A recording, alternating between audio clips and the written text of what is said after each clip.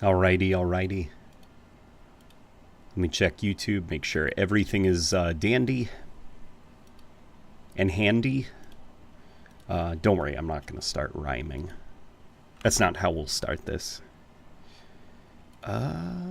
It looks fine. Yeah. Yeah, it looks fine. Alright. Now I guess we just wait for the folks to join. Oof. That wasn't me woofing, just to clarify. That was me clearing my throat. Man. Just because it's been getting so cold, the air has been very dry. And so I wake up and I feel like I have to spend the whole day clearing my throat. And it isn't until bedtime when I feel like I can finally breathe again. Only for, things to reset. Playing some Halo. Come hang if you are bored. There we go. And then I'll do hashtag Halo.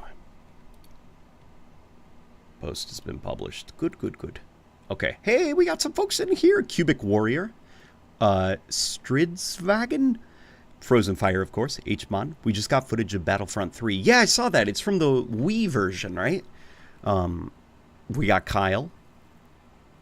How's it going, my Umular friends? It's going pretty well. Just got my tickets for Sonic 3 tomorrow. Looking forward to it. They're not doing a midnight release for Sonic 3, are they? Kind of took me by surprise, but I guess, considering it's a kid's movie, sort of makes sense. Honestly, I really enjoy these lives. They're so fun. That's so kind of you to say. That's nice. I appreciate that.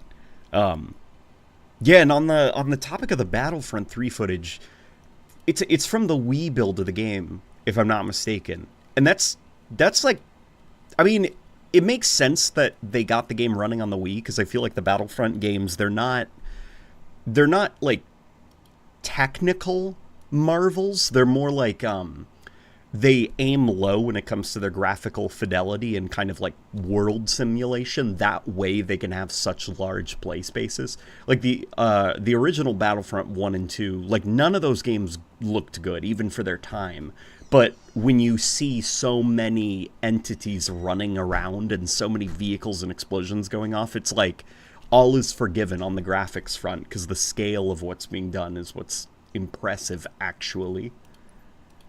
But yeah, so I guess it's not a surprise that it's running on a Wii. I'm gonna have to check it out later. But then I don't want, the feeling of what could have been.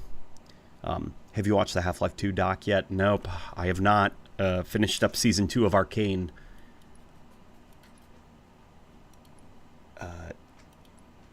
Snowball Fight, there we go. Yeah. I was about to say, where's Snowball Fight? Stream time, honey. This is my wife. It's a Swedish tank. It's pronounced Stridsvad.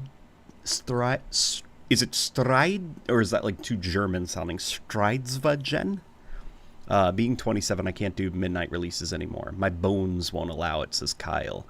Well, for me, it's not my bones. It's my my sleepy time.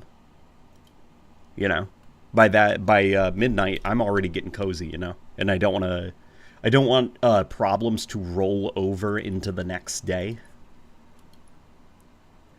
Here, let me turn on some anti-aliasing.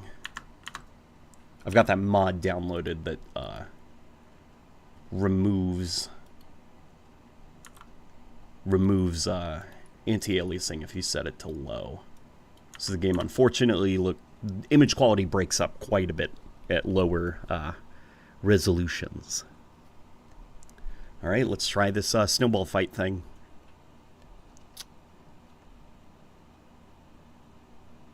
It's gonna find it, right? I saw people talking about this on Twitter, that there were problems. There better not be problems.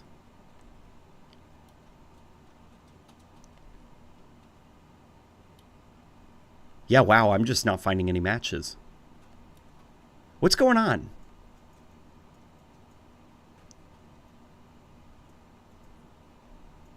Who up yearning to watch the third Sonic movie? I'm yearning.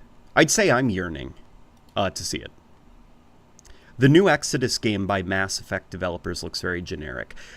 I'm willing to give it the benefit of the doubt just because the Halo Wars 2 art director, after he left 343 Industries and kind of got ping-ponged around Activision, he left them and he's working as one of the art leads on that game, and he's feeling pretty optimistic about it. He seems confident about it, so I will be confident about it. I don't think it's going to be the next Mass Effect, like some kind of cultural revolution in the gaming sphere, but I do think it's going to be a solid space game.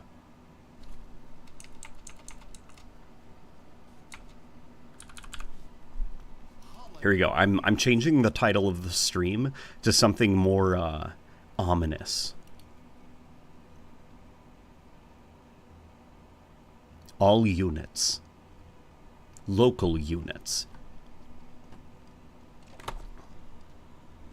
So if I remember right, in Halo 5... No, not if I remember right. In Halo 5, you could script it so that it would rain or snow outside only. And I don't know if Halo Infinite has... No, Halo Infinite does not, because look, the snow's coming through. It was like as simple as what you would do is you would go into a you'd take out like a boundary, and you could set a script that made it so that screen effects like snowing or rain just wouldn't play if a player was standing inside of the boundary. And so, you know, you take every building on your map and put that boundary inside of the building. And boom, there you go. Now if you step inside, it's not raining or snowing.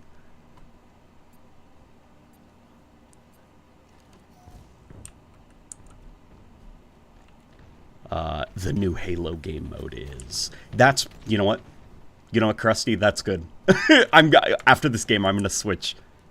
I'm going to do that instead. That's good. I like that. Holy moly. What is my field of view? Let's try cranking that up. I've looked into that for Infinite. It doesn't have anywhere screen effects in Forge.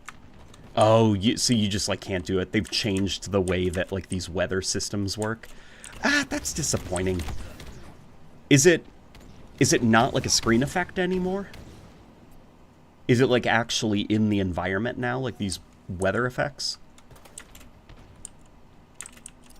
I feel like the illusion was good enough in Halo 5.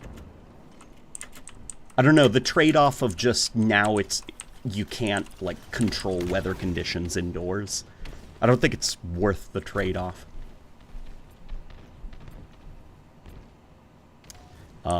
After seeing Indy on id Tech 7, I'm kind of sad Halo is moving to Unreal because of contractors. Yeah, the new indie game looks decent, doesn't it?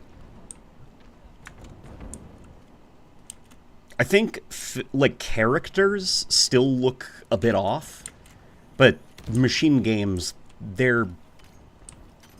It's a weird style Machine Games likes to go for, where people kind of look...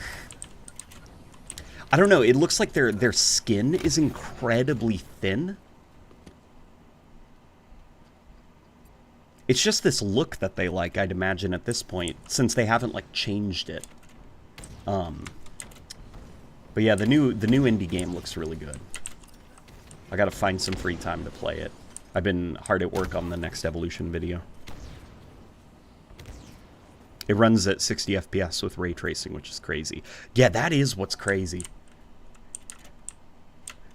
You know, I watched the comparisons of the opening of the game to the original Indiana Jones, which that is so cool that they did that for the opening of the game.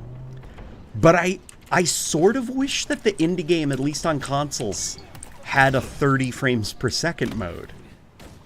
Just because it looked so good, And the only thing that was throwing it off and kind of betraying the fact that it was like an id-tech game was the 60 frames per second. So Indiana Jones looked more like a wax sculpture of Harrison Ford, and like, you know, he's doing, you know, the video game thing when characters pick up an object. It doesn't actually look like they're physically holding something. It looks like they're pretending to hold something, and it's like hovering along their hand. Just the 60 FPS kind of betrays the lack of physicality that games still haven't gotten over yet. And I feel almost like for a game like Indy, of all games, a 30 FPS mode would have been cool for the console version. Maybe get more cinematic screen effects in there. Like amp up the film grain a little bit, darken the black levels.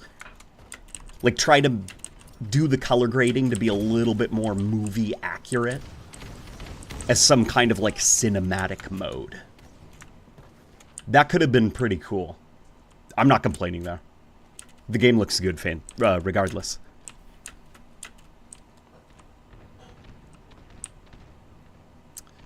Hey LNG, do you think the Vex from Destiny would be able to fend off the Flood, or do you think the Gravemind would be able to subject them to the Logic Plague?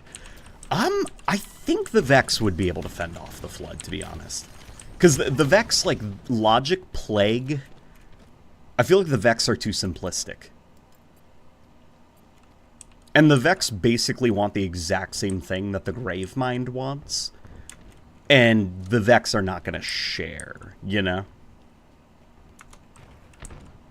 Like, they will not share, and I don't think they can be talked into sharing because they just... That's not... It's just not in them.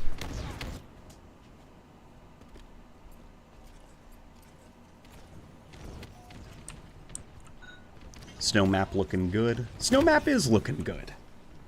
It's looking great, in fact.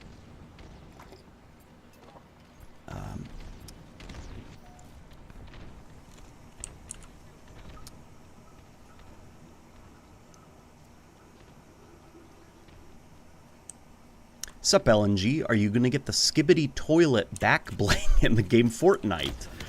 Oh, man. Yeah, okay, so...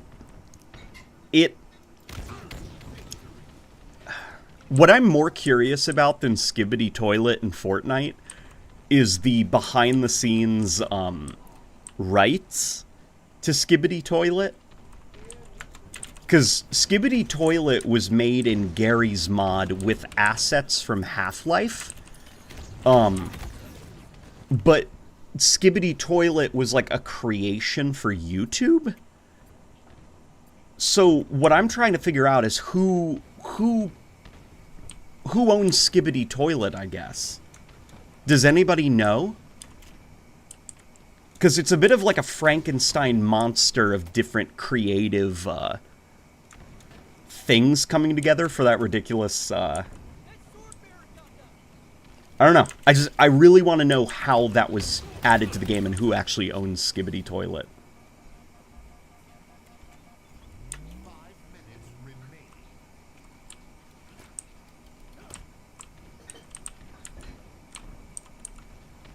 They aren't using the Valve assets for the game, though. I assume not. Like, they'd probably Fortniteify skibidi toilet, you know? Hey, my mom is watching. That's cool. Those were some good throws, broski. I appreciate it. I appreciate it. LNG, did you see the Halo 2 E3 2003 build that leaked online? It was a cool level called Earth City. Well, it wasn't leaked online. What actually happened was 343 worked with community modders to actually get it ported to the Master Chief Collection. And they essentially like rebuilt it in the MCC and then officially released it on the workshop. Yeah, and guess what rank I am now? I'm Onyx.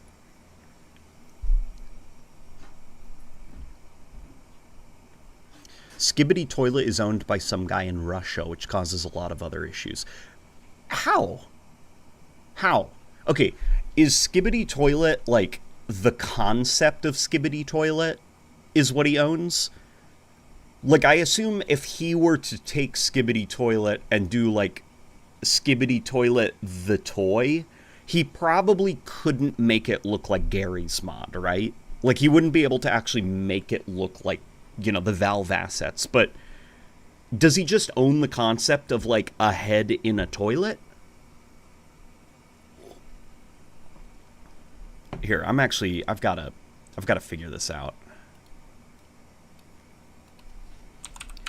Skibidi toilet.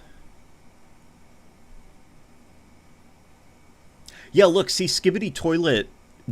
Wow, there is a toy. There's a toy. There's a toy of skibidi toilet. Okay. Oh, all right. Huh. Okay, anyways, but look at, like, so what I'm thinking is from, like, the, you know, the rights perspective and stuff. I'm looking at the Valve asset, and it's like, you know, just like the head there, but here they gave him a goatee, and the goatee is probably to creatively separate it from the Valve asset, right? Right stuff is weird. So some guy in Russia owns skibidi toilet?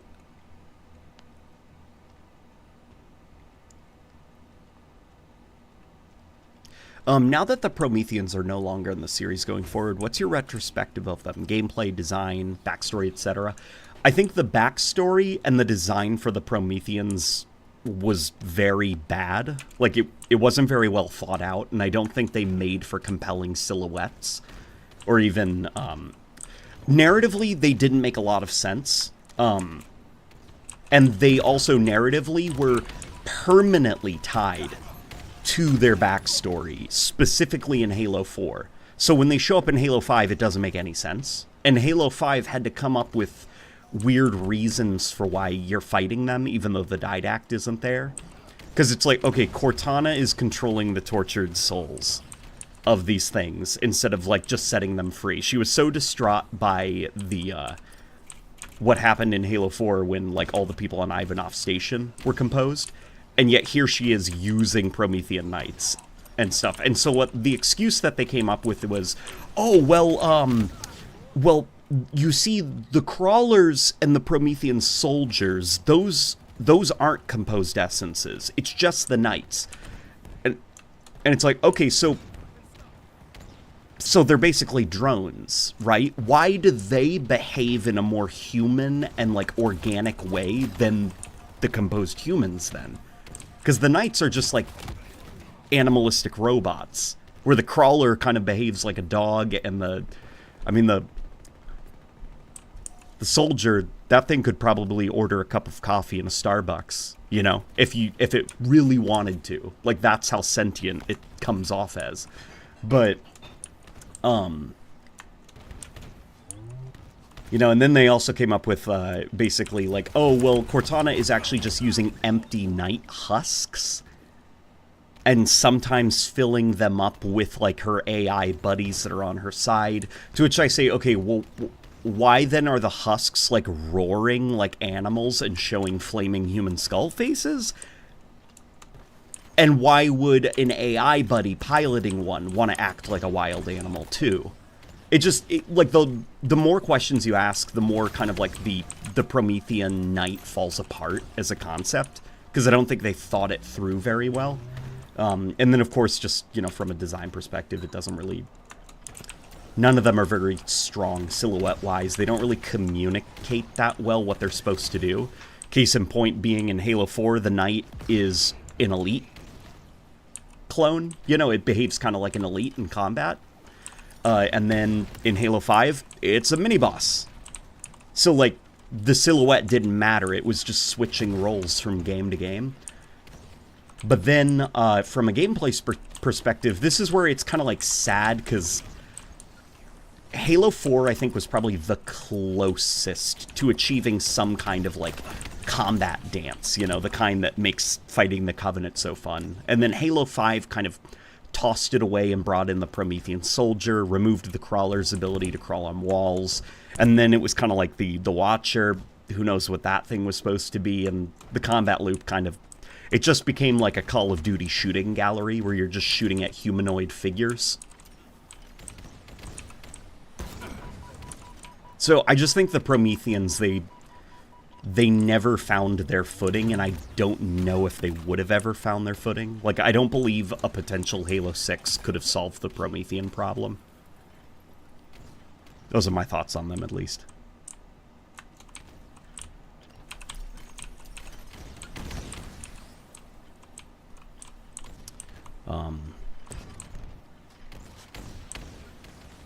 The Heretic Intergalactic. The Heretic Prophet is such a AA money laundering game. What is that? Intergalactic The Prophet? What? That sounds like a fake game. Oh my gosh. You know, the Snowball Fight playlist is actually pretty cool, actually. Okay, what's it called? Intergalactic. The Heretic Prophet. Oh! I completely forgot that I saw this. Yeah, that's a terrible name for a game. But also, like, just... It doesn't look compelling either. It looks... astonishingly generic. I stand by the opinion that the only reason The Last of Us was able to become successful was because they squeaked in there at the tail end of the zombie media craze. If it had come out just a couple years later, The Last of Us would have just been another zombie game. People loved zombies back in, like, 2009 through 2013-ish. So I guess it doesn't surprise me that, like, Naughty Dog, their next game is, like, after they were done with the generic zombie game, now they're doing a generic space game.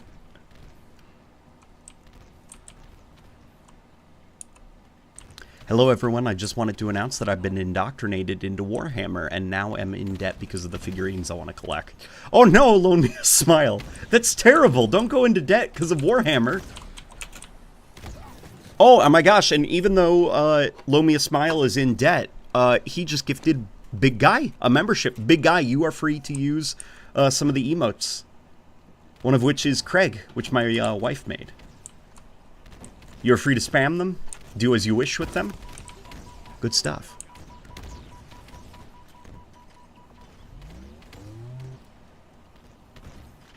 I'll die on this hill. Halo 4 and 5 would have been good games if they weren't Halo games. Maybe not Halo 4, because I think too many of that game's roots were embedded in Halo DNA, that I think if you deviated it... Like, basically, Halo 4... The only thing that was different from Halo in that game were the things it directly copied from Call of Duty, such as kill streaks, loadouts, and stuff. So if you remove the Halo-y aspects, all you have is a COD clone. Halo 5, still a bit of a COD clone, but there is more originality there, I think, in terms of the combat loop and the movement and stuff. I'll tell you what, Halo 5 could have been a hell of a Crisis game in another universe. If it was properly spun off and it, like, you know, Space Wars, Future Soldier, and they just ignored all the Halo-y aspects, like we gotta do even starts, we gotta, you know, have a shield and stuff like that, like just go all in on your crazy enhanced mobility thing. It could have made for a cool Crisis game. Because that's what it reminds me of quite a bit, is Crisis.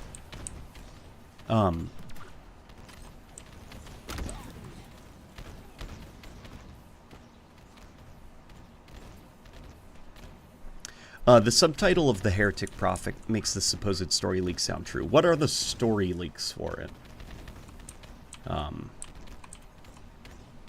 Maybe it's failure? Well, okay, I'm not going to say it's going to be a failure, okay? It is a Naughty Dog game. Those guys, I may not really like Naughty Dog games, but they have more than earned their, the confidence, I think, from people in the quality of their game releases. So I'm not going to write off the game. The Last of Us, I thought it looked generic, and I played it and I thought, oh, so it's a zombie game. The Last of Us Part 2, I thought it looked generic, and I was like, wow, it still is a zombie game, only this one feels mean-spirited. So the Heretic Prophet Intergalactic Bounty Hunter, whatever it's called, it just looks like a Naughty Dog game.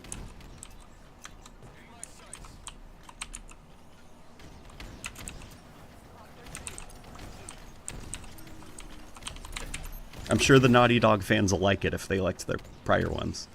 You know, it's just a me problem. Did you watch the TV show, though? The TV show is good. I didn't, just because it's... Oh, it's a zombie show. You know? It's just like, man... I watched the first season of The Walking Dead, and then I started season 2, and I couldn't. Because I was like... Oh, like, this is it, isn't it? It's just people arguing for seasons and seasons and seasons. Like, it will never end. It will always just be a show that has zombies where people argue. Or profess their love to each other. And that's just kind of what The Last of Us show looked like. I just saw it like, oh, it's another one. I'd rather have a zombie movie, I think, than a zombie show.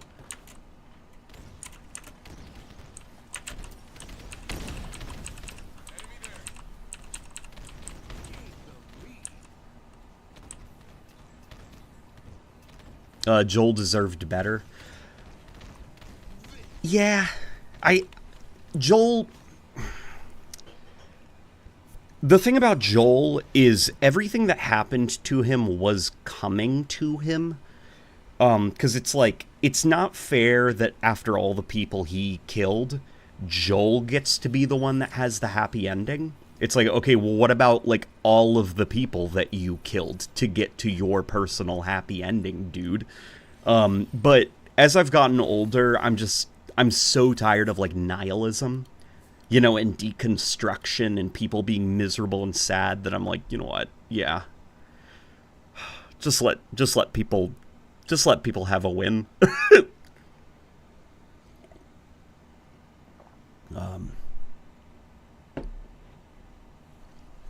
Yeah, I could never get into zombie stuff. It's just not my bag. The thing is, like, zombie stuff, as I've gotten older, it's a lot more fun when it's not like a character drama story. When it's not like the apocalypse brings out the worst in people. I like zombie stories that are set during the outbreak. Like day 0. Like nobody knows what's going on. People are turning into zombies all around you. And it's like, whoa, you gotta stay away from them. If they bite you, you turn. You know, and people shoving like crowbars into doors to wedge them shut, and then the groaning on the other side of the door and the banging. Like, that stuff is fun to me. It's once people get settled in and they have like a rhythm to survive, and then all that's left is just arguing and being like, I'm keeping this group alive. We gotta check that convenience store. But, well, guess what? There's some of us here that don't agree with your way of doing things. Listen, Ted, we've never seen eye to eye, and it's just like, oh my fucking God, like, stop it. It's a soap opera. It's a soap opera with some zombies sometimes in the background, if they can be bothered.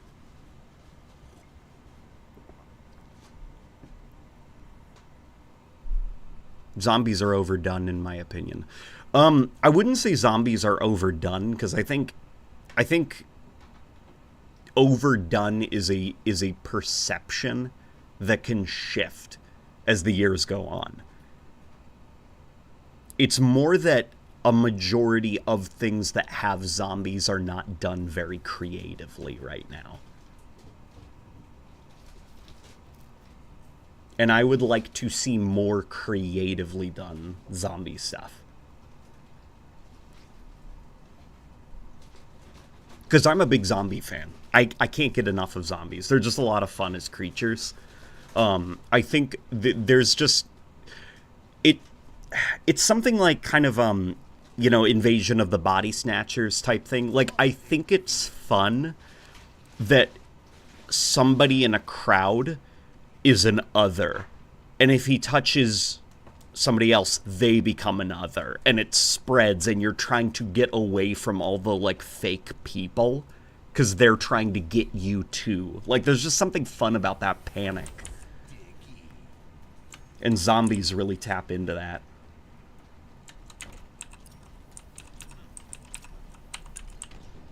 And for me, at least, in most zombie stories, the human character melodrama is easily the worst part.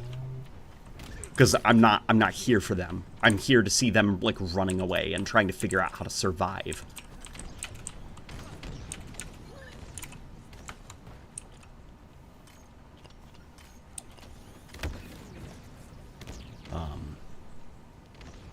The Flood are zombies, or are they different?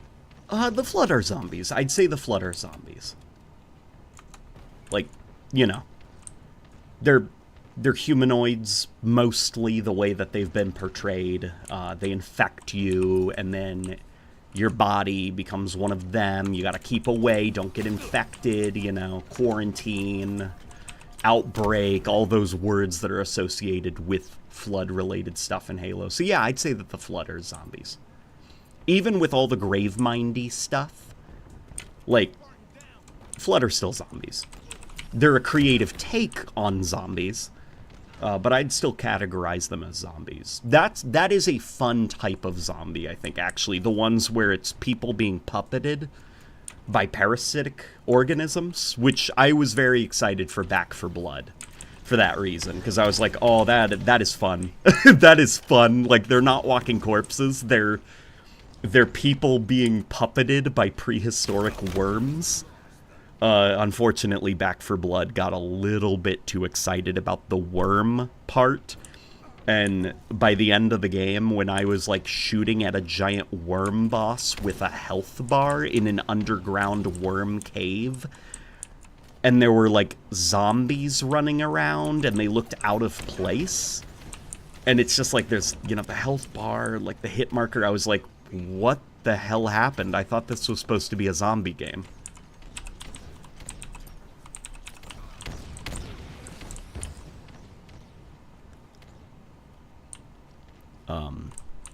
Would you rather be in the State of Decay universe or the Dead Space universe, LNG? State of Decay, I think.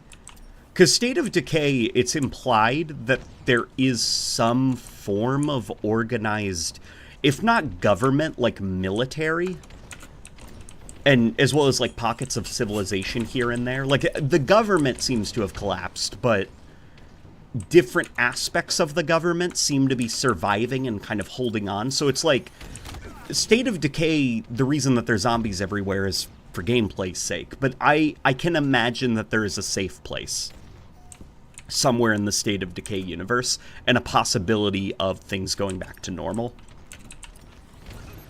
But in Dead Space, like, no. no, it's galactic. Like, the problem, it's like, you're not gonna find a safe planet? You gotta find a safe galaxy, dude.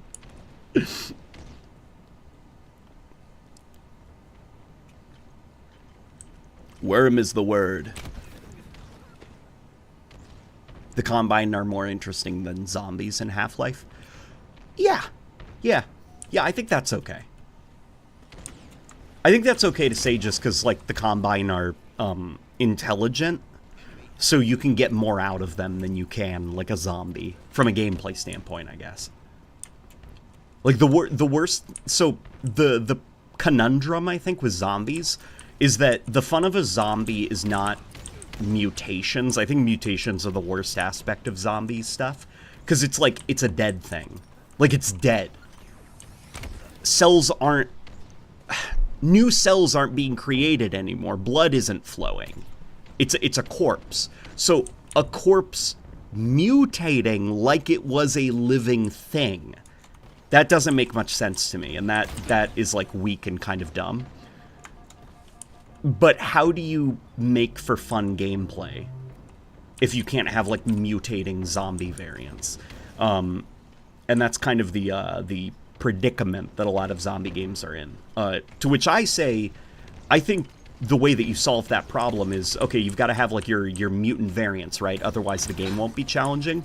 Well, why isn't the game like, why aren't the zombies enough? What about them isn't challenging? I think zombies can be plenty challenging on their own. And I think the solution, at least in my mind, is kind of like the Dead Rising approach, where it's like just hundreds and hundreds and hundreds of them. So many of them that you can't move through a crowd, you know? And if you had a handgun, what are you going to do? Like, kill 8 of them? And there's like 75 that are surrounding you? Like, that's my solution to how do you make a zombie game without variants for difficulty? Is just focus on the sheer number of them, as well as the fact that they're dead.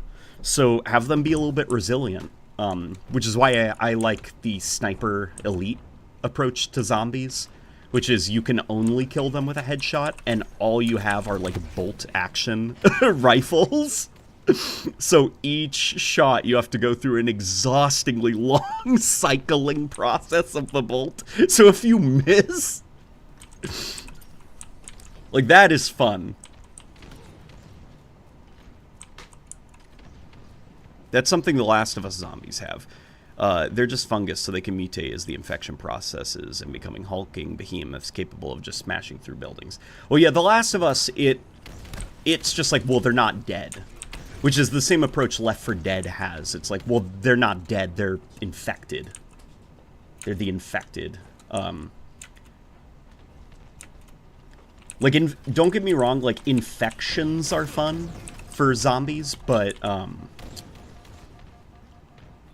I like walking corpses better. I think that's more unsettling. Because if it's, like, a sick guy running after you versus, like, the corpse of someone, like, lights are out, you know, there's no brain activity anymore. Like, that person has already passed on, but, like, the body is now moving on its own and nobody's home. Like, that's a little bit scarier, I think.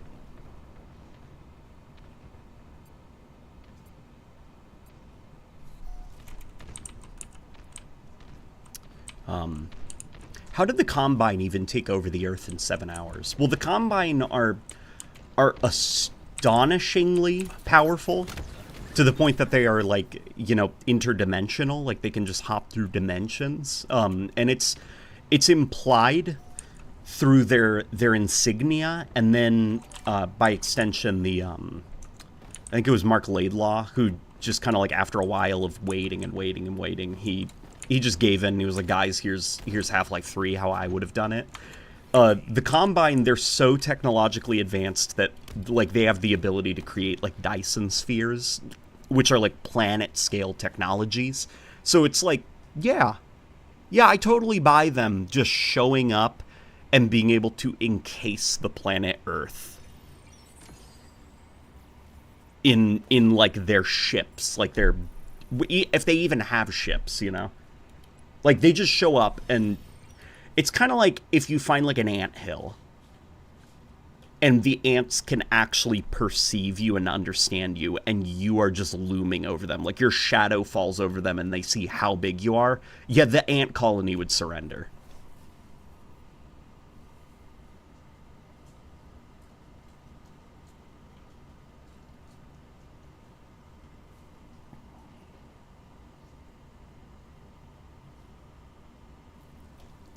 I guess what I'm wondering is how it how it took 7 hours. I feel like the Combine could have wiped out a continent in, like, a couple minutes. I guess maybe the 7 hours was, like, the various governments, like, meeting and agreeing to surrender. Because, you know, it takes a little while to get everybody in one room.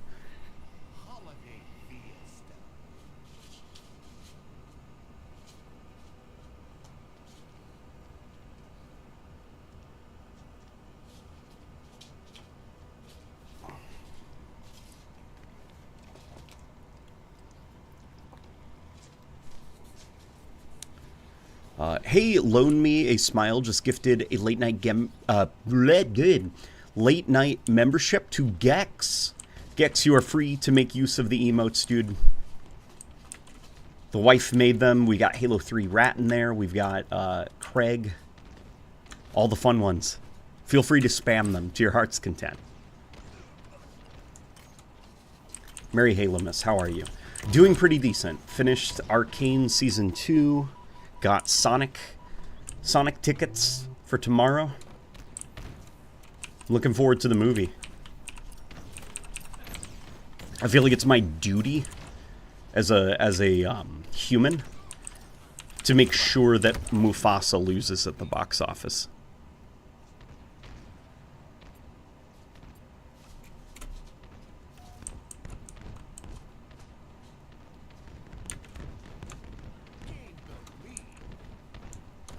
In an unused Half-Life 3 script, they have a Dyson sphere, too. Okay. Okay, so it's not just in, like, the original Half-Life 3 direction Mark Laidlaw was thinking of. Because if you look at the Combine, their symbol, it's a sphere with a giant, like, with a giant thing, like, encasing the sphere. Like, you know, foreshadowing the fact that even if, like, you know, a resistance got started, like, it's like, how do you resist? Like, a giant hand is literally holding the planet Earth. Like, you are on a marble that is resting in the palm of a giant. How are you gonna resist, you know?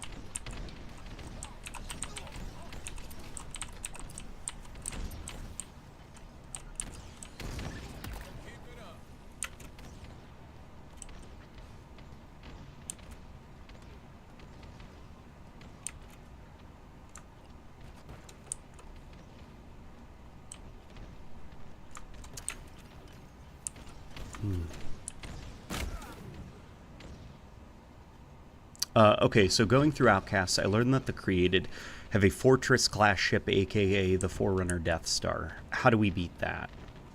They have a Fortress-class ship? Well, I mean, we beat it because the Created are stupid. And they're a bad idea as a Halo faction and villain.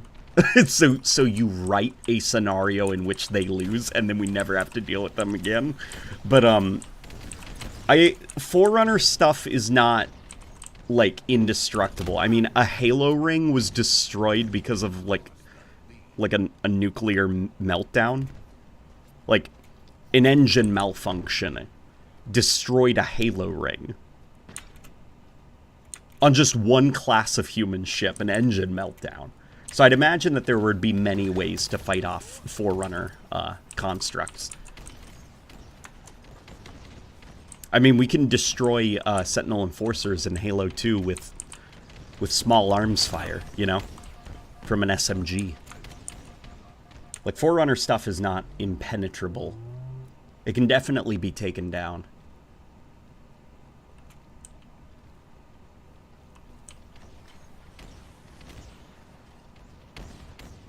Is this only on YouTube? Yeah, it is only on YouTube until I figure out how to, like, link, I guess, streams. Like, do, like, dual Twitch stuff. What Halo CE multiplayer map do you find the most intriguing and mysterious? Maybe Boarding Action. That's what it's called, right? The one where it's, like, 2 ships.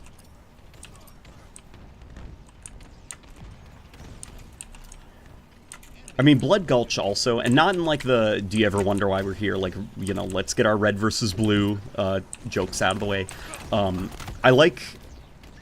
I just like the maps where it's, like, 2 bases, and everything's empty. And it's just, what was going on here? You know? Really, what are we doing here?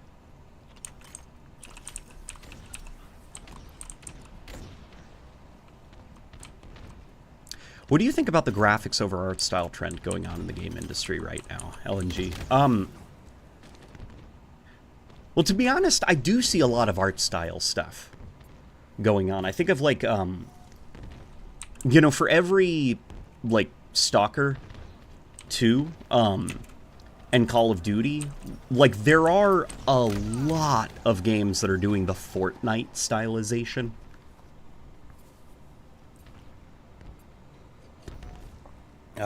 I mean, my wife right now is playing a game called Infinity Nikki, and that game is quite stylized looking. And what's also cool about the stylization is it serves a dual purpose because it's not so graphically intensive. It can run on anything from phones to PlayStation 5s to PCs, which she does play on PC with all the settings cranked up to max. Ray tracing enabled, and Infinity Nikki looks really good. As a Halo fan, looking at her, like, running around the open world of that game with ray tracing on, it does, you know, there's some pangs of jealousy that Halo Infinite did not look like that. Nikki. Yeah, she's playing it right now.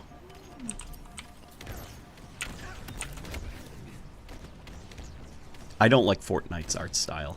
I like Fortnite's art style in that I look at it and I know that it is Fortnite. Like, they figured out a look that is specific to them.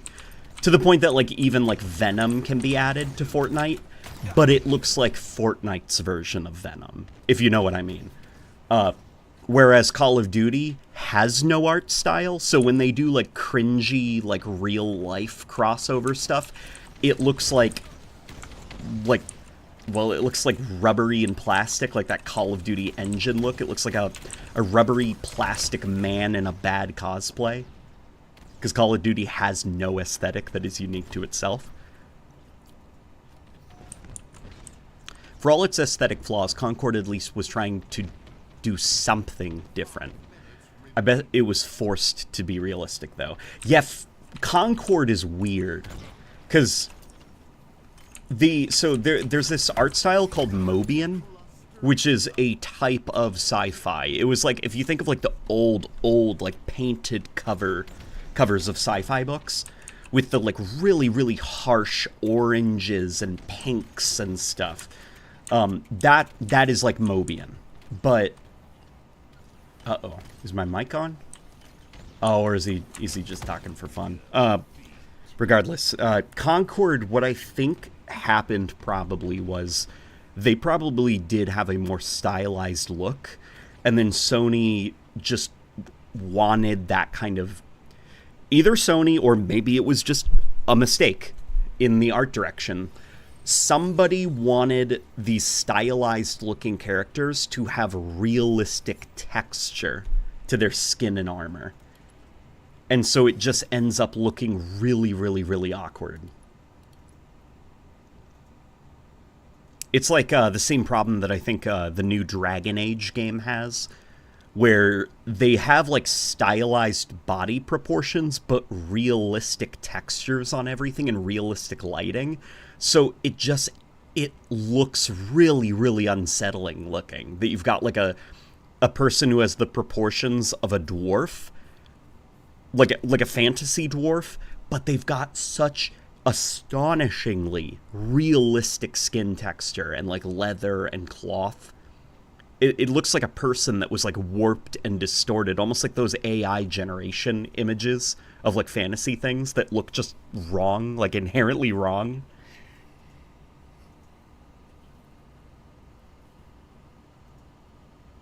Or, no, better example would be when those realistic drawings of, like, Mario, if you know what I'm talking about, those, like, hyper-realistic models of Mario, where they keep all the proportions the same, but, like, give his mustache real texture. And it's like, no, stop. That doesn't look right.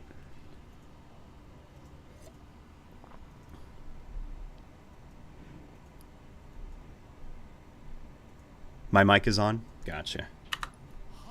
Well, that's embarrassing. Yeah, it is on. Hey, game chat. Sorry, guys. they hearing like a video live? Yes, they were. Well, I hope what I was saying was entertaining to them, at least.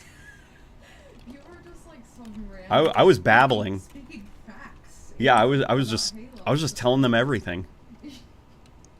What did they say? What did the chat say? One guy was saying, "Yo, I remember Concord," and I was like, "That's weird. Is he watching the stream?"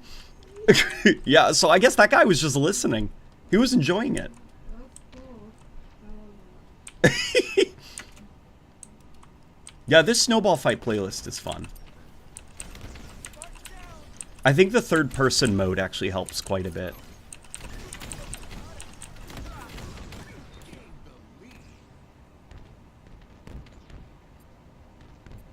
What's your favorite zombie game, LNG? Mine is Red Dead Redemption, Undead Nightmare. Undead Nightmare is pretty damn up there. Man, it's a constant, never-ending, like, turnstile between Undead Nightmare, Dead Rising 1, and, Dying Light 1. Specifically 1. I need to specify that because I disown the sequel as a fan of Dying Light.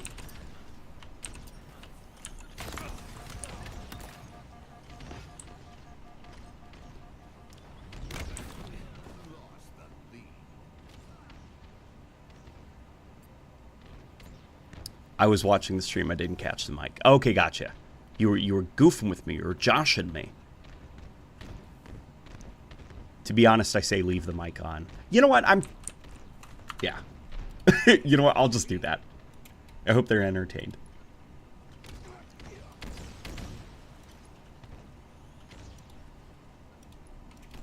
There we go. I actually think I am going to leave it off, just to be nice. Oop. Well, I deserve that. What about Left 4 Dead 2? Left 4 Dead 2 is good. I should not have... You know what? Left 4 Dead 2, the reason I left it out is because I do not play Left 4 Dead 2 as much as I did when I was younger. And Left 4 Dead 2, I think, is a really fun co-op game, but on its own, I only get so much enjoyment out of Left 4 Dead 2. And that's okay, by the way. I think that is perfectly fine. I'm just someone... I enjoy solo when I play video games a lot more than I do co-op, usually.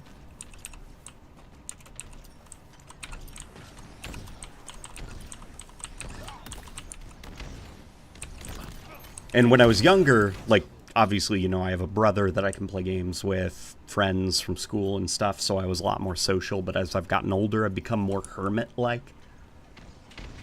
So Left 4 Dead just, you know, isn't usually the game I play that much when I want to, you know, do a zombie thing.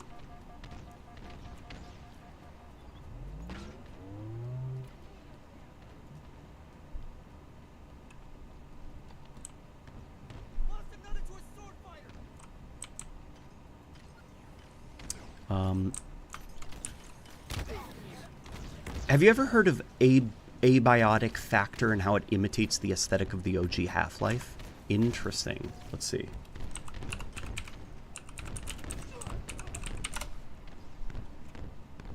Abiotic factor.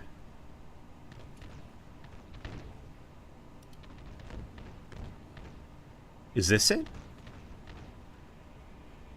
Let's see gameplay.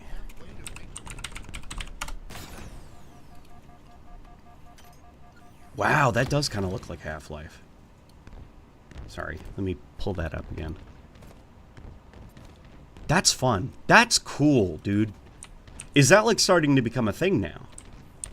Like, we've kind of moved on from, like, every indie game is a pixel game, and now it's kind of like the hot aesthetic is...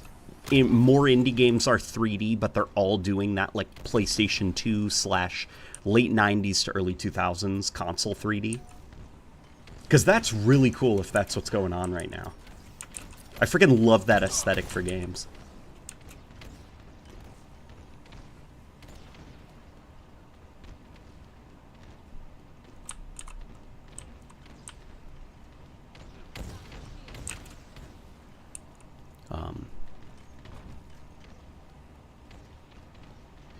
Concord actually had some pretty interesting stylized concept art for the characters done by Vinod Rams. You can see them on ArtStation. Here, let me see.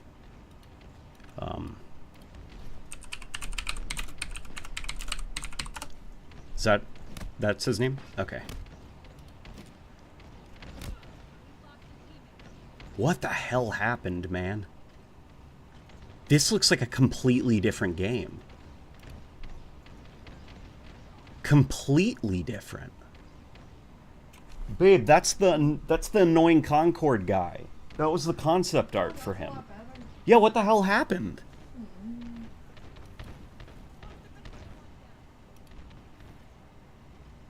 What on earth?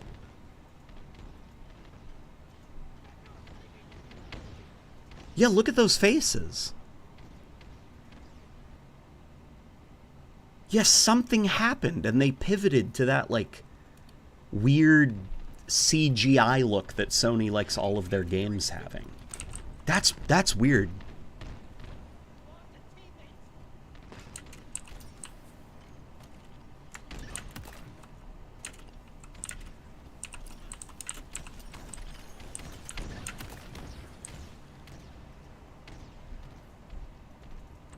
I've never actually seen a game try to be a spiritual successor to the original Halo. My friend says Splitgate, but like, really? Yeah, no. Your friend is wrong. Like, I know that everything is kind of like up to your own interpretation, but I'll be an asshole right now and just say, no, your friend's just like objectively wrong. Splitgate is not. It is not a spiritual successor to Halo. I think a spiritual successor to Halo would not have the main hook of the gameplay be a personal superpower that you can trigger at any given time.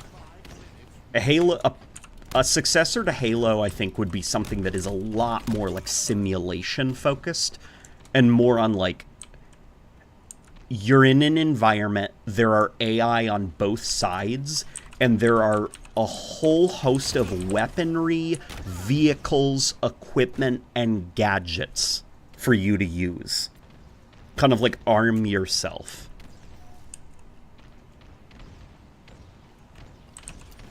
Like, that would be a spiritual successor, I think, to Halo, for me. Would be a game where the gimmick of the game is just that it's got this insanely deep sandbox and various sandbox simulations that extend from like AI to vehicle physics and handling and stuff like that.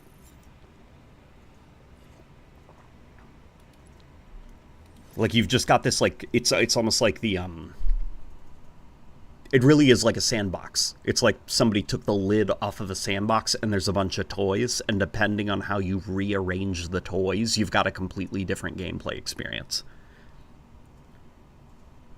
Which, you know, is, I guess, almost think of like Arma, but in a more cartoony way.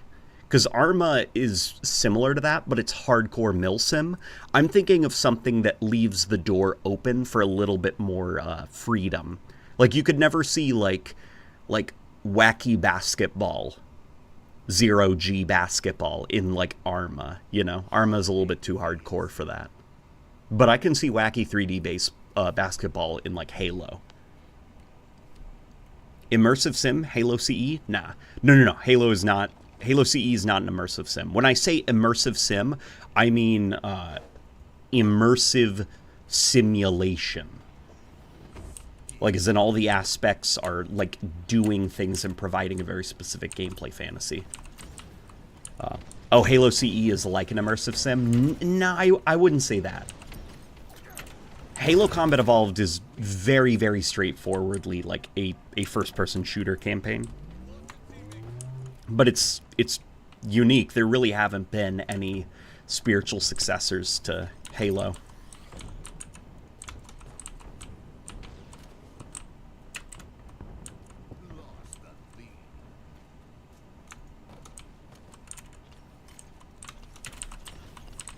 What up from New Zealand, bro? My take is Assault on the Control Room is the best Halo mission ever. That's a pretty solid take. It's probably not an unpopular one, I'd imagine. Assault on the control room, I think I like quite a bit more than the Covenant from Halo 3, which I know is controversial to say, but I think it's about the combat loop of Halo 1, where every room kind of feels like it's its own firefight with its own story to tell, if that makes any sense. Like, even though, you know, you are fighting through the rooms kind of like inherently the same way, just, I don't know, there's something about it. And I think it may be related to just how combat evolved. The fact that there's only one keystone weapon in the game, which is the pistol.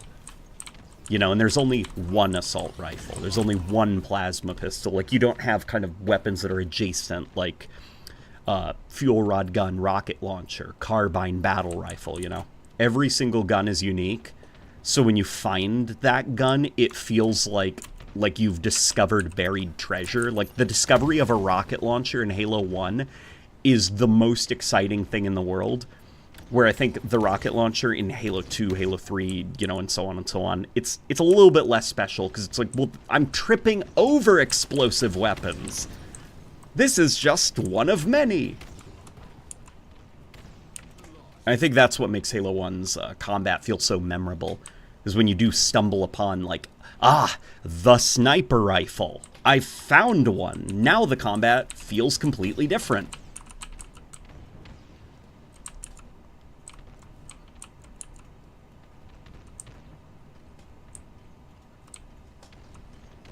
Would the Forerunners technically count as space elves? Well, what would an elf be to you, I guess?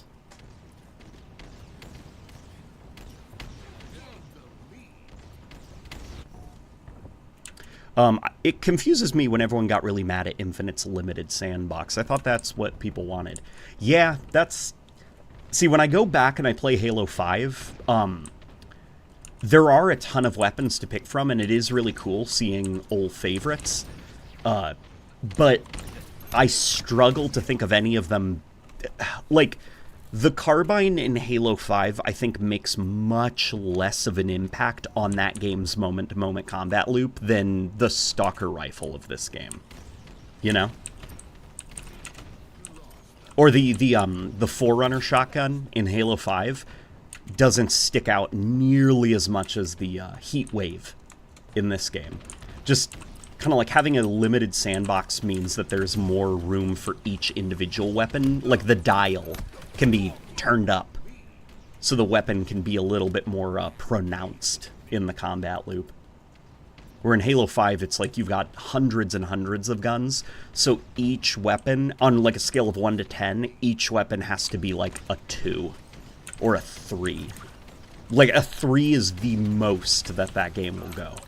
Maybe a 4. But in Halo 5, in Halo Infinite, because there's a lot less weapons, each weapon can operate at more of like a 6 or a 7. With the heights reaching, I'd say, like 8.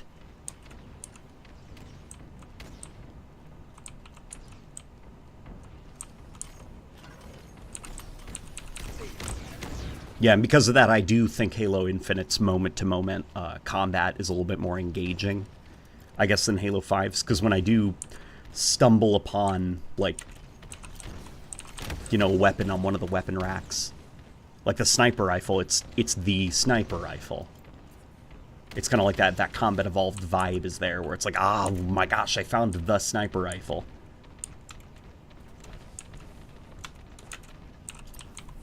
Where in Halo 5, I found a sniper rifle, one of many. Take your pick. There's so many in this game.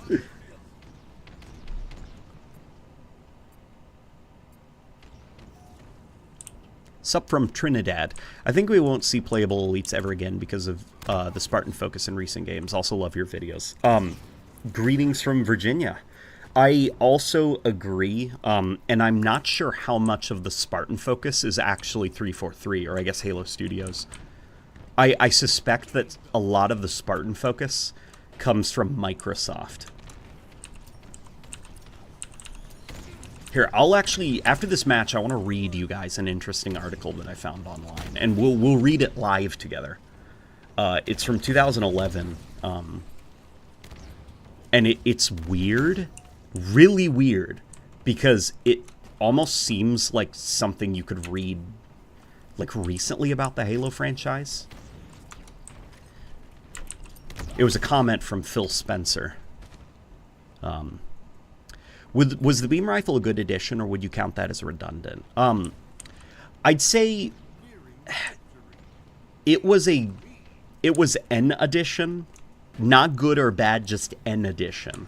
I think the fact that it didn't need to reload was so not really that much of a factor because of how you use it in combat.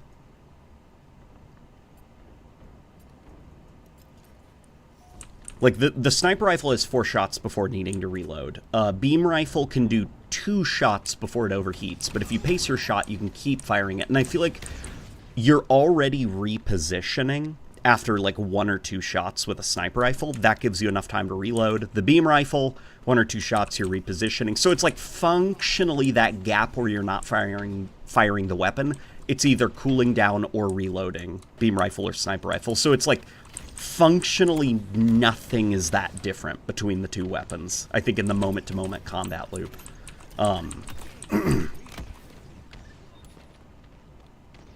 And because of that, like, the beam rifle, its inclusion in the game is not like a negative. You know, jackal snipers, they get access to it. So at least from a AI perspective, you can that's a new combat scenario you can set up for players to fight through, which is taking cover from enemy snipers, you know?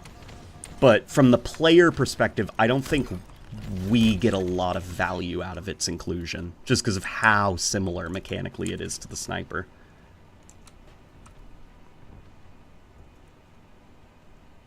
I agree with the sandbox sentiment, but I do think there are gaps in the sandbox that the older games can fill without taking away from others. And I agree there. Halo Infinite, I do think there are weapon roles that are missing. I think, you know, throughout history, for first-person shooters, there is a reason that there has always been a pump-action shotgun, a shell-loading pump-action shotgun. And I don't think it's just because of, like, you know, a design trend or anything. I do think there is value to having, like, that kind of weapon, or a submachine gun, like a close-range automatic, which they recently added to the game, which is good. They identified that was missing, but there are things like the carbine are more like, as a Halo fan, I would like to see that gun in the game, but I don't think it's needed. Where things like a pump-action shotgun, I do think that's more needed. The Magnum, I don't think that thing's really needed, just because the sidekick's a pistol, you know? And the Magnum, I don't think it's ever had, like, a cohesive role. It changes from game to game to game. Same with, like, the fuel rod gun, where it's, like, would be cool, but not, like, a gun that the game desperately needs right now, you know? Here we go. Look at this. We lost our way with Halo. But then look at the upload date. It's 2011. 2011 is when this was said. And I scrolled down and look at this.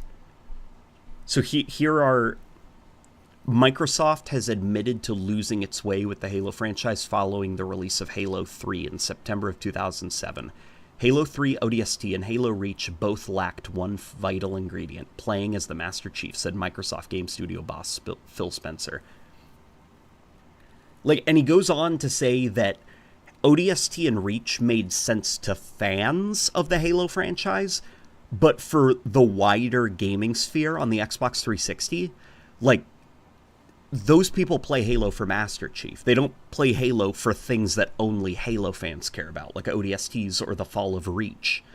And then he goes on to gas up Halo 4 a little bit and talks about how excited they are because, hey, look, Master Chief is coming back. You're going to play as a Spartan again. A Spartan 2 Master Chief. You know, Mr. Video Games.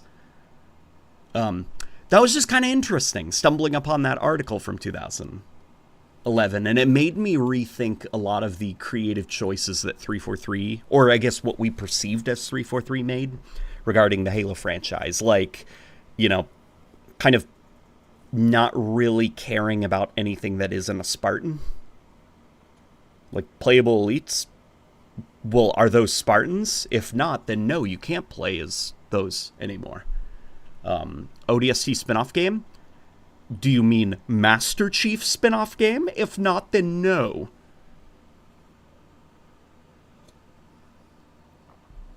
Like that Halo Spartan Strike game that you could play on the iPhone, what's really funny about it is the opening mission shows that you are viewing a record of a real combat situation, and you see an ODST drop pod land, and then it's like, for the sake of this playback, you're gonna assume the role of the ODST, Spartan, and you see the ODST get, like, digitally scrubbed away and replaced with a Spartan.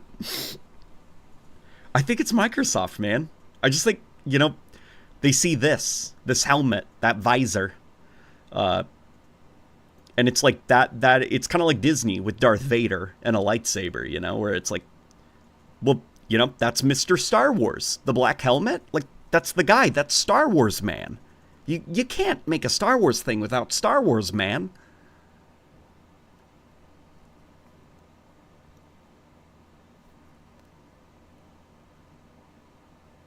Just editing and vibing. How y'all doing, chat? Hey, Hidden Xperia's here. Oh, Xperia, you were here for the for me reading that live, weren't you? Pretty wild, right? Yeah, I think it is completely a marketing related thing. Like, just, you know, Bungie, they had enough during the Bungie years. Halo was less of like a property. It was less of Halo, and it was more of the game Bungie is making, if that makes any sense. Like, the Halo games and Bungie were so inseparable that I think Bungie was allowed to make games like ODST, and you'd buy it because, you know, you want to see what Bungie was doing. Where now that Bungie is gone, Halo is a bit more like, well, I guess a bit like Star Wars without George Lucas attached to it, you know? Which is unfortunately pretty boring. But that's the place Halo is right now.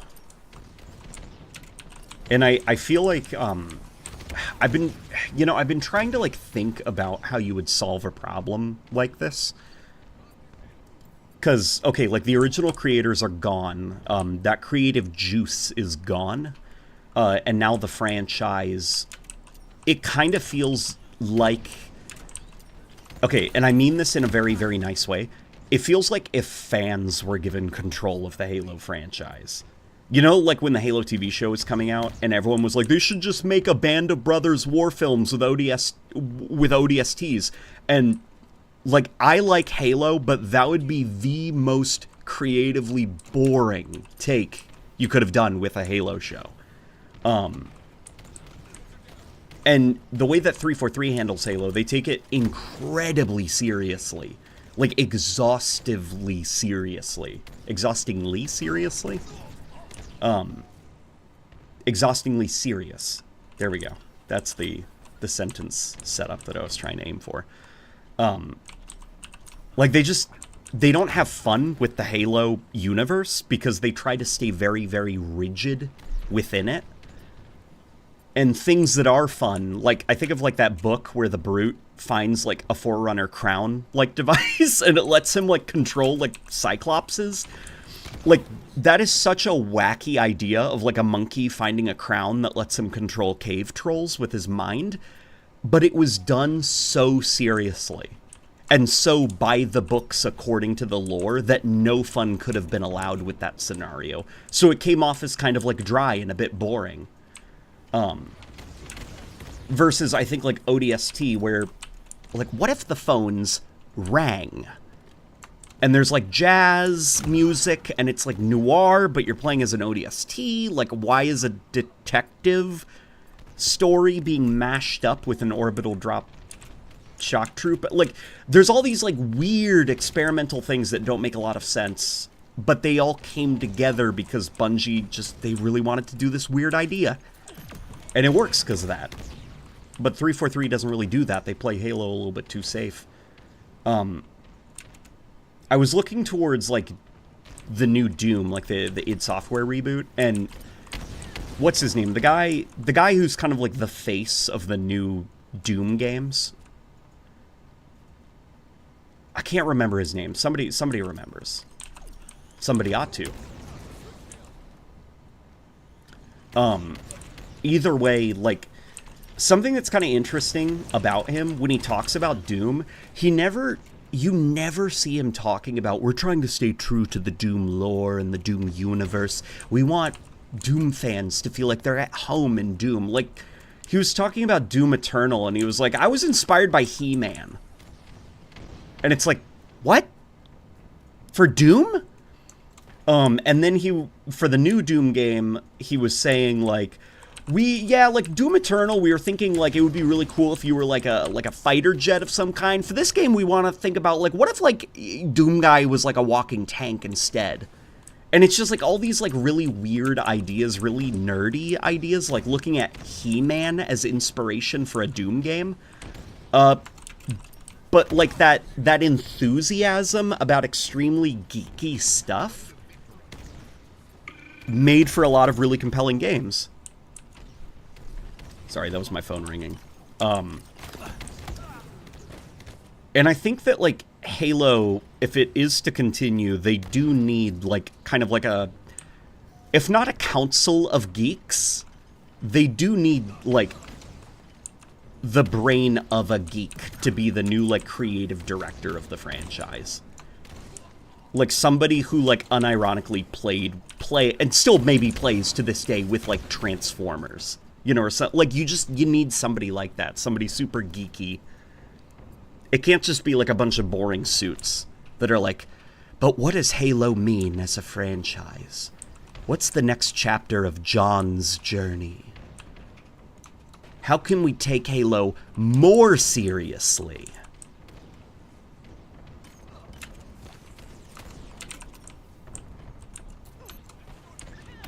Hugo Martin, yeah, that's his name. Like, as bizarre as it sounds, the key ingredient to doing, like, a good Halo game, I think, is not taking Halo so damn seriously. And not being inspired by Halo, as paradoxical as that sounds.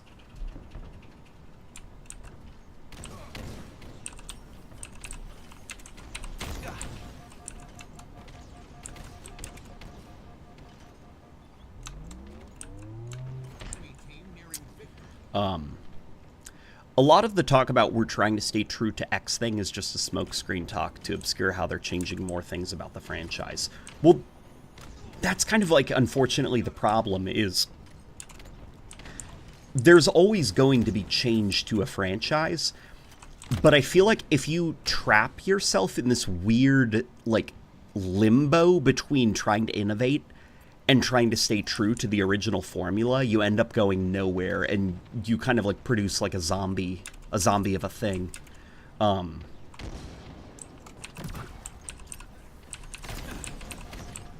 I think sometimes the best thing to do is be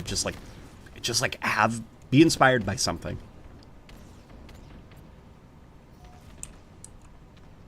Halo needs some of that stupid Helldivers attitude. Yes. Yes, that's what I'm saying. You know, like, an AI uprising, The Created, could have been very fun. But the problem is, Halo takes itself exhaustingly serious these days. No, seriously. It should end with seriously, shouldn't it?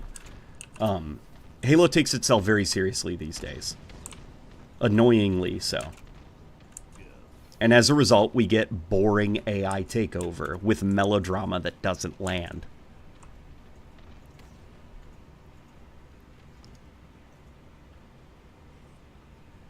Say what you will about Helldivers, at least they have a sense of humor. Well, the thing is, Halo used to have a sense of humor, too.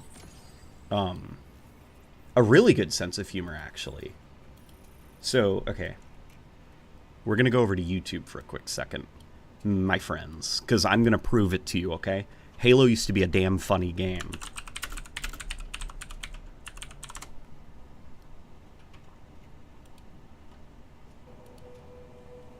I think this is the Gearbox Software PC port. Either way, okay. Here is an example of some funny stuff happening in Halo. Okay, I'm going to mute it just so there isn't like an audio clash.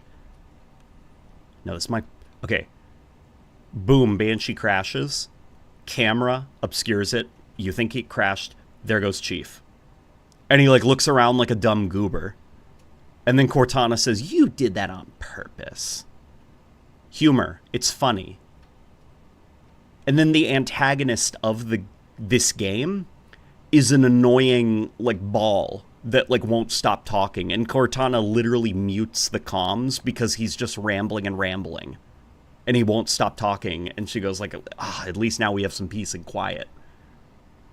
Like, hell, when Guilty Spark shows up and he just starts talking and talking and talking, like he's annoying. Like Cortana's annoyed by him. There's humor, there's funniness.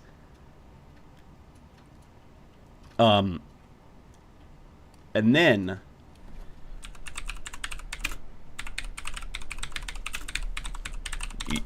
some of you know where I'm going with this, I think, because I've had this conversation before. It's something that dawned on me that I learned recently, is that, here we go. Halo has been taking itself so seriously for the last decade under 343 that when this little guy showed up, it was like whiplash. Because it was like, what the hell is this? Crash Bandicoot? What is that thing? This is so dumb. Is this like Halo for little babies? But do I need to go like back in time? Do we want to watch the Combat Evolved cutscene where Master Chief teleported into the Covenant ship and the camera was upside down, so it looked like he teleported into a room standing, and then like a cartoon, the camera rotated to reveal that Chief was standing on the ceiling, and there was like Looney Tunes physics, and then he fell and hit the ground when he realized he was upside down. Like, this is very Halo. Like, this kind of, like, goofy humor where the villains are very silly. Like, the Didact in Halo 4 is not a good Halo villain. He's a bad Halo villain. Because he's so damn serious. There isn't an ounce of fun with that character. Same with Halo 5, Cortana. And then, unfortunately, the Harbinger in Halo Infinite is the same way, where it's just too serious. Way too serious. And then I think the delicate balance of humor and seriousness can be seen in some of the Season 3 cutscenes, where it's like, look how like moody and miserable the lighting is, and you've got this frickin' Crash Bandicoot thing like floating around.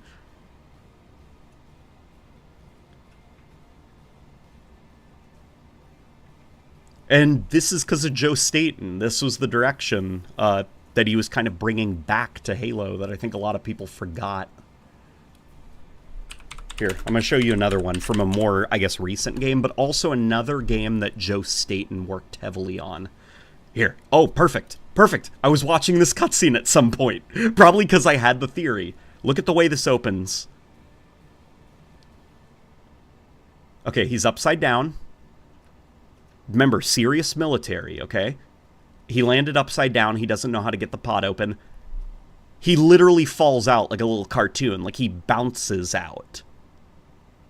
And then he gets up, and he's, like, arguing with Veronica over the radio, and his assault rifle is stuck in the thing, and he's, like, trying to get it out in this, like, comical way. You know, and they're not having, like, deep conversations or anything. They're not having...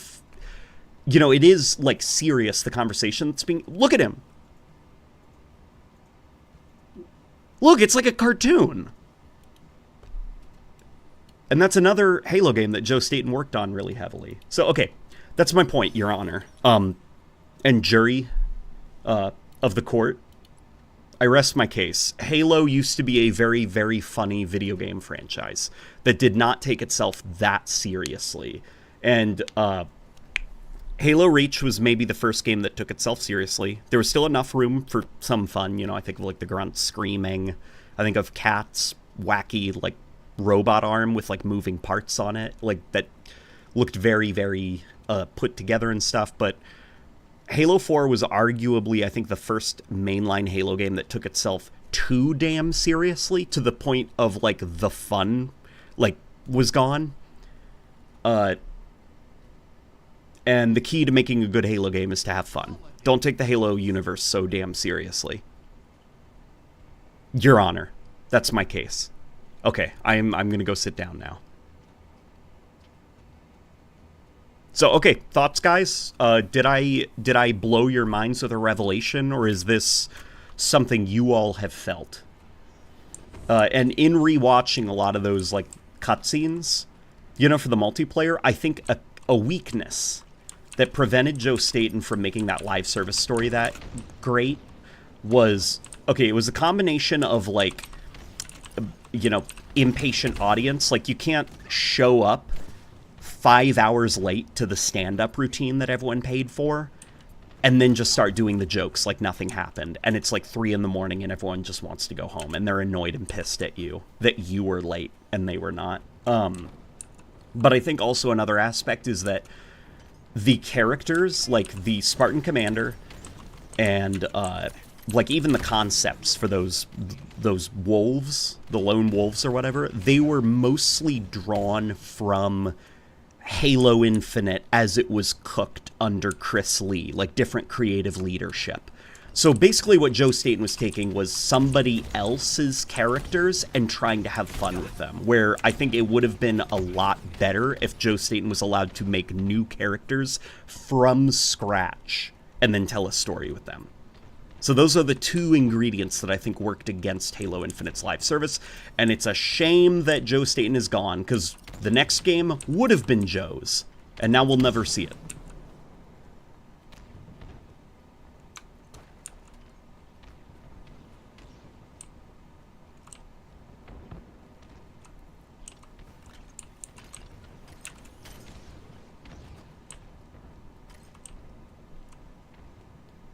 I disagree because I like emotional side of stories and games too. There needs to be a balance. I agree, which is where I think Halo 2 kind of showed that there absolutely can be a balance. But Halo 4, 5, and Halo Infinite, I think, are not it.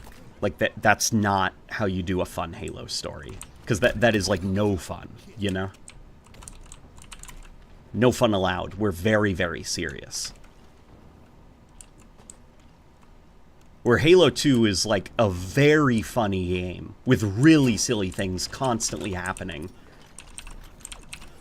In fact,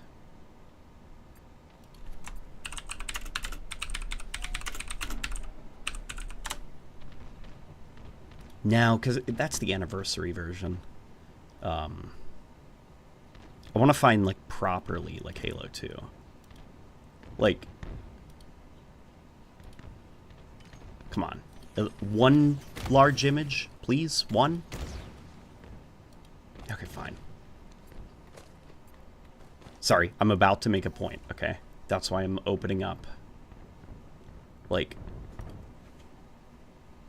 that is, like, one of the villains of Halo 2. In fact, that's basically what they all look like. Like that guy, like that wrinkly guy with the crown, like the crown and the silly robes, and look at those dudes. Look at those old guys. Those are the villains of Halo 2. And then if we look at Halo 4,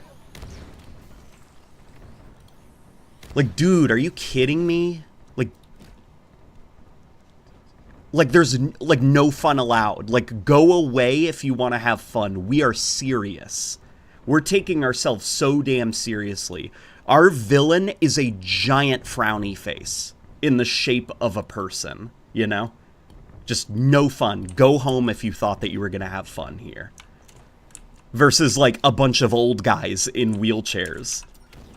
Like, Halo 2, the ultimate villain is a cult that is led by a retirement home. Like, it's so silly. And yet Halo 2 was able to have really, really high emotional moments.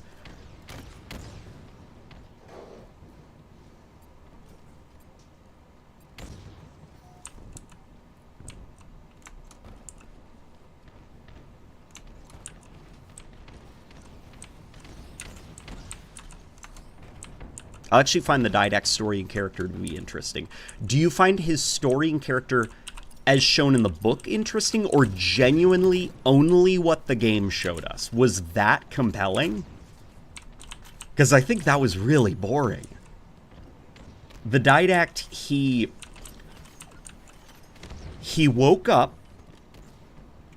held Chief by the Force, and talked to him using big words like Reclaimer, capital R, Reclaimer, the Forerunners have returned, capital W, Warrior Servant, Mantle, Librarian, like, just saying words at him, then threw him away, did not kill him, threw him away, then was absent, then talked over your radio to you a couple of times in a level, then he showed up at the end of the game to hold Chief again with the Force and talk to him more in, you know, capital letter titles.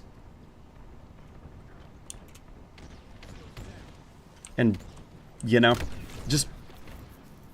he's not it, man. The Didact's so boring in Halo 4. Very boring. Like, I can't call him the Emperor or anything like that, because the Emperor is like a cackling old guy with like a comical British accent who's like laughing and like shooting lightning out of his fingertips and like cackling, and he has black teeth and stuff, and he looks ridiculous. Like, the Emperor has fun. The Didact, it's like I said, it's just a frowny face in the shape of a person. Dark Lord of the Ecumene. Yeah, basically.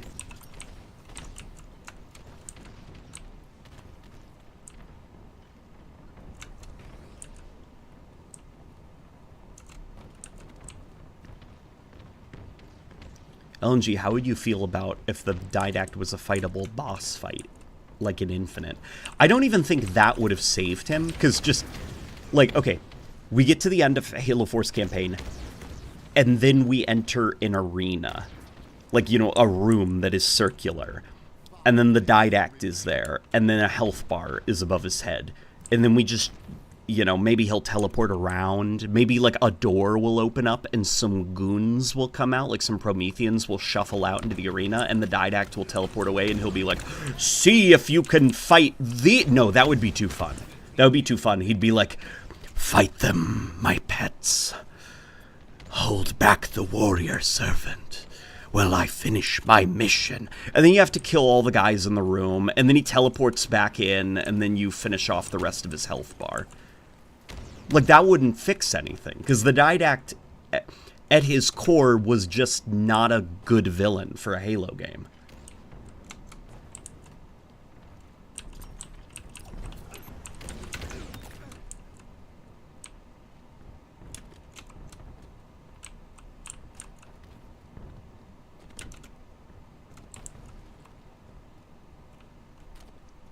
Do you think revolvers belong in Halo? Yeah. Yeah. Revolvers are already in Halo. You've got the Mangler, you've got the Mauler. I think when it comes to, like, those old-fashioned weaponry, like, okay, I do not think the UNSC should ever have a revolver. But brutes, I think that, like, all the, like, fun, old-world weaponry and technology, double-barrel shotguns, revolvers, Gatling guns, you know, like, that kind of stuff, give it to the brutes. And make a brute version of it. That's where I think those things belong in Halo, and I do think they belong in Halo.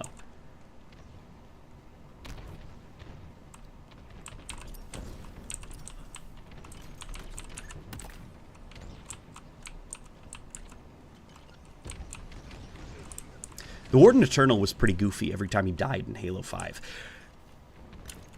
He is, but the problem is Halo 5 takes itself so damn seriously. Like, think of, like, the Warden Eternal in the cutscenes. No fun. It's another frowny face that is in the shape of a human. You know? It's just, like, it's another frowny face. No fun allowed. So, him dying like that is so boring. Because, like, the whole game is taking itself so damn seriously that I'm like, even him getting sucked into a black hole could have been so much more fun if everything about the Warden Eternal was more fun. But he wasn't. So even the act of him getting sucked into a black hole is just kind of boring.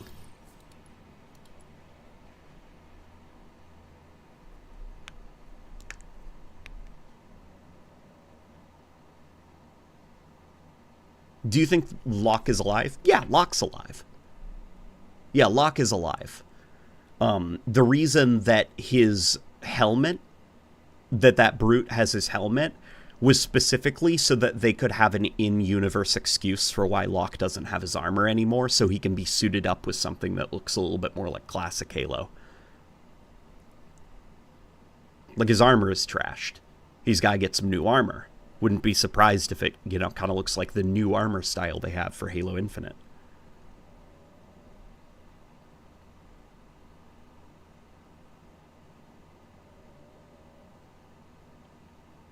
The Warden Eternal, I feel like it was a good step for villains, for the villain in the game. It just, the design, wait, where'd that comment go? The comment's gone. The Warden Eternal could have been a lot of fun. I think the Warden Eternal had the most potential to be very fun. Same with Escharum, which Escherum's a little bit fun, okay? He's a little bit fun. The problem is he's not fun enough. But Escharum was like step in the right direction. Warden Eternal was facing the right direction, but he needed to actually take a step, Didact, no. You have to almost from the ground up rebuild the Didact to make him feel more fun as a Halo villain, or even more compelling.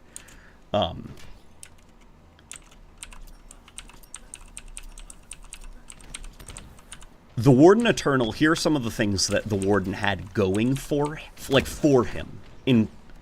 which is why I think he was facing the right direction, even though a step hadn't been taken. He has a ton of bodies. Okay? So killing him isn't enough. I can see some fun. He has a face gun. Okay. We can have some fun. He's made up of floaty bits. Okay. We can have some fun with that, even though it's not really Forerunner-y. That's more of like a Bionicle thing to be made up of a bunch of pieces, but we can make it work, okay? Maybe come up with like a new design for him and stuff. He's powered by a black hole, and when the body dies, the black hole collapses in on itself, and he sucks himself into his own core. Okay, there's a lot of things that we can have fun with. Oh, and the voice. The voice is fun. What I would do with the Warden Eternal is less of like the, you called and you came scampering. Like, Cortana will start the reclamation of the Forerunner mantle of responsibility. Gene Song, Didact, like, enough of, that stuff. That stuff's very boring.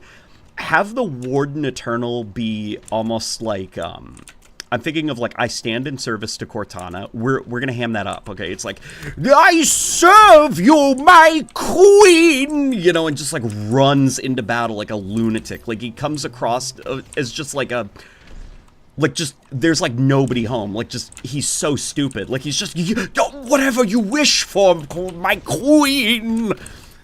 I failed you! No! And he, like, rips out, like, his own insides and causes his black hole to disintegrate, only for him to come back in a different body. Like, just that over-the-top hamminess.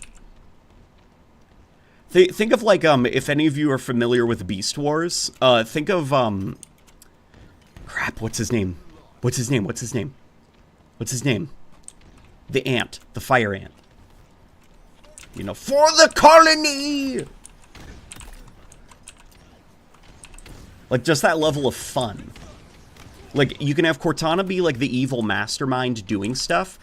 Just, like, have the Warden Eternal be, like, a silly guy who really, really likes being the henchman. And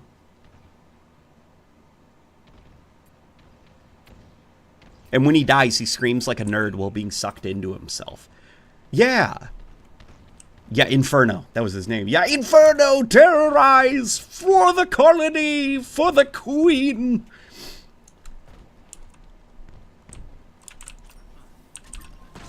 Yeah, just Warden Eternal was too serious. They took him too seriously. You know, and that's a way that you have fun with the Warden Eternal. And then you could have even more fun by, don't make him a boss, make him an enemy type that can show up in more situations. Like, could you imagine if the Warden Eternal was closer, in, like, terms of the combat loop and the rhythm of combat, to the Promethean Knight?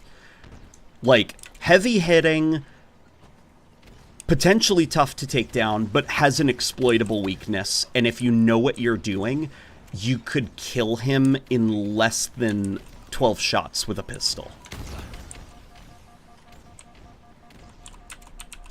That way you could have, like, wardens be more of an enemy type that you could encounter more often. That way you can hear, like, the silly little, you know, babbling, the silly goofiness, the humor, you know. The black hole aspect of him could even be a gameplay mechanic, you know? You kill him in the specific way that causes him to collapse, and he can potentially take out some nearby enemies with him, so there's a sandbox aspect to it. We're having fun with him, and there's sandboxy aspects to his gameplay.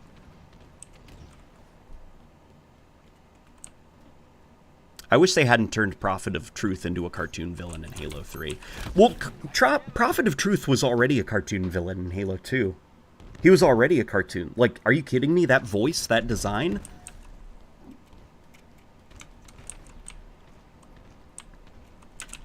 Like, he literally looked like a worm. Like an old worm sitting in a wheelchair. You know, the wormy guy who manipulates people quite literally looks like a worm. Like a wormy guy. Halo 3, him being a cartoon villain was not... Like, that's normal. That's what Truth is. He's a cartoon. The problem is he's not as manipulative in Halo 3, and I think some of that is the fact that you don't get his perspective, so you don't really know what he's up to. All you get are the religious sermons, which are honestly more of like a Prophet of Mercy thing. It's just, the problem is the Prophet, he didn't have a lot of, like, he didn't have any extra characters to play off of. Because unfortunately Tartarus was dead. So he didn't, like, think of, like, the brute that was holding Johnson in that cutscene, you know, like, you can't start your own party, like the brute that was holding Johnson there. Or the brute chieftain that captured Johnson at the beginning of the campaign.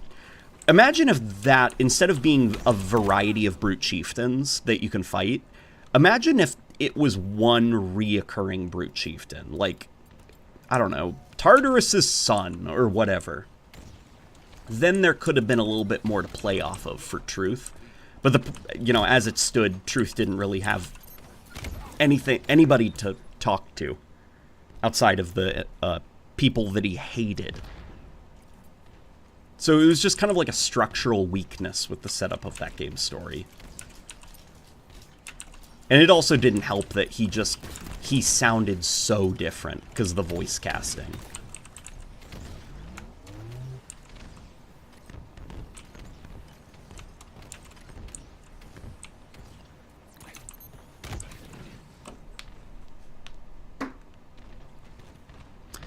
Bro, Halo desperately needs its visual symbolism back. The franchise is literally called Halo. It's allegorical, not just sci-fi. Yeah, I agree. The wormy prophet of lies is holding a metal crucifix. Yeah, I agree. And I understand some of the like, worries, you know? And this isn't me agreeing with the worries. It's me understanding and sympathizing with where Microsoft comes from. As, like, trying to make a game that offends the least amount of people and is kind of, like, the safest in terms of potential controversies. Like, scrubbing a lot of the Christian symbolism out of Halo is maybe, you know, safe from, like, a business sense. Like, think of the new Doom games. How they've kind of, like, gone out of their way to separate hell in Doom from the Christian afterlife version of hell. Like, Hell is basically a different dimension in Doom, and demons are aliens. And, you know, crucifix-like imagery is tweaked and changed enough to where it doesn't really resemble a cross. But I do think that the hard pivot to the other direction, where it is there is like nothing left, is not the direction I would have gone in. Like, there still was a little bit in Halo 4 of, like, the Christian imagery. I think of the librarian and how her head thing almost looks like a halo. And the way she doesn't have legs, she floats. She kind of looks like an angel. But, like, I think it is entirely possible to make a game that draws from Christian symbolism and imagery without being preachy. You know? Like, Halo was a game that, I mean, Master Chief is literally named after a biblical quote, you know? Like, the flood, that comes from, you know, the Bible as well. Like, the Bible is all over Halo, but you never felt like, after playing Halo 2's campaign, you're like, God, I really want to go to church, you know? I guess it's like in the same way that like some sci-fi draws from like Greek mythology for things, you know, or think of like Destiny, where it's like the Vex, at least, you know, back when Destiny was like cool, during the Destiny 1 era, like the Vex drew from Greek mythology. They had like minotaurs, harpies, and stuff like that, but you never felt like it was telling you, like, you never felt like you were being preached to about the mythology, you know? It drew on them for names, symbolism, fun visual imagery, and stuff like that. Like, it was just like a fun wrapping paper around the sci-fi experience. And that's kind of what Halo did. Halo never felt like it was being preachy. You never thought Jesus was going to show up at the end of Halo 3. Or that Master Chief was an allegory for Jesus, you know?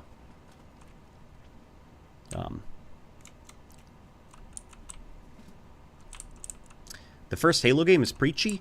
Somebody saying the first Halo game is preachy? Preachy about what? Preachy about what? Don't turn on the giant ring that will kill everybody and the space zombies?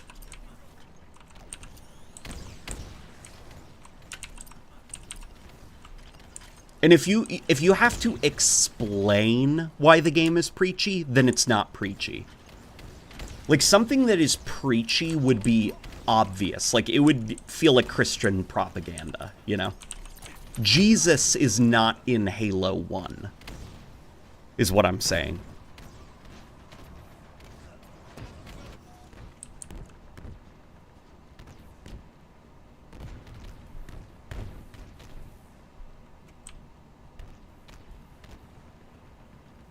It's those, like, I think what Halo did really well is it just used Abrahamic religions for cool sci-fi ideas. You know, what if we took, like, Abrahamic religions, and, okay, we've got this fun quote about a flood purifying the world. Okay, our space zombies, we're gonna call them the Flood, because they want to, I don't know, eat everybody. That's kind of like purifying the world, right? We've got this giant machine that makes Halo rings. And it's you can activate them from there. What should we call it? What was that big boat? Something about Moses? A guy had a big boat and he saved people from a flood. I don't know. It was called the Ark or something. I guess we can call our big Halo ring making machine the Ark. That's kind of clever, right? Like, that's basically what Halo was. And I think that stuff is a lot of fun.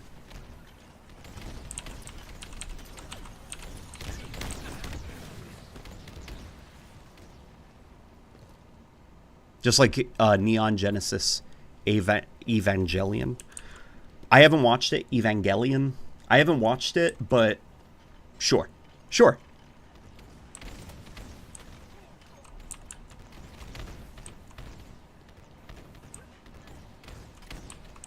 I like the nods to religious things in Halo. Yeah, it's fun. Where it's like, what's the purpose of all the religious imagery? Just so Bungie can pretend that they're deep.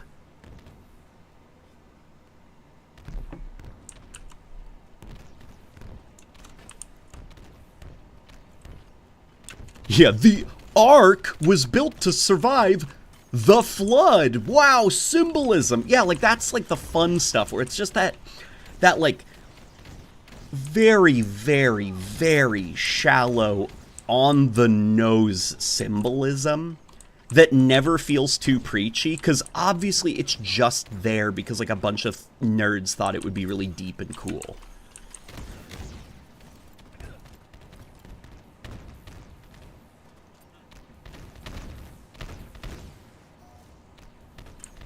What is the Covenant's connection to the Bible besides the name? Yeah, I'm struggling, because Covenant, as far as, like, biblical terms, are, like, I know that there's the Ark of the Covenant, which doesn't it house something? Like, if you were to follow the biblical teachings, like, it houses something, like, it houses somebody's remains, I think, that is really important to Abrahamic religions,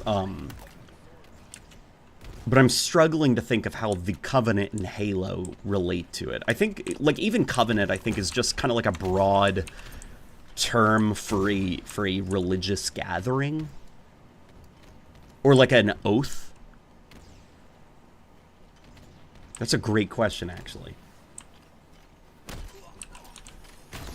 And the Banished, I think, could be a lot of fun. Because, like, if we're thinking of, like, religious, I'm thinking of, like, all sorts of wars throughout history that Abrahamic religions have started and waged. People harmed by those wars. I think of, like, the Crusades and stuff. Like, well, now I think the Crusades are a little bit too recent. Like, Halo really likes specifically the biblical stuff. There's all sorts of stories that you could probably look into and you'd be like, yo, that would be pretty cool. But the idea of, like, the Banished being formed because they were harmed by religious dogma, there's some fun there. There's some potential there.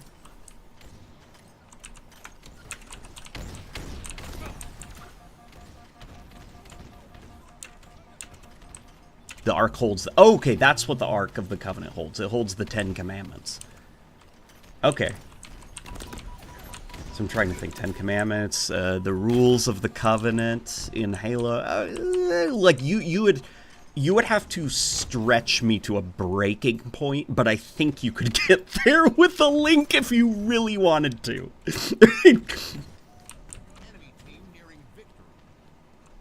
If anything borders on preachy, it's Warhammer. Yeah, no, because I don't think anything about Warhammer, like, nothing about Warhammer feels like it's actively trying to convert you to anything, you know? Like, yeah, I don't think anything in Warhammer is trying to convert you to, like, worship, I don't know, a corpse in a metal chair.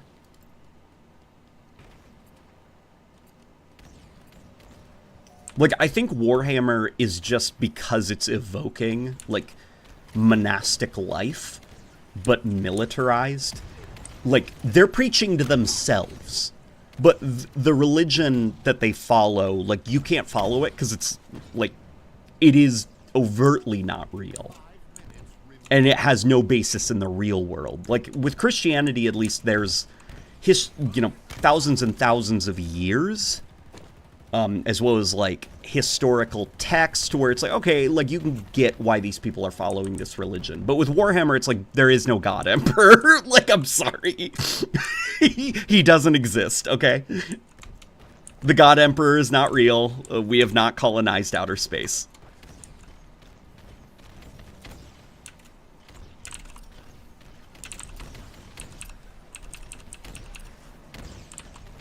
I'm sorry, you cannot become a Space Marine.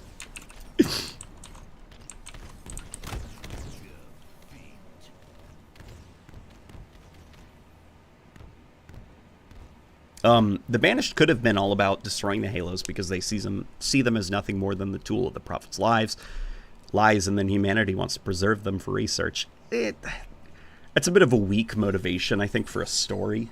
That's kind of the problem with it. Because I think even by Halo 4, they say that most of the Halo rings have been found and research outposts have been, like, people are, like, settling on the Halo rings, scientists, so that they can slowly dismantle them and learn how to, like, permanently deactivate them. What's the Banished's motivation again? I kind of forgot. I couldn't tell you. Halo Wars 2, I think, makes it, like, fairly clear. The Banished want the Ark. Like, they want the Ark. That's their end goal. They want control of the Ark. By the time of Halo Infinite, though, Halo Infinite's version of the Banished, I couldn't tell you. What do they want? And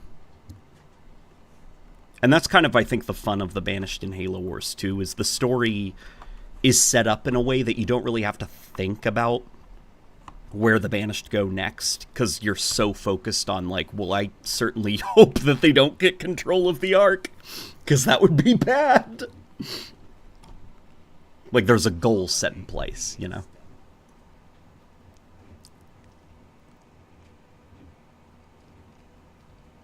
You gotta watch Lord of the Rings. Oh yeah, Lord of the Rings is great.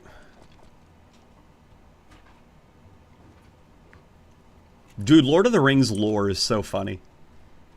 Like, it's been ages since I've read the books, and I've been catching up on some of the lore, watching, like, Lord of the Rings YouTube channels. The lore is pretty funny sometimes, just because I think Tolkien, he had his whole life to map it out, and so he would overthink a lot of things. And so there's a lot of funny, like, details in the Lord of the Rings series. Like, Sauron's ultimate plan was to give the elves, the dwarves, and the men the rings, and then he'd secretly forge the One Ring, and that would allow him to connect to all of these leaders that are wearing rings that he gave, and then, like, haha, I got you, I'm now mind controlling all of you, the world is mine, and I didn't even have to, like, wage a single war. And then when he did his plan, so all these people have the rings, he's got his One Ring, he puts it on his finger, and the elves, like, it backfires because the elves, their rings let them know that it's basically like the equivalent of somebody is attempting to connect to your Wi-Fi. Do you want to allow this? And so the rings are like, oh, that Sauron guy's trying to control our minds. Okay. And they take off all their rings. So that plan failed. The dwarves, it didn't even work. I think so. That plan failed. And then the men, it basically turned them into, like, wraith-like husks, so they can't lead anybody. They're ghost men now. So just all of that fails. He then builds up an army, and it's just like, okay, I guess I'll wage a war against everybody. Like, just that's very funny to me, I guess. That it's like, this Sauron, this Dark Lord, he planned for so hundreds of years. He finally, after hundreds of years of scheming, he came up with this plan involving rings, and it just across the board did not work. And so he just had to start smashing things. Hey, Late Night, think we'll have a Halo 7 trailer or gameplay in 2025? Jake, I do not think so, man. I'm sorry. And I appreciate the donation, by the way. Thank you so much for the $5. I think that the way that game development works is 3 years is extremely optimistic these days. Just like the production value of a lot of modern games, like, it usually takes quite a bit longer. Like, we're getting to the point where some games take upwards of 7 to 8 years to make, you know? And Halo Studios, they are still hiring in a lot of really key positions, and they're not going to get started on a game until those positions are filled. Like, does anybody know if they're still looking for lead animators? Because you can't really make a game without a lead animator, you know? And so because of that, I don't think they are... If there is a game being made behind the scenes, it is still probably in like, if not prototyping, then they are still in, like, concepting, you know? And prototyping would be, like, super rough stuff. Like, if you've ever seen those, like, leaked gameplay builds of super early gameplay, and it's, like, blocks are everywhere, and there's no animations on things, and everything looks broken and janky, like, nothing's presentable.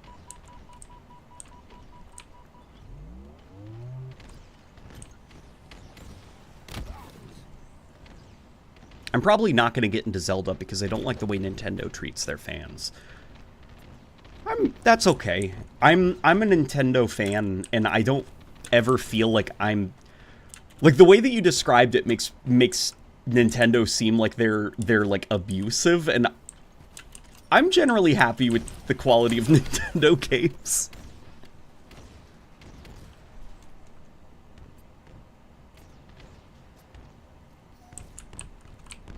Like, I think Zelda's great.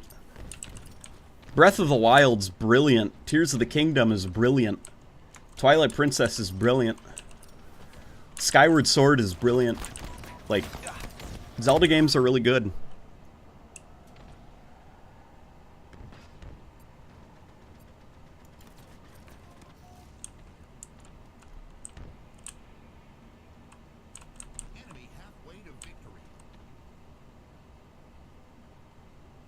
Nintendo's litigious nature is what bothers me. That's okay. What I would say, though, is you, as an individual, I don't think would make enough of an impact to completely reverse that. Like, Nintendo is, like, a gaming empire unto themselves. And it's kind of like, it's already too late. Not that, like, change won't happen, but, like, you can't boycott. There's not enough people that hate Nintendo for a boycott to ever be successful. So just, like, enjoy their games, enjoy their franchises, check out what their developers are doing, and absolutely be a part of those online campaigns when, like, their legal team and, like, their higher-ups start making some of those more, like, aggressive plays to protect their properties that seem a little bit ridiculous. Because I don't see Nintendo shrinking anytime soon. Wind Waker was also amazing.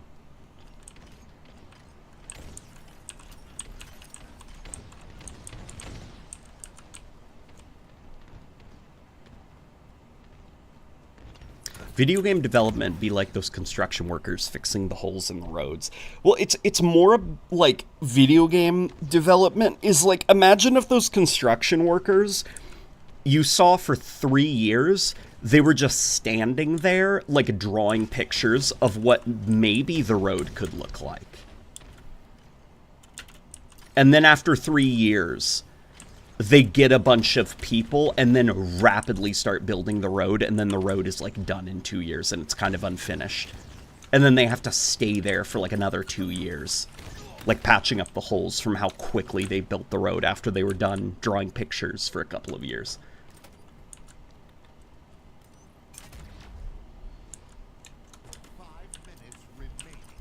Oh, and then sometimes, sometimes the folks who are supposed to get the cement that they use, they were not on time, and they were slow. And so the workers couldn't stop working, so they had to, like, build some of the road with a completely different material that was not sustainable, like wood or something. And then that wood, breaks. And so they have to go back when they finally do have cement and patch over the... Okay, the metaphor's starting to break down, but hopefully you get the point.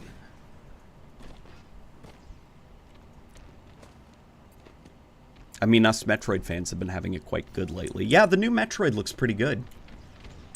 I liked the part where Samus walked up to an alien that was dying from, like, a gunshot wound, and she scanned the alien, and it said, gunshot wound.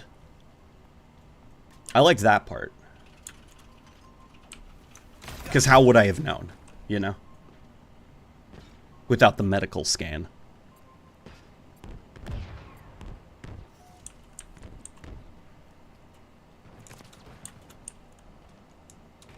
Nintendo can very much shrink if people are turned away from them enough. The problem is people aren't, because unfortunately Nintendo does make really damn good games. And there is a very compelling reason to buy Nintendo games, you know? It's just one of those things, like, if Nintendo was like Ubisoft is easy to boycott. I've been boycotting Ubisoft for like a decade now. Over a decade. Ubisoft is super easy to boycott because they don't make good games. Nintendo, though, like, they make really damn good games. And their hardware is super convenient and super enjoyable to play games on.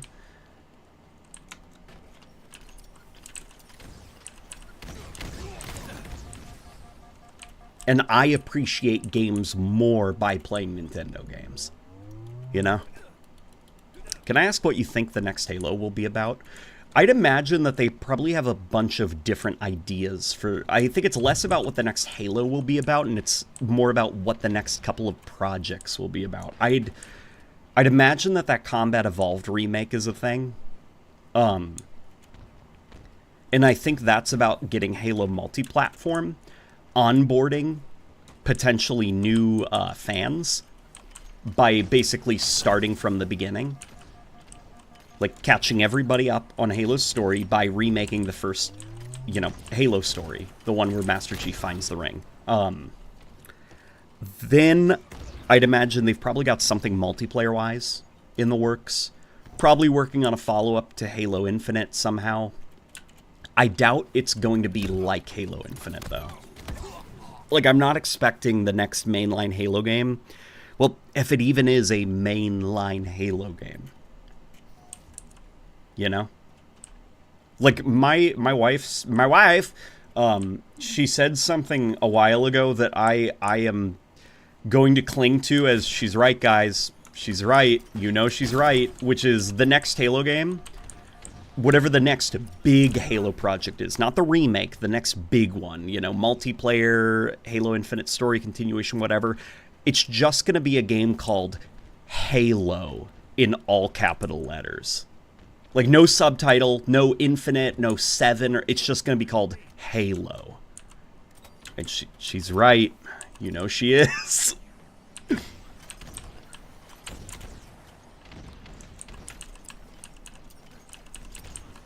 And I think that will be kind of like the next, whether it's the continuation of the Halo Infinite story, or a multiplayer Halo game, or a continuation of the Halo Infinite story with heavy online components. Like, that'll be the next, you know, continuation of Halo Infinite.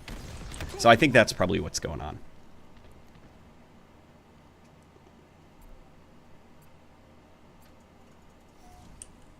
That's how we know we truly lost. Not necessarily, because there's another game that came out that was like the name of the first game in the franchise, which was Doom from 2016. You know, that game was just called Doom, like no subtitle, no number or anything. And it worked out for them.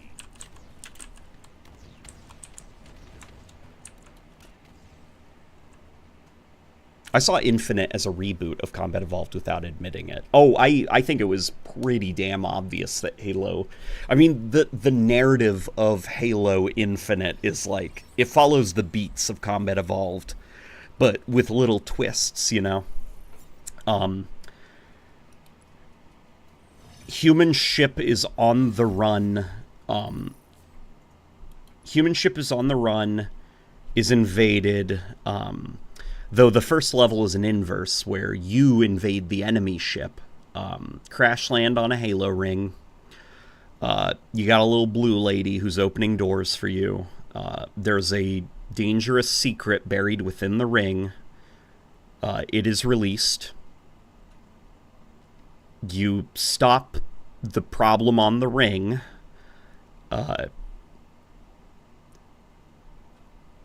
that's basically it. That's all I got.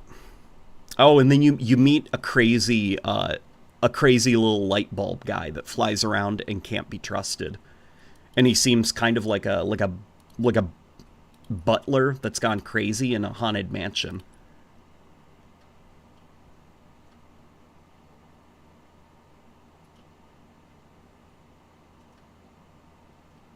Imagine if it was the 666th entry in the series and they didn't call it Doom 666. I'd imagine at some point there's going to be a Doom game called Doom 666.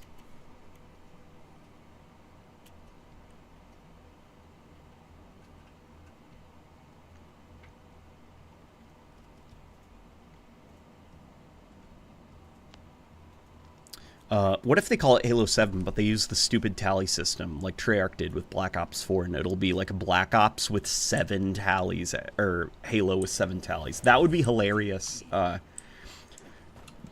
Something interesting about that, so like, okay, you guys know that like the Roman numeral for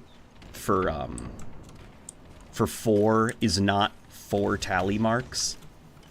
Like, that's not the Roman numeral for 4, okay? So it's very funny that Black Ops 4, its numeral was 4 tallies. The reason that they did that was apparently back when the game had a campaign, when it was being developed, the campaign was going to be 2v2 in this weird kind of like online, like you're fighting other enemies as well as the enemy team, and one team has an objective and the other team has to stop the objective from being completed with AI soldiers running around fighting everybody. And so the tally, like the tally marks, those were supposed to represent the four players in each campaign mission, the teams of 2 versus 2. That was the stylistic choice, but obviously that's like lost in the final game, Black Ops 4, you know, so it just looks like stupid. But just something interesting I learned. Hey, Mr. Nowhere's here! Mr. Nowhere, thank you so much for the $50, dude. I'm late. I hope the stream is going well. Happy holidays, Mr. LNG, and happy holidays to you, chat. Mr. Nowhere, the stream is going incredibly well, my friend, and it's even better now that you're here, dude. How are you doing? Taking a break from the evolution video. You guys actually want to see something cool? I'm still working on it, so this is a early... There's a lot of effects that are not finished, actually, for it in this render, but... Where is it? Oh, I posted it on the YouTube channel as well. So it's not exactly like this is a secret, but I am working on the graphics pop-ups for the Halo 2 portion.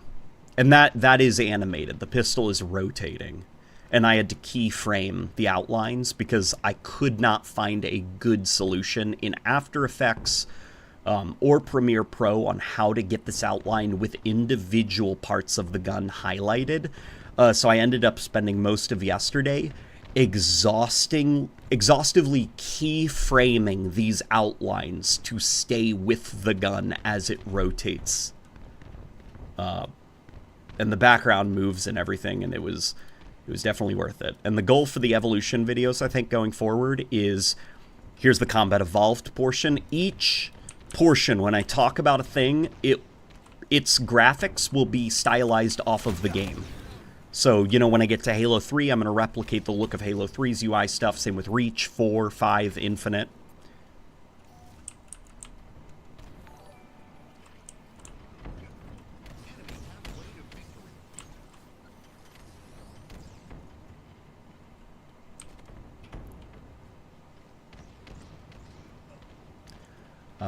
Late Night, happy to be, to almost be a member for a year. You're a legend, like Bigfoot. Much love, LNG, and Merry Christmas to you and your wife, says Tim O'Brien. Tim, I appreciate that, man. I remember you. It's always a joy when you join. Same with Mr. Nowhere. I hope that you guys are doing well, sorry. Where is Mr. Nowhere? Is he still here?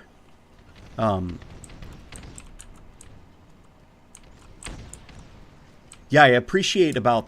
I apologize for the slow upload process. I need to get to writing and speed things up a little bit. And now that, like, the graphic stuff is done, I'm hoping to actually sit down and write and, you know, get some filming done, like, speed things up a little bit. I feel like this channel doesn't have a biased perspective when it comes to controversy in the Halo community or just viewing Halo in general. Well, I wouldn't say that. I'm definitely more biased towards the Bungie stuff. But I guess that's, you know, like, I'm not going to demonize 343. Like, I'm friends with a lot of the developers, well, you know, and Halo Studios. So it's like the like lunatics that say, like, they just hate Halo. Like, that stuff's stupid and dumb. I think there's very corporate and explainable reasons for why a lot of the 343 stuff didn't work out too well. That doesn't involve a conspiracy theory of somebody secretly hating Halo or secretly hating guns or, you know, whatever. Unfortunately, the reasons are a lot more boring and less cartoonish. Long day. I am happy for the stream to unwind. Glad to hear that, dude. What are you going to be unwinding with? Do you keep streams open while gaming at the same time as kind of like background noise for your mind to kind of wander, you know? Old late night vids were classic purist takes. Oh yeah, no, old late night videos were... There was a lot of nuance that was lacking in my older uploads.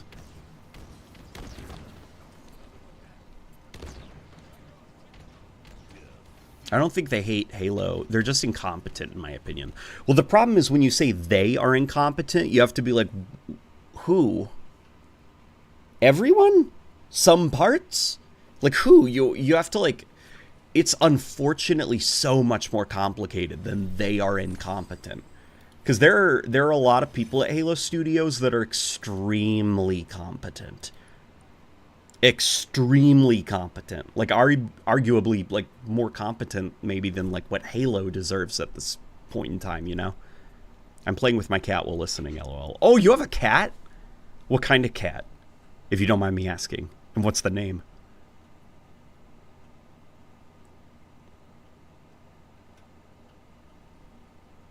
I think Bungie games were good, but a lot of it was right place, right time, and Jason Jones. Not just Jason Jones, also, like, you know, everybody involved at Bungie. It was just, like, the perfect creative team. Because it wasn't, like, Jason Jones who made the music really good, or the sound design, you know, memorable, or the art great. Like, it was a group of different people who all contributed their knowledge to the Halo. It was like a stew, and everyone was throwing their ingredients in, and the ingredients were things that they personally liked, and it just so happened that all of those ingredients worked together.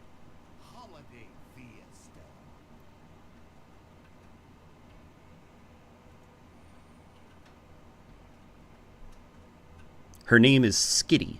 She's a cute gray tabby. Oh, that's cute. Is she playful? Like, super playful? Because some cats are, like, chill. Others are, like, more, like, manic and crazy.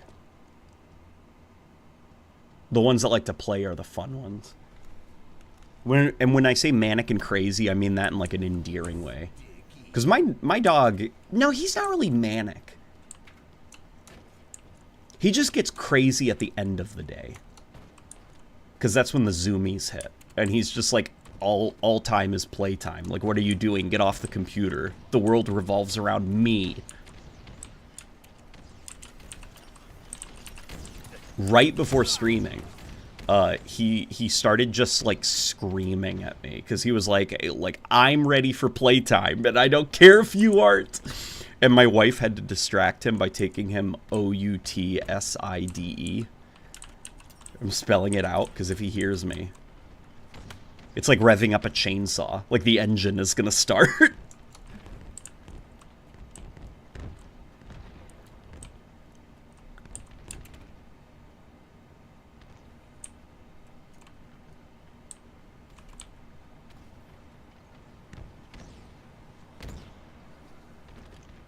I see that you prefer the Bungie games, but you're not actively shitting on the 343 games. Yeah, okay. I used to. I used to do that, unfortunately, but... thankfully, that's not really my thing anymore. And I appreciate that, by the way. I feel like there's a lot of incompetence in both the studio and the corporate sector, and you're right, it's more complicated than that. But it feels like there's passion missing, even though a lot of it has to do with corporate mismanagement. I do feel like there's incompetence in the studio leadership. Also, Microsoft would stop this if they had permanent staff. That's kind of, so you talked about like there's no passion. I think the reason that it feels like that, it's not that there's no passion, because the people who work on video games are usually a lot more passionate than like somebody who is like, I don't know, working like IT, you know? Like if you want to like work on like a video game, you have to be pretty damn passionate, because that's like an artistically creative and fulfilling field, you know? You have to be passionate about like visual design or visual effects in games to want to do it. What I do think it is it's that thing of like 343 is kind of like a revolving door of creatives and developers and stuff. So there isn't really that home feeling of like, you know, with Bungie, you knew that it was a Bungie game because they all had the hallmarks. Where with 343, there was a more corporate kind of feeling, and that probably does come from the revolving door aspect, where it's like, you know, because the creative teams are constantly changing, there is a rhythm that they have to follow. It's almost like, think of it like a dress code. Like, everybody can come into this building, but you have to follow the rules. You have to follow the dress code. And it's kind of like that, you know, the 343 games, they all kind of, there's something very predictable about them in a way that isn't, like, creative, like with Bungie, where it does feel like it's coming from somebody's imagination or a group of people's imagination. And so usually with, like, 343 and the way they handle that, just because of that corporate feeling, innovation or change or the right direction creatively, it usually has to come from them reacting to negative community feedback, because in that corporate environment, they're wanting to stick to the routine, the rhythm, do what makes sure the assembly line stays together as safely as possible. And so it's usually only the community feedback where it's like, you guys have to do this creative thing that is risky because we're all yelling at you.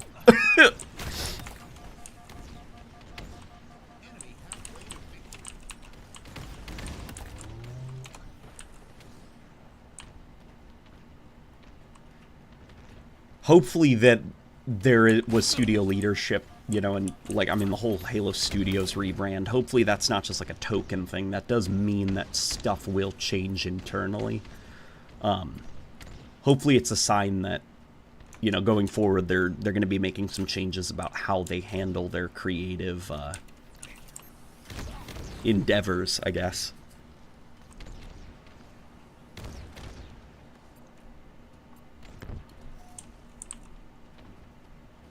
I think it's just time for all of us to move on. A remake and a Halo studio, or in a studio rebrand, aren't going to magically turn everything around after almost 12 years of mismanagement. Well, here's the thing about that. I also feel like, you know, the 343 games, they may not be my favorite. I may still think that the Bungie games were more culturally significant and enjoyable to me, but, like, I still get enjoyment out of the 343 stuff. Like, it's not as good as what came before, but it's not, like, revolting, you know? Like, Halo Infinite, I'm playing it right now, and I'm having fun. It's got a lot of problems, and I could talk about those problems till the sun goes... Actually, the sun's already down. I could talk about the problems all night, but I'm still having fun, so there's a lot of stuff I do like about it.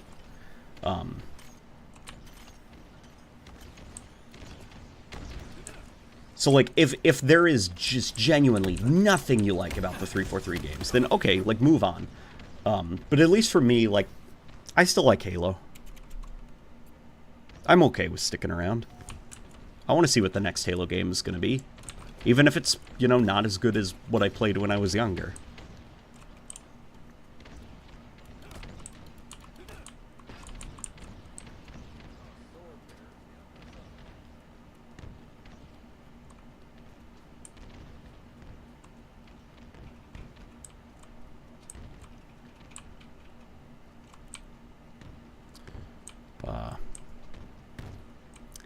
People like to pretend that there's a science to making good Halo, but I think there is a true lightning in a bottle aspect to the original 3 games.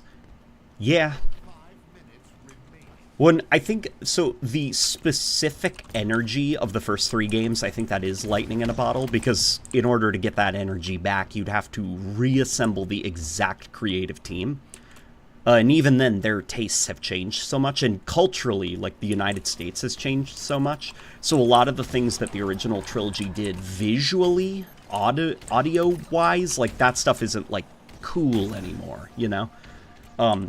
So even if you got the original creatives back, they'd probably make something that feels a bit different, but I think the key is not to recapture the magic of the original trilogy. The key is to seek a new bolt of lightning and bottle that. And be okay with it being a different bottle of lightning, but, like, it's out there.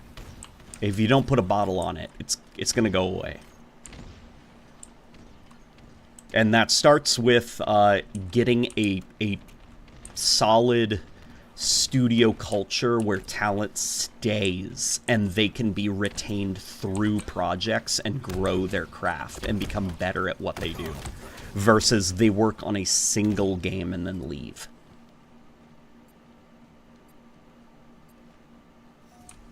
You know, because the think of, like, where Halo 1 started. And this isn't me gassing up Halo 3, by the way. This is me specifically talking about the Scarab from Halo 3, like the technology that powered the Scarab battles. Think of, like, Halo 1, where the physics were so, like, janky and kind of goofy that, like, if a warthog lightly tapped you, Master Chief would go, "Ah!" and he'd die and, like, fall over. Versus, you know, like, jump a couple years later to Halo 3, and you've got a massive Scarab that is pathfinding and moving about an environment on its own, with little guys moving about on top of it and pathfinding and stuff. Like, just the technological leap there. You get that because the talent stayed at Bungie. People were able to grow and become better developers and do breakthroughs. And become better and better at, like, presenting their games, you know? And you don't really get that, I guess, with the 343 games. You know, each Halo game, like, well, okay, you know my opinion. I think Combat Evolved looks better graphically, or not graphically, but, like, I guess you could say artistically than Halo 2. But from the squint, you know, like, don't think about it too hard, just look. Most people would say Halo 2 is a better looking game than Halo 1, right? And then I think don't think about it too hard, just look. Most people would say Halo 3 is a better looking game than Halo 2. And same with Reach. Like, the Bungie games consistently got better and better, like, with each installment. Don't think about it too hard, okay? But the 343 games, there's enough inconsistencies across all of their projects that there is argument. You know, like, some people think Halo 5 looks better than Halo Infinite. Some people think Halo 4 was more polished than Halo 5 and Halo Infinite. Some people think, you know, like, this and that. Like, there isn't just that consistent, like, upwards trend in quality.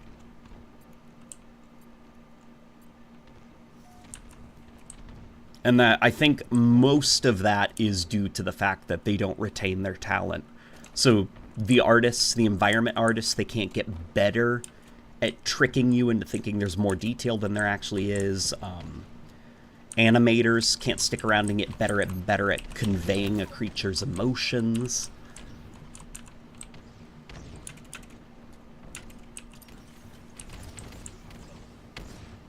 The reason that the Phantom, that they fly so janky in Halo Infinite, that they look so goofy, that Banished Phantom, versus think of like the Halo Reach Phantoms, how gracefully they glide through the air. It's because the guy who designed the Phantom systems, he left shortly after Halo...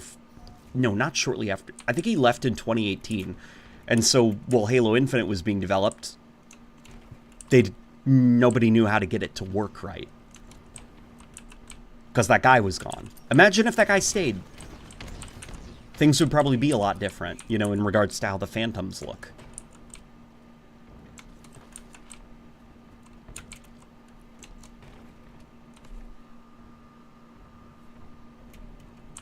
Is there any sign that they're going to retain talent? One X343 developer that I speak to a lot in the DMs, he's of the opinion that they're going to be retaining talent, but the problem is, like, the switch to the Unreal Engine seems to be the opposite. Like, that... Some of it, I think, is the Digital Foundry theory, that it's about multi-platform development, but also some of it, I think, is to make the transition between different creatives like a little bit easier if everybody's working on Unreal. So I don't know, but he seems pretty damn convinced that they are going to be switching the way that they do things, that like Halo Infinite was just kind of like a breaking point. So I don't know.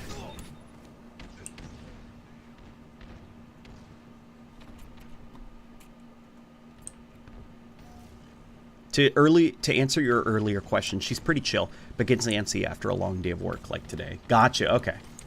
So she's basically like a pet. They get bored. That's very sweet, though, that you spend so much time caring for her and playing with her. Because there's some folk, like the neighbors currently, where they don't do anything with their dog.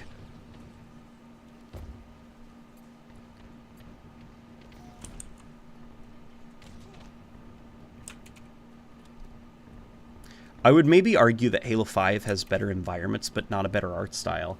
See, and what's crazy is, like, I would argue Halo Infinite has much better environments.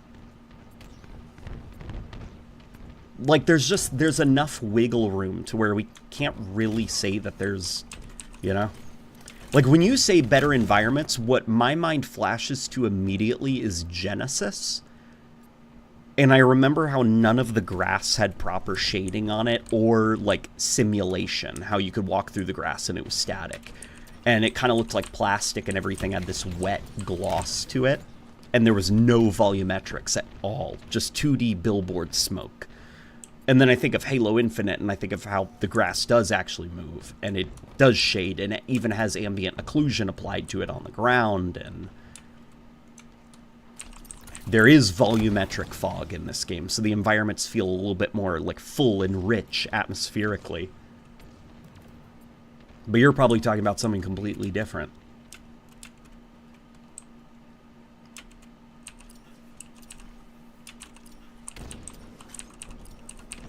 I'm just hoping one of those snowballs hits somebody. Okay. My main issue with the Unreal Engine 5 is the performance.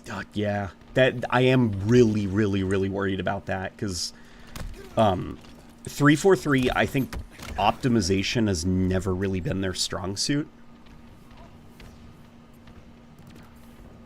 And I'm worried about the Unreal Engine just because of, you know, like the... Not just, like, shader compilation stutter, but, like, traversal stutter, poor frame pacing, as well as poor image quality in most of their games that aren't Fortnite. Like, I think Fortnite is the only... Well, not even Fortnite, because Fortnite on PC, Alex Battaglia mentioned on Blue Sky that the first time... I think it was Blue Sky or Twitter, your first playthrough of Fortnite on the PC is a stuttery mess because every single individual shader or effect, when it pops up for the first time, like, it has to be pulled from memory and then, like, compiled. And then, you know, it won't stutter afterwards, but basically your first time playing Fortnite is a stuttery, laggy mess as the game, as your PC is exposed to each effect. And it's like, are you kidding me? Like, even Fortnite isn't safe?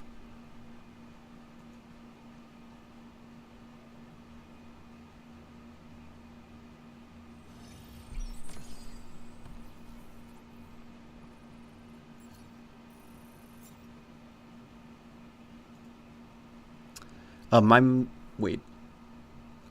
main issue with Unreal Engine 5 is performance.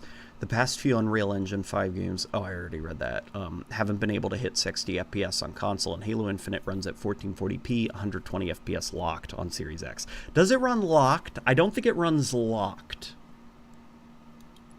I think it shoots for 120 FPS, but I don't know, doesn't it, like, it can be between 90 and 120, right? Unless, like, things have improved.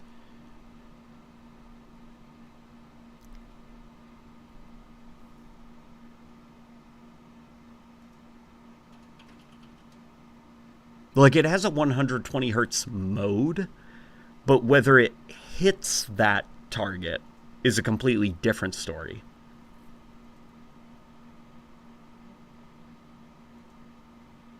It uses VRR, so I can't tell on my TV. Hey, that's fine.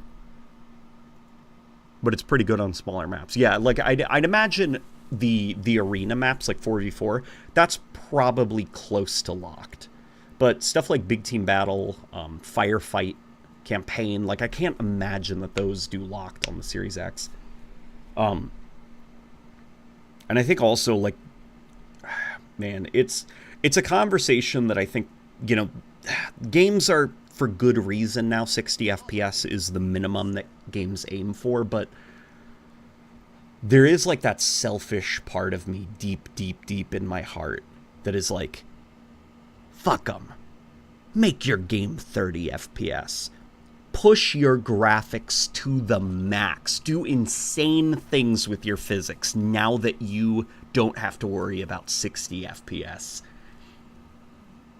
But there is good reason that 60 FPS is the standard now on consoles, and it's for accessibility reasons. But man, when console games are at 30 FPS, usually you see a lot crazier stuff happening in terms of, like, tech.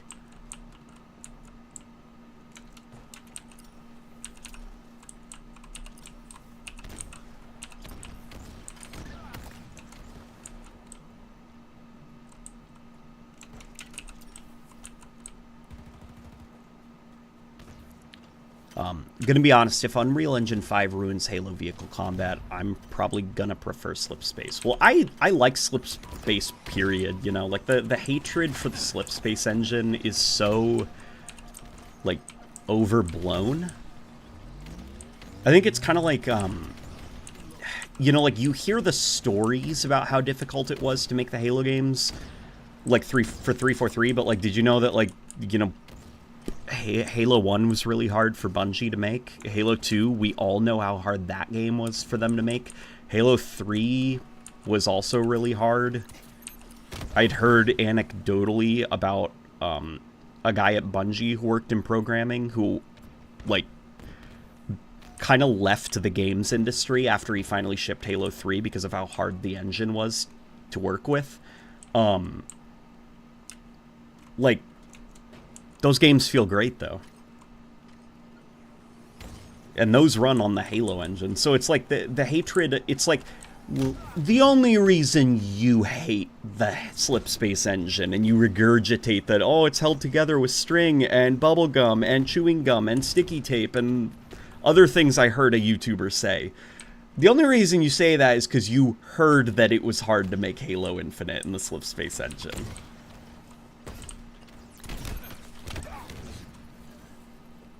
You didn't make the game. It's not your pain.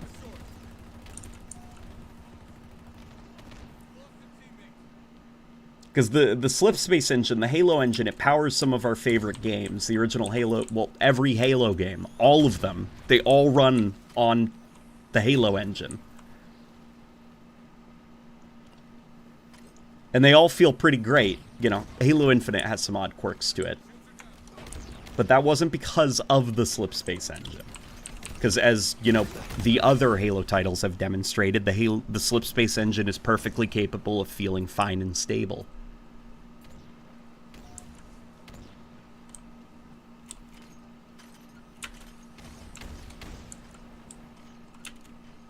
Yeah, so the fake, like, oh, look, screw the Slipspace engine, it's a hunk of junk anyways, it's like, stop it.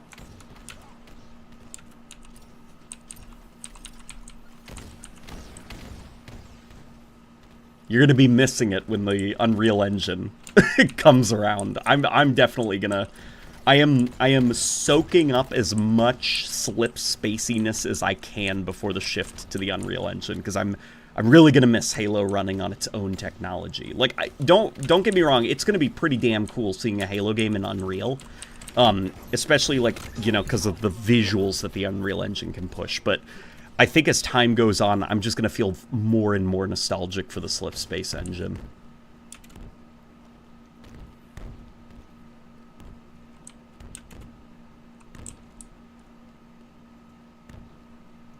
Yeah, I thought Slipspace was a brand new engine. It is not. It's the Call of Duty situation where...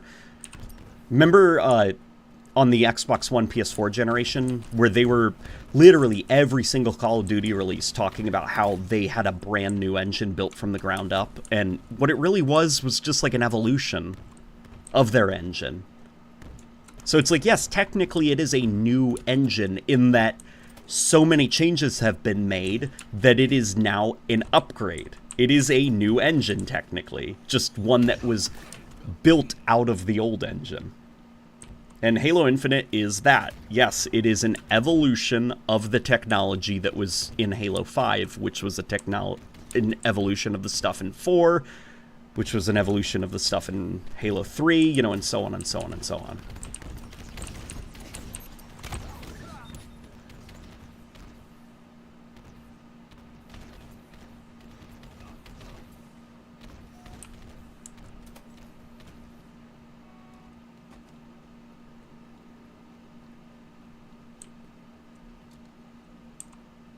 It's a video game we got to play, and if we don't like it, we can do other stuff with our time. It's not a tool that made/didn't make our job harder, so no, it's not our pain. Yeah. Yeah, so the fake outrage or people calling the Slipspace engine like a hunk of junk, it's like... we are not in a position to call it a hunk of junk, you know? I don't know enough about the Slipspace engine to tell you why it's a hunk of junk, you know? So other people, they're just like, yeah, the Slipspace engine really sucks. It's like, why? Why does it suck? Tell me. Be specific. What about it is tough? It's like, well, I heard a YouTuber say that it was held together with duct tape. It's like, that is a complaint for the coders, I think, to make. Because there's enough Slipspace engine, or like Halo engine games that feel really polished, to where Halo Infinite's issues are not because of the Halo engine. It was, you know, mismanagement. Because clearly, the Halo engine, when you can get it to sing, it is really damn good at singing. Really damn good. So the problem is not the engine.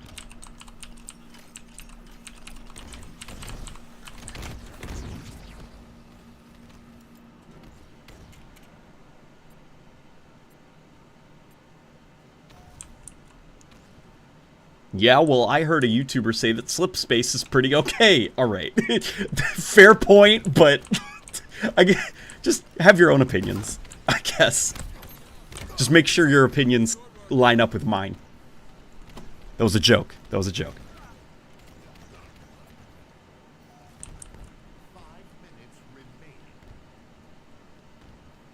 Can't wait for the next Halo game to be 300 gigabytes. Thanks to the Unreal Engine 5. Dude, it blows my mind how small Halo Infinite is file size-wise. Like, isn't the campaign, like, the story mode is like 20 gigabytes. Or something crazy like that. 20 or 30 gigabytes. Like, that's nuts.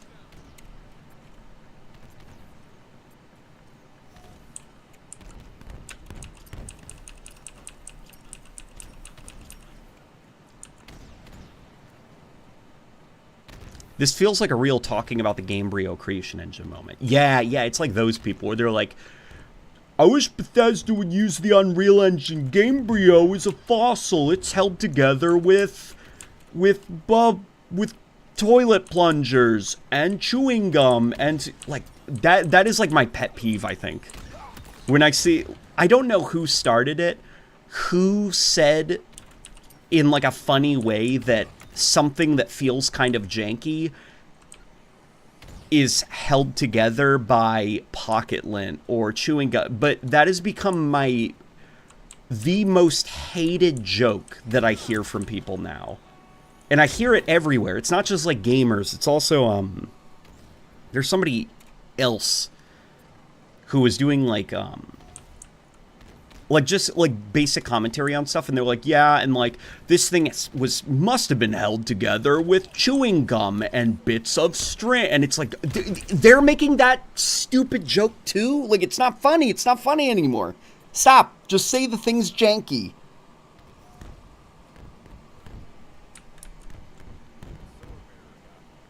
Like, everybody has made that joke, and now it's not funny anymore because people won't stop making it, and they keep expecting the same laugh. It was funny the first time that somebody said it because it was the first time you heard it. But now describing something as being made by lint or gum or string or shoelace, like, it's not funny anymore. Just say the thing's janky until we think of like a new funny way to describe something being janky. Sorry, tangent over. Yeah, and Gamebryo is fine. I really like the way Bethesda creation engine games feel. They're very unique. Like, Bethesda games feel specifically like Bethesda games. And it would suck if they got rid of their creation engine.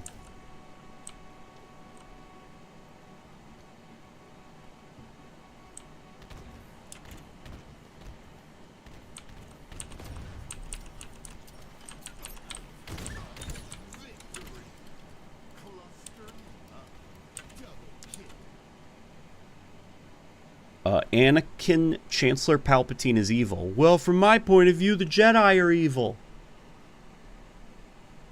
That's my impression of Hayden Christensen.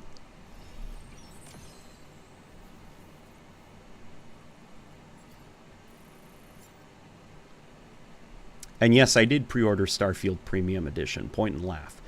Starfield's alright. I feel like a lot of the hatred of Starfield is kind of overblown. Like, don't get me wrong, it's definitely, I think, the weakest Bethesda game.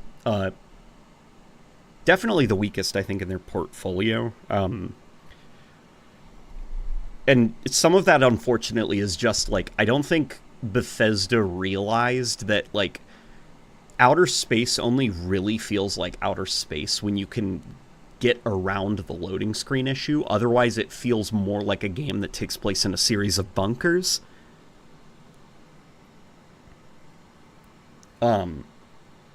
But, like, Starfield's fine.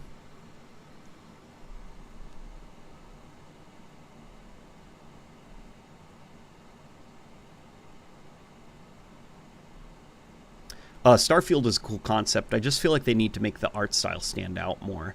Like, Halo has very unique visual art styles for its tech and weaponry. I think Starfield sticks in my mind a lot, and I think it's because of the NASA punk sci-fi look that they went for.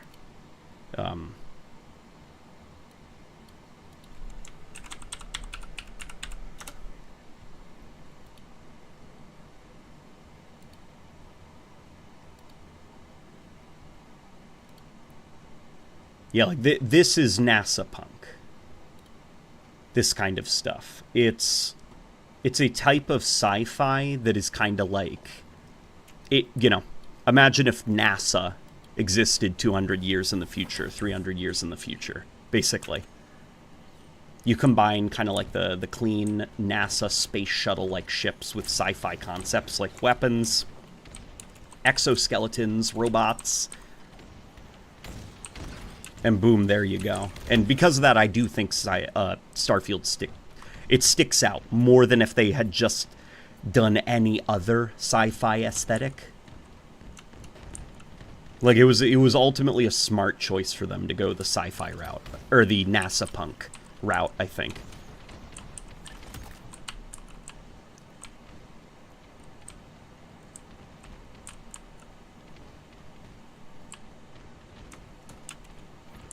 Yeah, too many sci-fi games these days, they go for like this, I don't even know what you'd call it.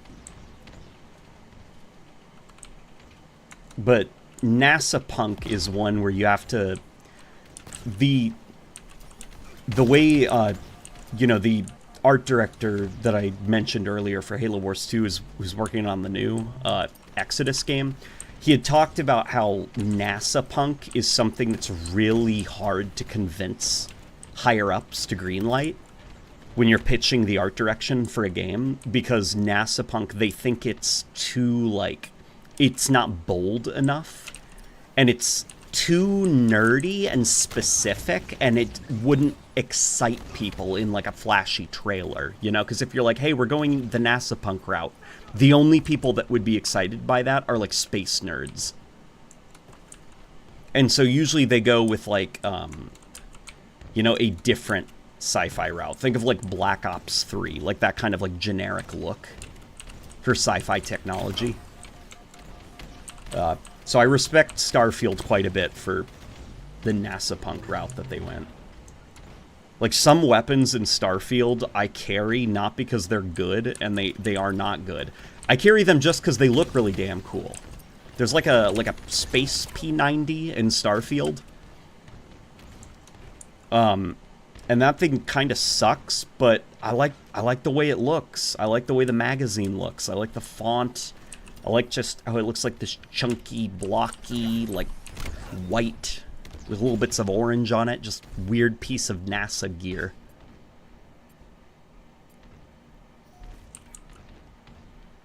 Star Citizen has some really sick art direction. I'll have to look at some Star Citizen stuff, because on just passing glance, Star Citizen looks a bit generic to me, like, art direction-wise. So I'll pay attention, I guess, next time. Speaking of space and NASA, LNG, have you watched The Expanse? I did watch quite a bit of The Expanse. I watched, when I was sick with COVID, and my sister was taking care of me in 2020, I think. We watched The Expanse up until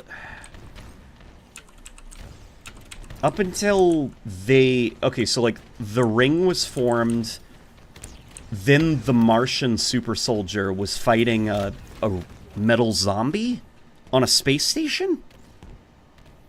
And that's around the point where we stopped. I saw the planet where people were going blind.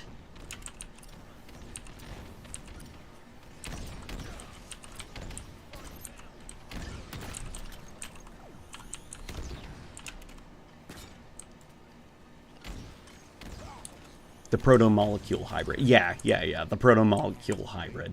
Yeah. Expanse is really good. Like, really, really, really, really good. Extremely good. The Expanse is, like, sci-fi. Like, the Expanse has, like, silly stuff.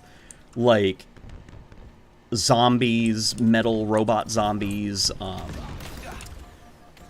psychic stuff, giant ancient alien super weapons that are in the shape of rings. It has a lot of silly stuff, but it takes its sci-fi extremely seriously.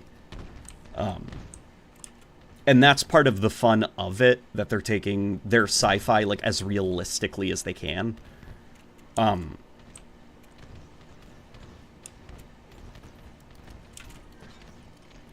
So it's like, for example, like in the world of The Expanse, people who are born like out in outer space and spend most of their life out in outer space, their bodies are so different from like Earthborn people because like they exist mostly in 0G or low gravity environments. So they're a lot taller than Earthborn people. Their bones are a lot weaker, and they're like all their limbs are longer, their fingers are longer, and their bones are a lot more brittle.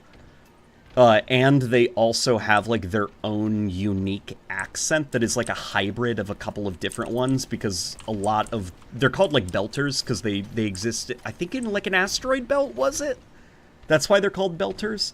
But like the original belters, who this like kind of like society, almost like a different offshoot of the human race, like they mostly came from, God, I can't remember, but their offspring went on to kind of form their own society. They developed their own accent, their own language, and it's a very interesting fusion of a bunch of different Earth cultures. The Expanse is cool. The Expanse is really cool. Very, very cool.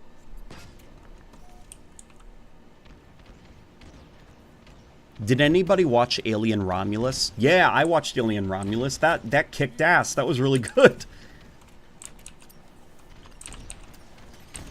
It was freaking awesome. Like, just, like, since I'm getting so much into, like, editing and post-production, Alien Romulus was like a feast for my eyes.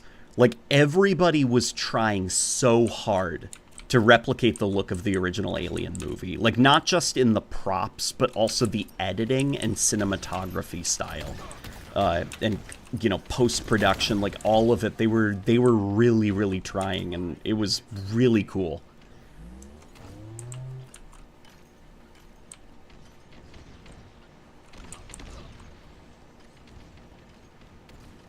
I'd say if you want ships to look for in Star Citizen, I'd say take a peek at the Star Lancer, Polaris, Intrepid, Fury, and Corsair. I'll take a look at Star Citizen. If you're saying that it is genuinely unique looking, then I will take your word for it over mine, who I just glanced at the game briefly. So I'll take a look at Star Citizen. I could have done without the deep fake recreation of a certain character, but otherwise dug it. You know what? My wife is behind me right now. Babe, what did you think of the science officer robot that they deep faked back to life? Remember, he was like crawling around, the guy from the first Alien movie. Oh, he seemed a little stiff. She says it was a bit stiff. I mean, you could tell it was like not real. Yeah. I mean, I guess it's Like, do you think it was like fan servicey, or do you think he had like kind of like a role in the plot? I think he had a role in the plot because he was trying to make everyone get eaten by the Okay, so would you say it was like overall thumbs up or thumbs down on that? Like they could have done something different, thumbs down or thumbs up? Like, I think it worked. She approves. She says it paid off. A little bit stiff, you could tell it wasn't a real guy, but he had a role to play in the plot that felt organic and not forced, which I do agree with. I also felt that way. And I'm not just saying that because I love her.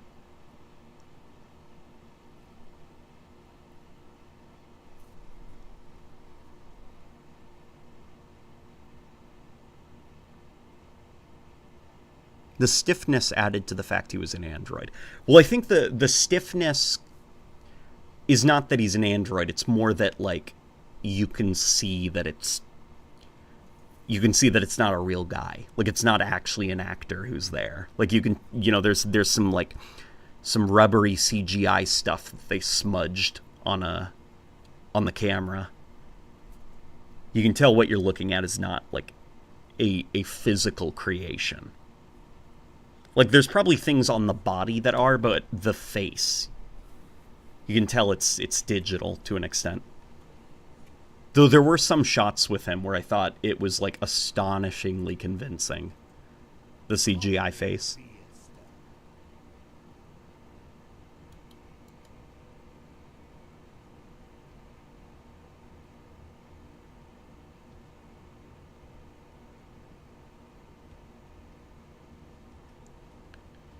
Thoughts on Naughty Dog's new game? I think it looks so boring, personally. Which, I think the last couple Naughty Dog games have been really boring. I don't think The Last of Us is that good. So I'm not surprised that their take on sci-fi also doesn't look that good. But, you know, that's just me.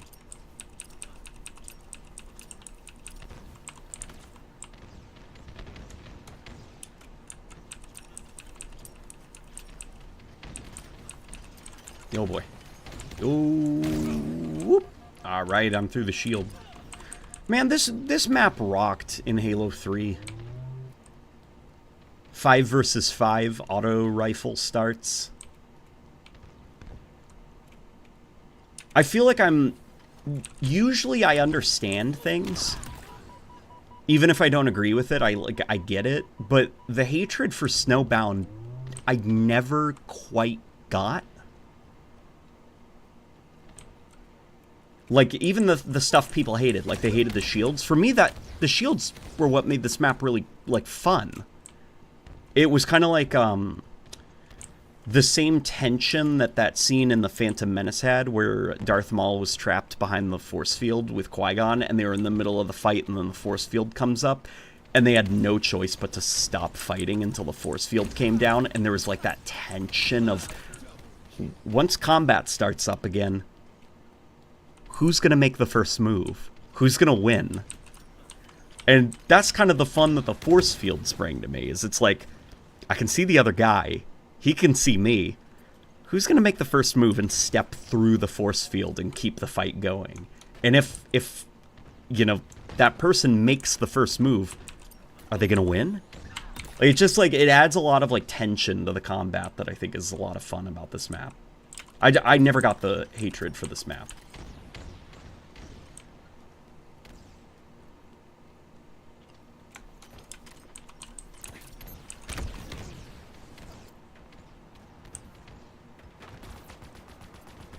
I recently rewatched John Carpenter's 1981 The Thing. I think it's probably one of my top favorite sci-fi horror movies. If we ever do get a Flood-related Halo movie, I want John to direct it. John Carpenter's also a fan of video games, so I think he would actually do pretty... He said Halo Infinite is his favorite Halo campaign. Like, I think he would probably make a damn awesome Flood thing. Though you'd probably have to talk him out of making the Flood gory. Because the Flood aren't, like, I guess, necessarily gory. Like, in Combat Evolved, there's a lot of, like, nasty stuff. Like, you can see the rib cage of the human combat forms, and, like, you can blow off the top of their head, and their jaw is there, and, like... But it's... The Flood are, like, drippy and gooey. You know, they bleed green stuff. So it's never, like... It never comes across as, like... The Thing type horror.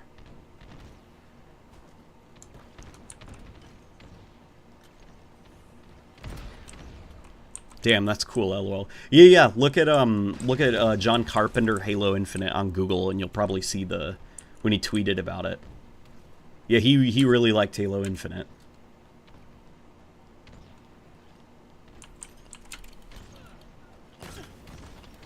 I hope I'm not confusing him with a different director. Now that I say it out loud, I'm really worried now that I'm confusing him with someone else.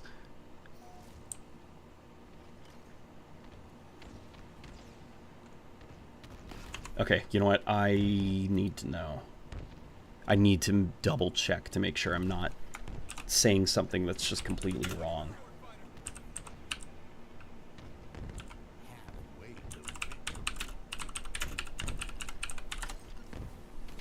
Yeah, okay. It was John Carpenter, yeah.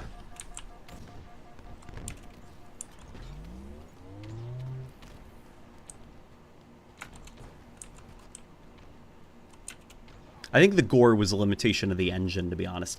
I don't think it was. I think it was a deliberate artistic choice.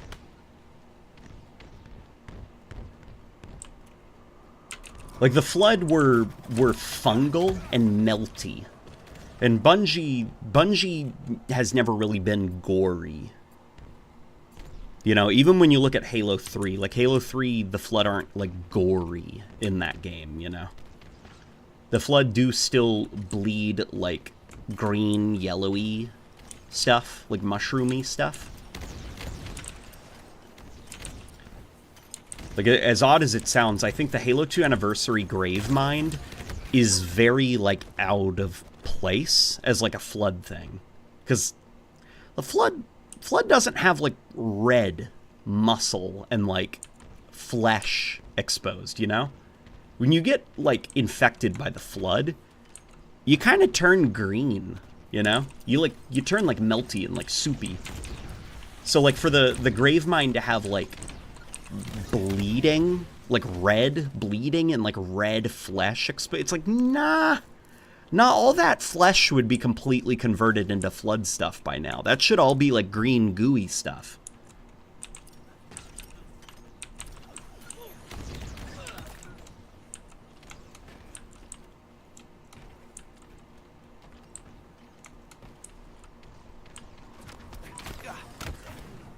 John Carter, LOL, biggest Disney flop. Yeah, you saw that, right? John Carter of Mars. It's like, no, I don't think John Carter of Mars likes Halo. I'm curious about John Carpenter.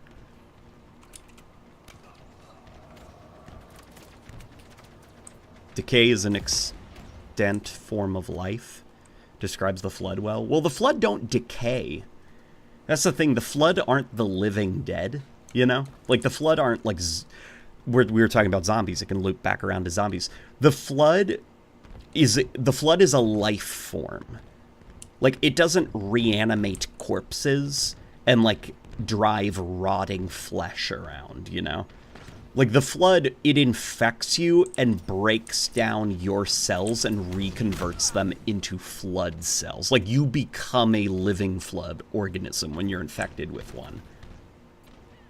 You know, like, the Flood is healthy in what the Flood would describe as healthy for itself as an organism. Nothing about the Flood is undead.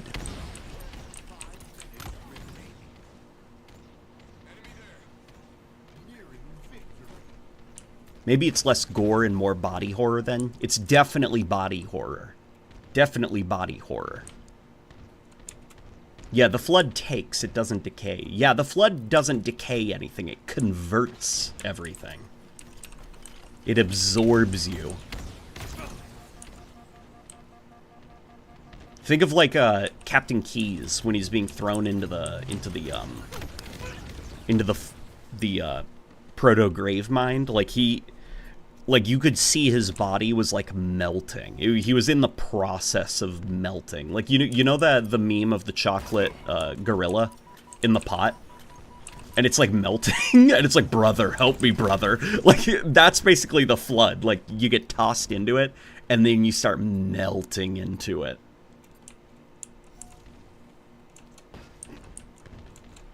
Less gore, more squish. Yeah, yeah. What do you think the Flood smells like? Probably smells terrible. Probably smells like, okay, so the place Rebecca and I moved into last year, there was a flood in one of the attic spaces where we stored our stuff, and we didn't know there was a flood until probably weeks after it had happened, because it was in the back of it. And when we discovered it, there was a terrible smell because there was mold growing on a cloth, on a big green screen that had been just sitting in the water for a while. And I'd imagine that smell is probably what the Flood smell like.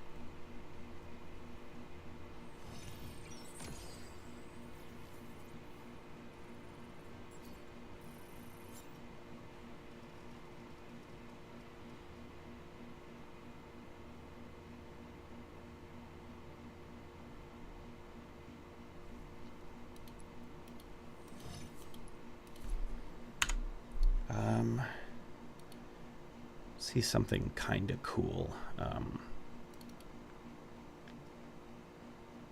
Yeah, here's some fun shots from the Combat Evolved portion of the evolution video that I did, but here's some cool shots of the Flood that we can take a look at. Like, look at the Flood here. The only bit of red from them is from the little feelers.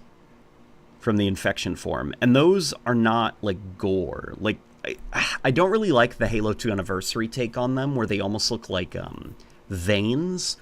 Like they look more like fungus, you know? Like I wouldn't take it as like it's like red because it's like blood, like body stuff. It's more like sickly, you know, like a plant that you stumble across, which is like a weird pink color, like a mushroom, and it's like very clear that you should not touch it because it's something's wrong with it, you know? That's the vibe that I always got from those feelers. But the rest of them, look how melty. Look at his poor face. It's like melting. Look at his organs here. They're melty. They're sick looking. They're like green, goopy, sicky stuff. That guy is glowing green, which is very unhealthy.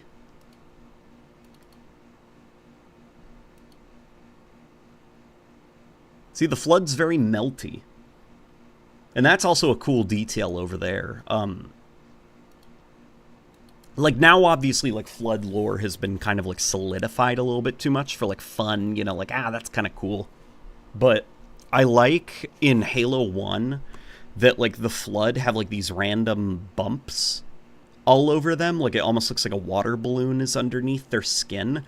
And those bumps glow green, but not glowing green like a you know, like they got like a silly light bulb on them. It's more like something under the skin is glowing and the glow is shining through the skin. And I think the impression is supposed to be that it's the infection forms. Because in Halo 1 and Halo 1 only, the infection forms, look at them, they glow. They glow green. And then you look over here at this guy, like he's already got an infection form in his chest, but there's another lump right there and it's glowing. He's got one on his hip too. And so I think it's supposed to be that, like, infection or combat forms, they've got, like, a bunch of those guys growing inside of them after they get infected. And if they stay alive long enough, they eventually just become carrier forms. Like, they just lose the ability to fight because they got so many infection forms growing inside of them.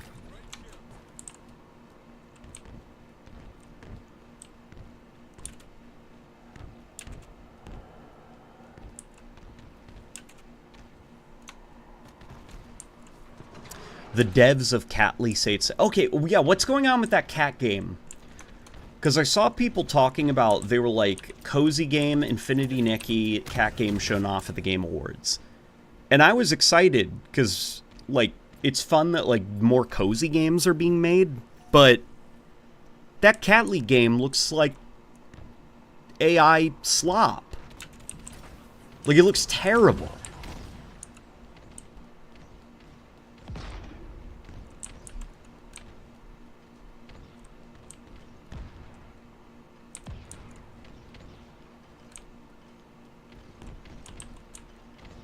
Did you see El Dorito is getting new updates again, new dev team? Yeah, I did see that. What's going on with El Dorito, though? Because when I played it, you know, back when the big release happened, you could download your own personal skins for things that were, like, aesthetic only, and they were only client-side, so, like, you know, they'd affect you, and you alone. But now when I download, like, you know, weapon skins and stuff in El Dorito, it doesn't work if I join, like, somebody else's servers. Like, they're not client-side anymore. What happened? What changed? Have you seen the AI stuff in Black Ops 6? I have, and it sucks, and I'm not playing Black Ops 6. I mean, I wasn't anyway. I was done with Black Ops 6, but that was like, oh, like, it's a good thing I stopped playing it, because Black Ops 6 is going that route, is it? Yeah, Black Ops 6 is the first Call of Duty game that I'm okay with not buying. You know, I played my fill on Game Pass, and I don't feel like I need to own it. Like, it's not interesting enough to hook me. Or keep me around. The only other Call of Duty game that I could say about that was Vanguard.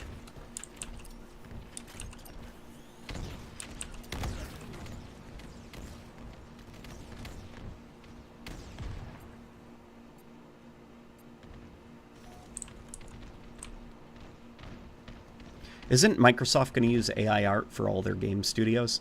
Yeah, they're looking into how they can integrate it, and I hope it's done tastefully. Because it can be done tastefully, believe it or not. And it does not involve putting AI art into a game.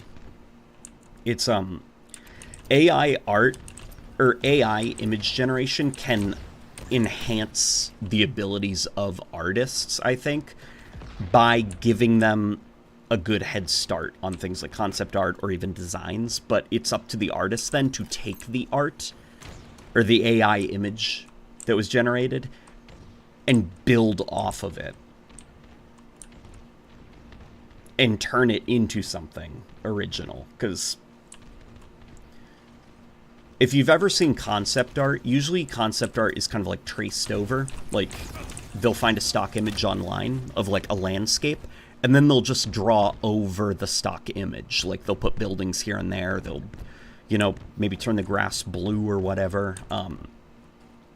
Like, it's, you know, artists do it. Like, there's nothing wrong with it. It's a good way to get your art done really quickly, especially if you're doing video game art. But, like, that, they don't just take the stock image and they're like, oh, that's good, we'll put it in the game, you know? And that's kind of what they're doing with AI art right now, and that's not how it should be done. You can be like, AI art, give me an alien planet, and then the AI does that, and then you say, okay, we're going to get rid of all that, we're going to make the ground this color, we're going to change the color of the sky, get rid of that moon thing up there, I'll put a space station over there, we'll put some grunts over here, that mountain will now be a Forerunner tower. Like, that's how it should be done, you know? Use it to get the creative process started, and then you take it from there. But seeing the Black Ops 6 stuff, like opening up Black Ops 6, and I'm greeted with an AI image-generated Santa Claus that has 6 fingers, it's like, fuck off, dude.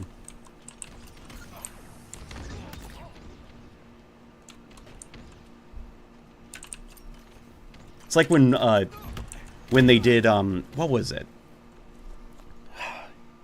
What was it? It wasn't Mardi Gras. Halo did something like that with the MCC, where they were, like, celebrating something, and it was just like a shitty-looking AI-generated Master Chief. And thankfully, the community seemed to roast them about it, and I don't think I've seen AI-generated stuff since.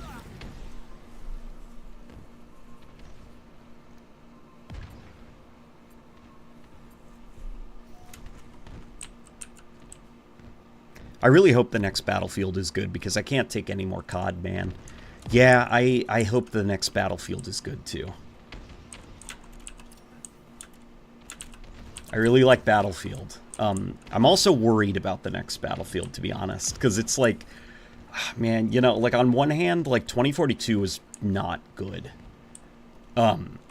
But on the other hand, this new Battlefield is like a completely different creative team. Like, completely, after the studio is kind of stripped down and rebuilt following 2042's, the back-to-back failure of Battlefield 5 and then 2042. And I'm very worried that it'll feel different.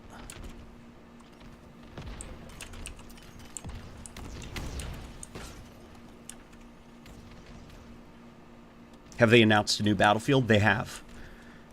It's going to be called Battlefield. And the artwork seems to be modern day. Like, none of the near future stuff. It's modern day, but, you know, because it's... You know. Because it's a modern game, there is no... It's not based off of a real conflict. It's doing the thing where it's like... the United States military versus a fictional private military corporation that has gone rogue. And it's like, got it. How did you betray your teammate? Yeah, I'm wondering about that too. I saw that. You saw me stick the enemy, right? And then I got a betrayal. He must have run into one of the teammates after getting stuck. I wanted a sci-fi battle game. Isaiah, I did too, man. But I am... What I'm most worried about with the Battlefield, the next Battlefield, is it's modern day, but in a post-Fortnite world. So, for how long is it going to resemble a modern day Battlefield, you know? Like, 2042 looked pretty goofy. It looks pretty goofy now, you know? Like, there's like cyborg operators running around. There's like guys in cowboy hats. Battlefield, granted, never got as dumb looking as, like, you know, modern Call of Duties look. But I'm worried that they'll just try harder for the next Battlefield. Like, Call of Duty sold its soul a while ago, and as weird as it sounds, and, you know, after 2042, I do think Battlefield still has some self-respect, where there's a bit of pressure on the brakes, and I'm worried now with the new creative team that they have that pressure will not be there. Let's play some Firefight for a bit. While I get something to drink, because I'm parched.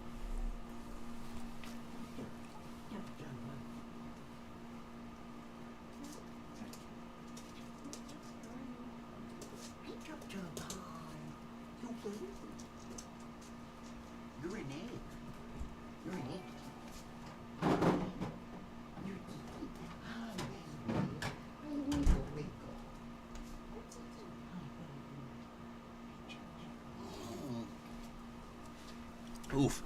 I've always wanted Battlefield to revisit Vietnam or Korea. Vietnam could be cool.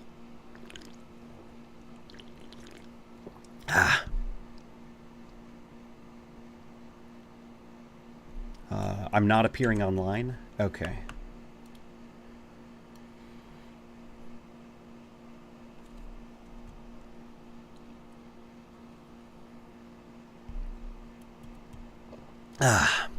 That is some good water.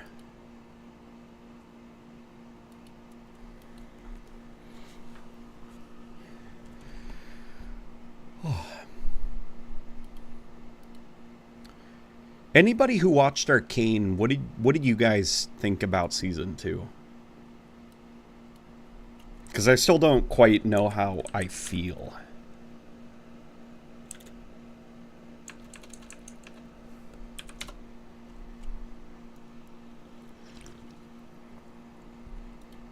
I don't think it was as consistently great as season 1, but I don't know if it was, like, good, I guess? No, it was good. I don't know, it was just extremely uneven.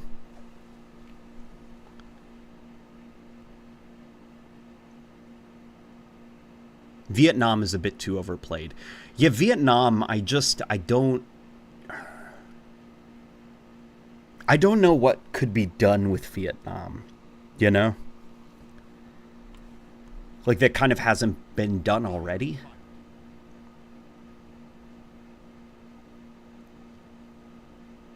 Like in popular games, I guess. Bro cracked open a can of pop and called it water. No, it is water, you see? It is limoncello naturally essenced LaCroix sparkling water. And it's pretty good.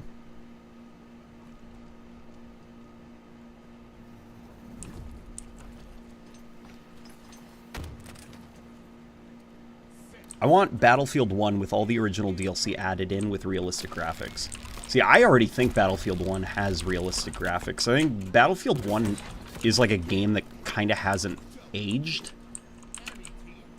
Like, it's wild how good Battlefield 1 looks. I think it looks a lot better than 2042 in a lot of areas.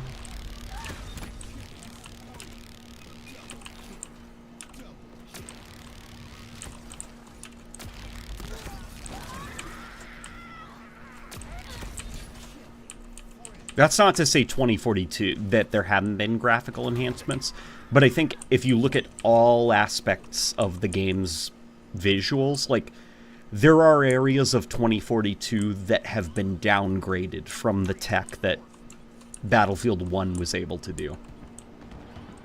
You know, and there's some areas where 2042 looks better, but I think all of it combined together, I think Battlefield 1 comes out as looking like a more graphically impressive game.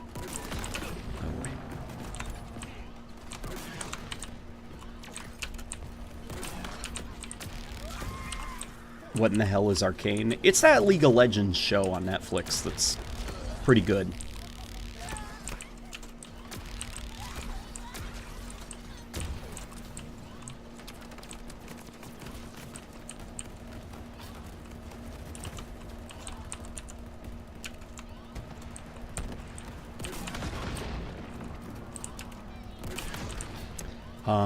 But I want to see them push to their limit. Well, what aspects of it do you think need to be pushed further, I guess? What parts of Battlefield 1 do you think don't look as good? I'm looking at the frame rate on the PC here. Let me drop the resolution a little bit further. Oh boy. If the frame rate keeps up like that, we'll switch out. It might just unfortunately be Firefight doesn't run that well, you know?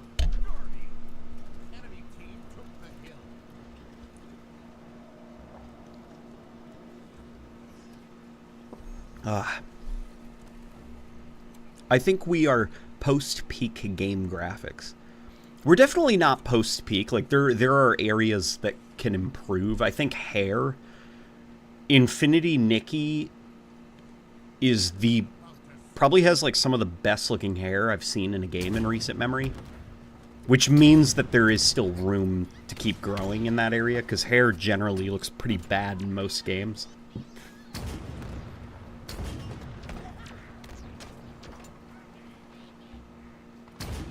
And I think even, unfortunately, Infinity Nikki does the modern game thing where it runs things like hair at lower resolutions and then has to use TAA to upscale them.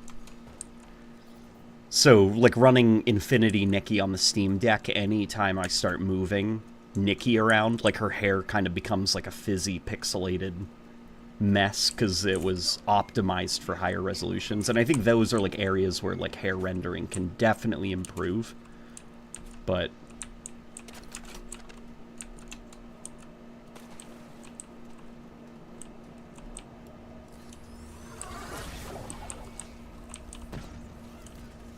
you know, the hair looks great on a PC at 1440p. Just, unfortunately, it doesn't look that great at lower resolutions.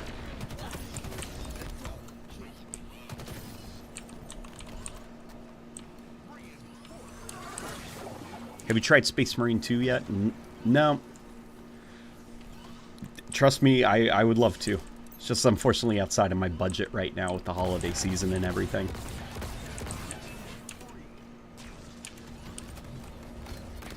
I hope to one day pick it up for the Xbox, just because my PC, unfortunately, the 1080 Ti, it's kind of at its limit, and I feel like my Xbox could honestly do the game justice from a graphical standpoint, where my PC can't. So one day, hopefully, I'll be playing Space Marine 2 on the Xbox, but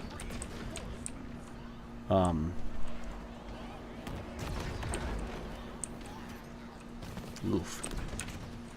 What would you do with Battlefield if you were in charge? Time period, multiplayer features, technical innovations, etc. I want to know what a late night Battlefield would look like.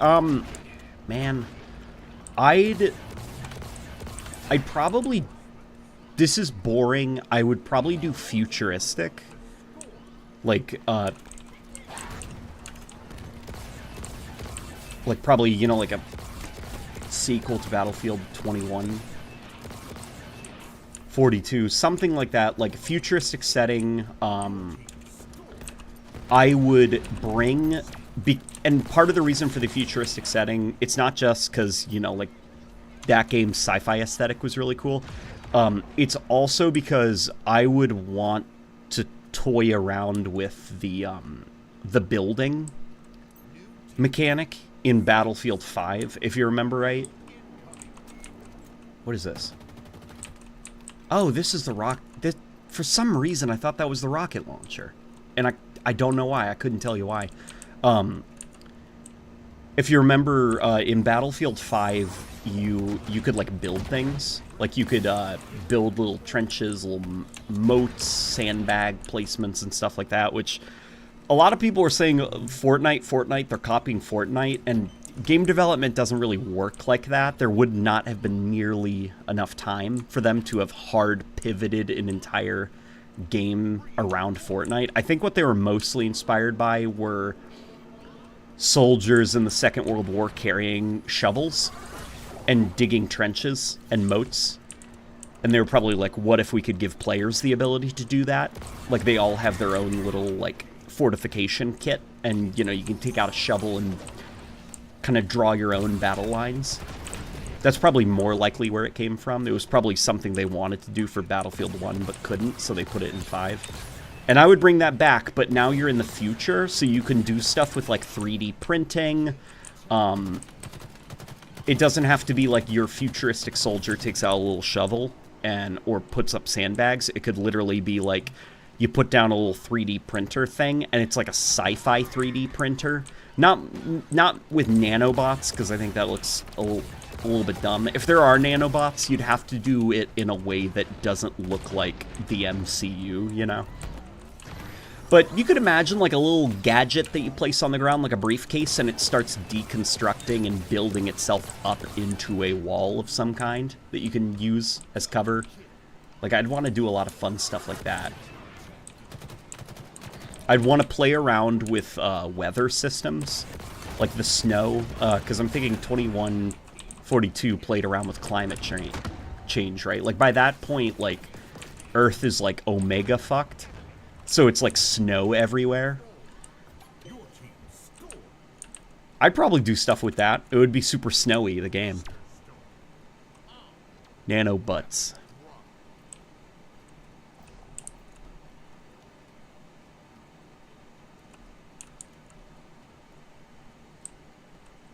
Yeah, that's what I would do, at least. It would be class-based. There would be no operators.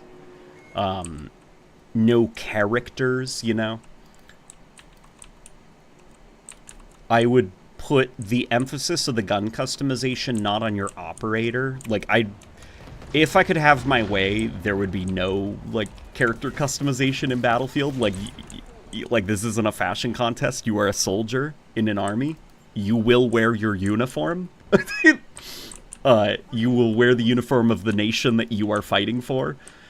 But if I had to, it would be more along the lines of, like, Battlefield 4, where you could basically pick the camo that your guy will have, and that's about it. Most of the personalization would come from, like, gun stuff. And not, like, Call of Duty-like gun stuff and, like, tracers. More like, I'd probably focus on, like, different, I'd probably make a series of fictional weapon manufacturers for this futuristic Battlefield setting.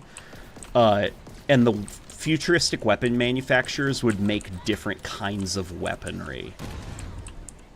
I think almost like the way Starfield kind of had it. You know how, like, you could tell who made what weapon based on, like, the aesthetic of it? Kind of like that, but that would also extend to, like, weapon attachments, red dot sights, technology, and the stuff like that. That's the way I would handle it, at least. And there would probably be a lot of, like, fiddling and... It wouldn't be, like, a lot of aesthetic customization. I think a lot of, performance personalization would be the way that I'd take the customization route. Like, where do you want the red dot sight on your rifle? The grip, where should it be positioned? Like, take the Modern Warfare 2, the new Modern Warfare 2, like, weapon tuning for attachments, but, like, tone it down a notch. You know? Just a notch. Like, doesn't have to be that crazy. Because that almost got to the point where it was, like, no fun allowed. Like, everything had insane downsides to it. Like, as paradoxical as this sounds, Halo is a game where I think the sandbox is a lot more fun when each weapon is unique. Battlefield is a game where I think I don't think you need to necessarily worry so much about like weapon redundancy, because I think some of the fun of like Battlefield 4, what made that gun a lot of fun was it's like, you know, they're guns, they're all gonna feel the same. Like this isn't like a Halo game where you have a lot of freedom to make creatively interesting weapons. Like it's Battlefield. They shoot bullets. So I think letting you have the ability to run around a giant battlefield with your favorite firearm is the fun. So it's like, yeah, have like 4 different versions of the P90. Have like 4 different variants of the red dot sight, you know? Like, go nuts. That's where I'd be more okay with, like, yeah, like my Battlefield, my futuristic Battlefield, we're going to have 25 SMGs, 17 assault rifles, 11 LMGs, you know, we're...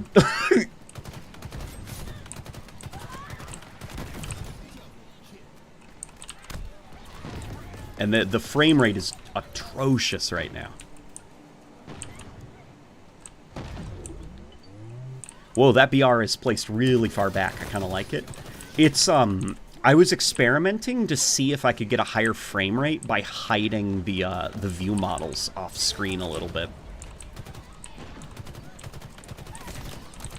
So this is basically as, like, hidden as I can make, you know, and apparently my experiment is not working very well. I don't know why the frame rate's going so wild right now. I think it's because I'm streaming.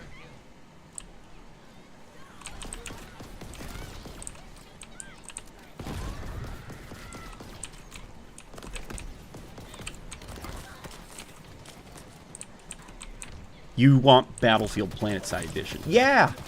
Yeah, kind of. Like, I feel like Battlefield 4 was the direction to take the franchise in. Not in like, oh my god, Battlefield 4 is perfect and flawless and nothing about it is wrong. I mean more in the sense of, like, Battlefield 4, just that kind of... Mechanically, I don't think a lot needed to change about it. I think what needed to happen was polishing. Like, Battlefield 4, you know, the vaulting animation looks pretty janky. Like, sometimes the animation will reset itself and restart itself mid-mantling. Sometimes you won't be able to mantle a thing anyways.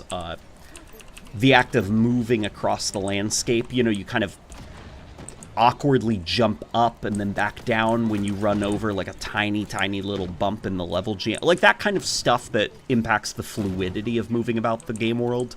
That's the stuff that can be polished up. The actual mechanical design of it is so damn solid, and I don't think there was a lot that needed to change.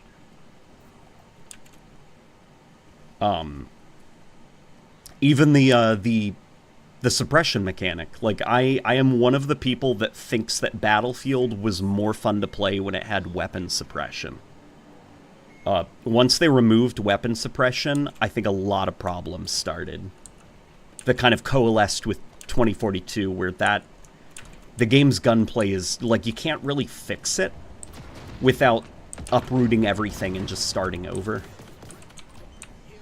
Because even just, like, adding more recoil to the weapons isn't going to fix the inherent issues with 2042's gunplay. Like, you do need the ability to knock people out of their lock that they have on you. It's kind of like Halo's D-scope. You know, people think it's annoying, but guess what's more annoying? A Halo game without D-scope. You know, and for Battlefield, I feel the same way with its gunplay. It's like, yeah, like, the suppression mechanic can be annoying, but Battlefield is a lot less fun without it.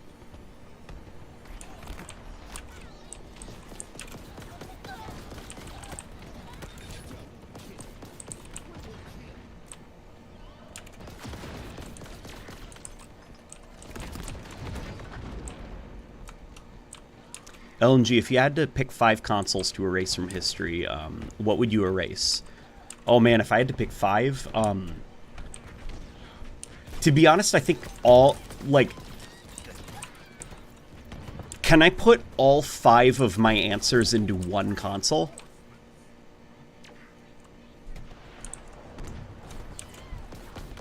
The Xbox One.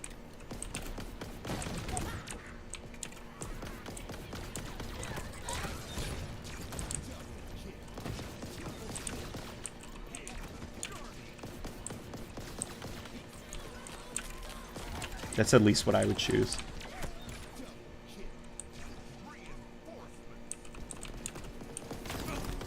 Replace the Xbox One with the Xbox 720. That would be very funny, but in all honesty, I don't know if the 720 name would work. Like, I feel like Xbox was almost in an impossible situation when it came to the name. Granted, Xbox One was a bad name. Very bad name for the successor to the 360, but I don't know if 720 would have been any better. Because, like, the 360 name was so, like, mid-2000s. Like, it made sense. Like, it was edgy, it was cool. You could picture 360 on the bottom of a skateboard. But by the time of the Xbox One, like, you know, that kind of, like, fun factor of the early 2000s was not present anymore. So I'm not sure what you would call the successor to the 360.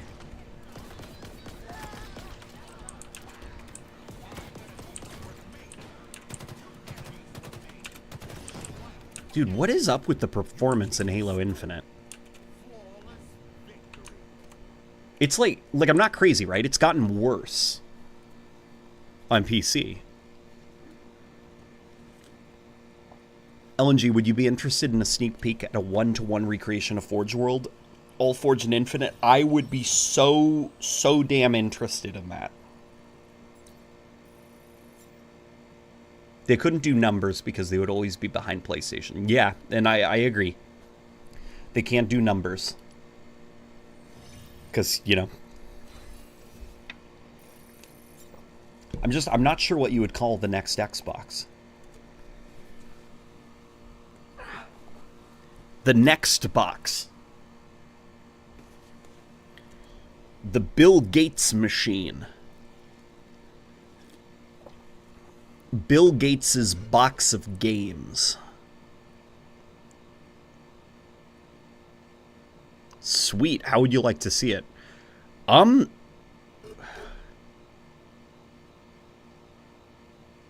want to do it on the stream?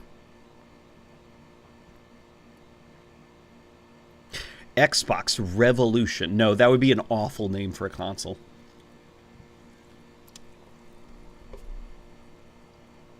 Billbox.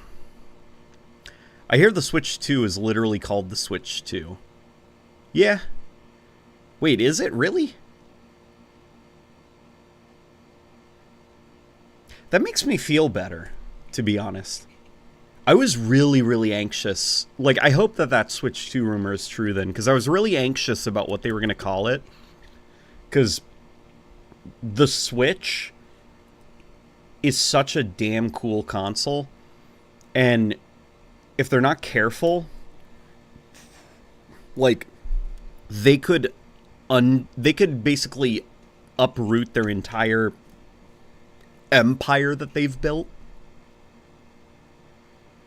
Like, I think of, like, the Wii U, where that pretty much, like, killed the Wii, unfortunately, because it was just so damn confusing.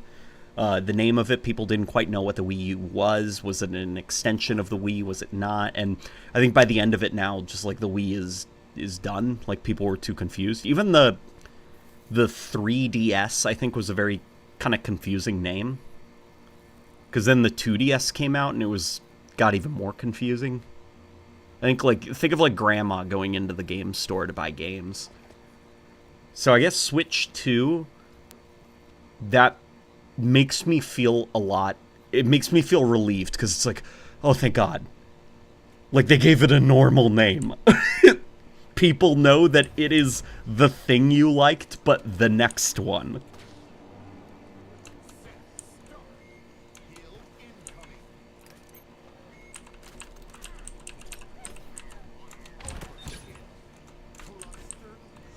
I still liked the Wii U.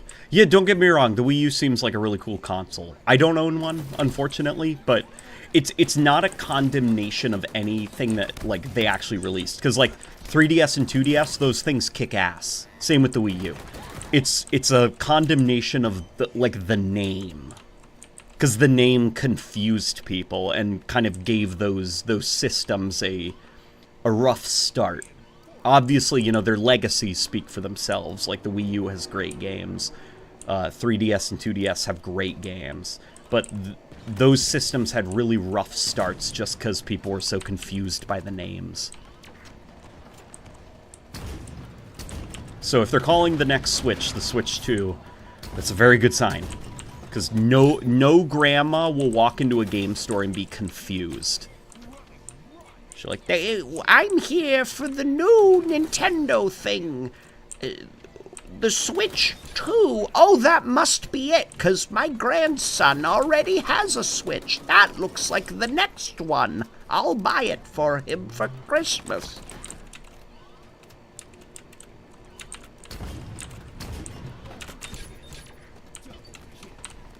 Oh boy.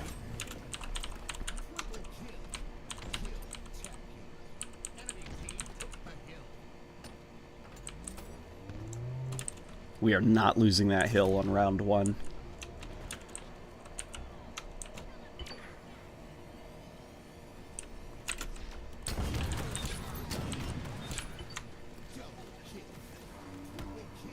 Yup. Okay, everybody up. Let's get this hill back.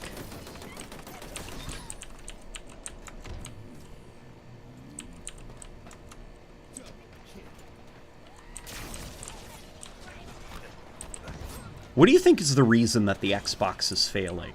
I think the reason the Xbox is failing is because of a couple of things. But I'd say the biggest reason, the hugest, the most ginormous, largest reason that the Xbox is losing, I think is something Phil Spencer actually already talks about quite a bit, which is the end of the 360 era was when people were starting to build digital libraries, because that's when games started releasing digitally day and date.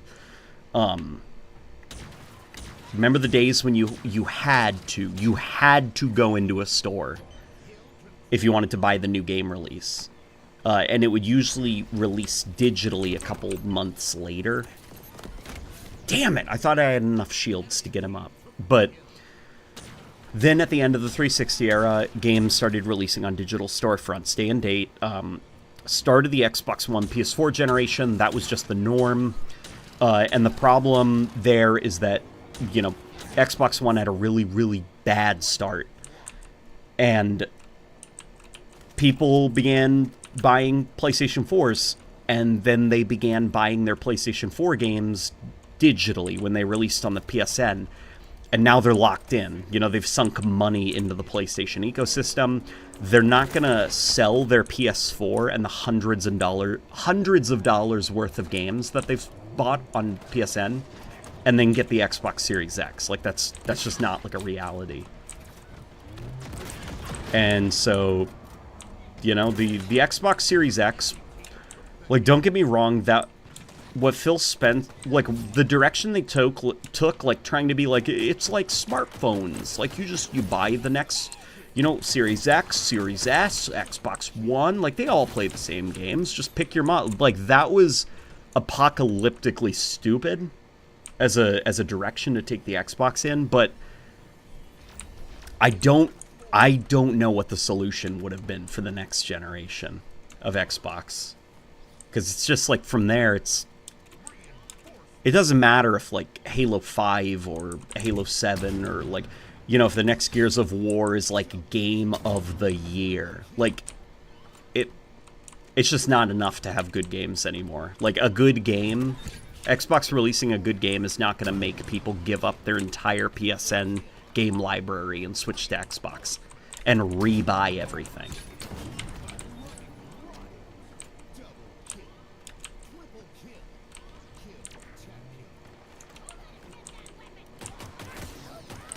And that's why I think that they think right now that the Xbox Game Pass model is the direction to go in. Because it's like, well, you know, subscription service. Like, give everybody a bunch of games up front and have them buy in monthly to the Xbox ecosystem. That way they don't feel like they have to rebuy everything or like they're giving up their PlayStation libraries. Like, they don't feel like they're starting over now by getting back an Xbox. But I think that the subscription service is a problem in and of itself because people only have so much free time. And, like, games aren't like Netflix where a movie is an hour and a half long, sometimes 2 hours. And you can watch a movie a night if you want. Like, a game requires an extremely long period of time to beat. And people have jobs, people have lives. And Game Pass, it's... There's limited value in Game Pass. Because, you know, if you're young and you have unlimited free time, sure, you can play every game on Game Pass. But as an adult, there's only so many games you can play on Game Pass.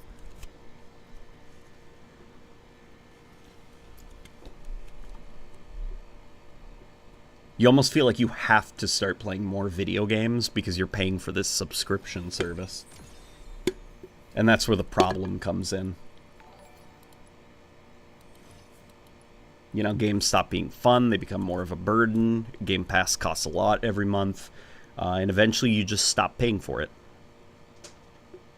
Do you think Game Pass will be the downfall of Xbox? Asks Dawson. And thank you for the $2, Dawson. Do I think it'll... I think. I doubt Xbox will, like, go away. I mean, in the grand scheme of the human race, yes. Nothing lasts forever. You know, if we're talking in terms of, like, history and centuries. But I do think that, I think Xbox will be fine. They will find a way for us to always be able to play, like, the games we bought with our Xbox accounts. But I think Xbox as a console is done. And I think Xbox as a streaming service will probably, like, you know, unless like, somehow game streaming becomes, like, sustainable, I don't think the streaming thing is the next direction either. I don't think anything is your Xbox is going to be, like, the future of Xbox. Like, I think probably what'll happen in, like, 20 years or whatever, you know, if nothing changes and things in the gaming world seem kind of the same as they are now, which isn't going to be the case, but just bear with me, we'll probably just see Xbox almost be like a launcher type thing.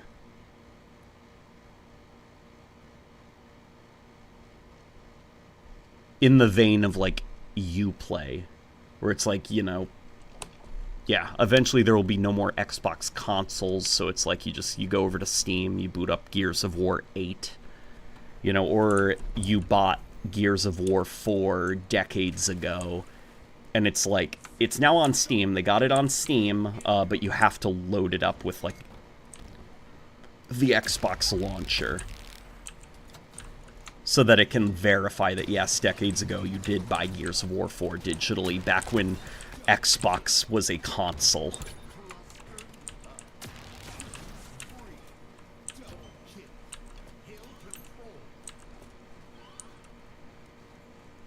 Oh man, I forgot to check out Forge World. Okay,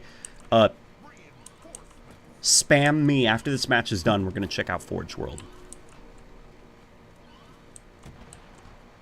I haven't touched Halo in a long time. They refuse to add an actual update, and any thought of it depresses me. Never getting hopes up for a Halo game again.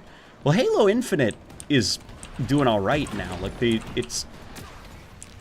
Unfortunately, like, the UI experience is cumbersome, but the actual, like, once you're in-game, like, enough has changed to the point where there's a variety of experiences now that can be had in Halo Infinite, and it's, like, good fun to play now, you know?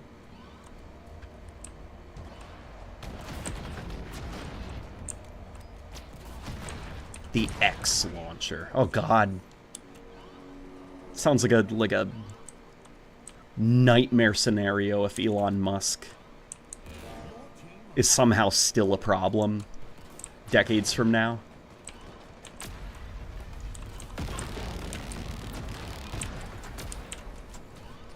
The X launcher, powered by X servers and XAI, streaming to your cyber truck.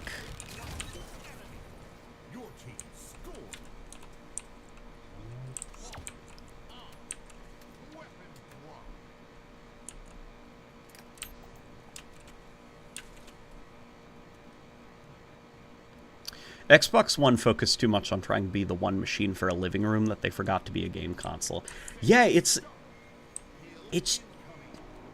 like really dumb. Like, I'd imagine that probably what they were thinking was they had a lot of data of, like, that showed, you know, like Netflix was probably one of the most used apps on the 360, as well as like YouTube and stuff like that, and they probably had data to suggest that like families were using Xbox 360s as their home entertainment systems, which probably is what fueled like them trying to sell the Xbox One as an all-in-one entertainment system. But like, smart TVs were a thing, and they were becoming a thing even more. Surely Xbox would have had the foresight to know that, like, hey, maybe this isn't, like, the best direction to take, because 4K, we won't be able to compete with smart TVs and 4K TVs and stuff. Like, everyone will just get those, you know?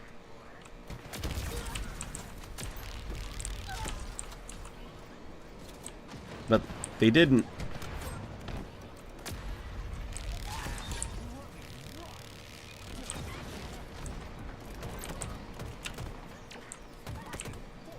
You know, and there was also, like, a lot of talk, I guess, at that time. So, Microsoft, like, these companies usually think in decades. Like, they think 10 years from now we'll be here. They had reason to believe, and it's, you know, it's coming true, console gaming was not, like, sustainable, like, just because the cost of games were starting to balloon with the increase in visual fidelity and technology from the 360 era, and most money in the gaming sphere is actually coming from the mobile market, and Microsoft was starting to, like, lose interest in, like, console gaming around the end of the 360's life. And so I'd imagine that they were probably just trying to not get out of the console business, but become less of a console. You know, Xbox is not necessarily just about games. I love you. You did?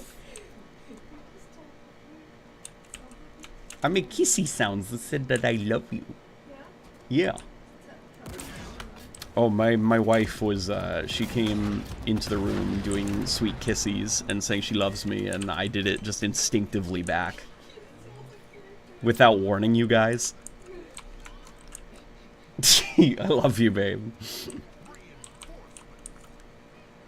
That's their own fault, lol. Would you have any faith in Sony if they announced a new Planetfall game, considering how their last PvP went? Planetfall. What's Planetfall?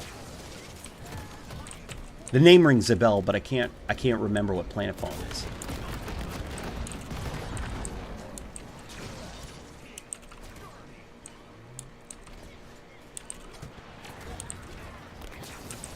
Do you remember the snap feature on the Xbox One? I actually thought that was kind of cool, but they ended up patching it out because it hindered performance. I remember the snap feature, and I remember in 2013 trying to gaslight myself into thinking that it was cool. It wasn't. It shrunk the size of your screen and lagged a lot during the process, so it wasn't, like, seamless. And then it's like, what are you gonna snap to? YouTube? You gonna watch a YouTube video on the side of the screen? Like my phone is in my lap. I think Digital Foundry roasted in the Xbox One presentation when they showed off the snap feature, and the guy was, like, watching the Star Trek movie, and then while watching the Star Trek movie, snapped to YouTube to watch the trailer for Star Trek 2. Like, at this, like how fucked is your attention span that you can't even watch? Like, you have to be watching two things at the same time. Like, it would be one, it's just like, yeah, the snap feature was, it wasn't great, man.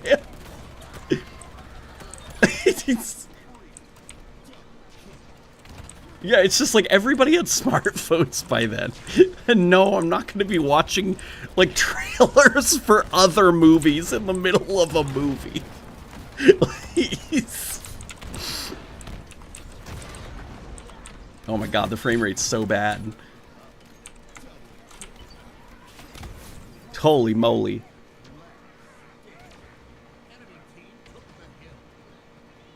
I like Phil Spencer, but when he said that he still wanted to acquire Nintendo, it really soured my opinion on him. Dude, that email, so I don't think Phil Spencer said he wanted to acquire Nintendo. In fact, I think he was shooting down the idea. It was somebody else that was bringing up that maybe they should acquire Nintendo, to which I think Nintendo probably would have, like, laughed them out of the room. What blows my mind was Phil Spencer, like, a couple months before Animal Crossing came out, saying Nintendo will learn the hard way that they can't keep all their games exclusive to their platforms forever. And then, like, the biggest game of the year releases a month later. Like, Nintendo has a formula that they're following, and it's working. And, you know, like, Phil Spencer, I don't know. Phil Spencer seems... It's so hard to say, because he just, like, when I see him him the person, the guy, I hate him. Like, no. His performance, I guess, when he's out in public, like, you know, when he's up on the stage at the Game Awards or whatever, when they're showing off their games or doing their Xbox streams, like, he's got that, like, Midwest... Not Midwest, would it be? West Coast, Washington, Microsoft, like that just super squeaky clean, sanitized Seattle tech company vibe that comes across, at least to me, as very disingenuous. Like, you're not doing anything wrong. You're not being annoying, you know? You're not... Like, I don't want to, like, punch you or anything, but it's like, can you drop the mask and talk to me like a person for a second, I guess, is like the vibe that Phil Spencer's performance gives off. And it's a problem that Xbox, I think, also has. Where it's just like stop. Because I know that you, Phil Spencer, you don't go to like a barbecue at like a friend's house and stand around in that same style with like one hand kind of in your pocket and the other hand pointing randomly and going like, here at my brother's house, he makes the best ribs. Like, it's like, stop, like, talk to me like a person, you know?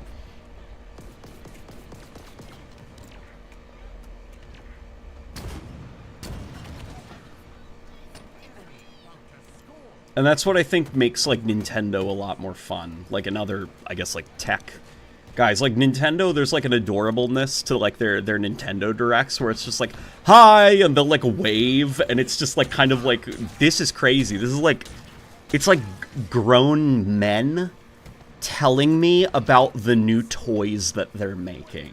And it makes video games seem like a lot of fun.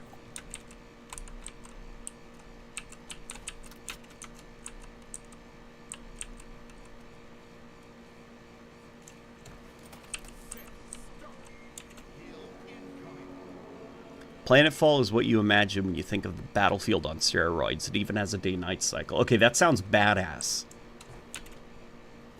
Nintendo execs know how to be fun. Yeah, and like Nintendo execs, they're this like weird... They're this weird like... it's almost like antimatter, where like Nintendo execs are fun and I like actively root for them to stay at Nintendo, you know? Like Reggie Fils-Aimé, I was like heartbroken when he left Nintendo. And Nintendo's like the only company that can do it. And I don't know, I think it's just because like they seem genuinely like excited and enthusiastic about the stuff they're making. In like a fun sense. Like they want it to be like fun. Wait, Reggie left? Yeah, Reggie hasn't been at Nintendo for a while, dude. He hasn't. That's like really old news.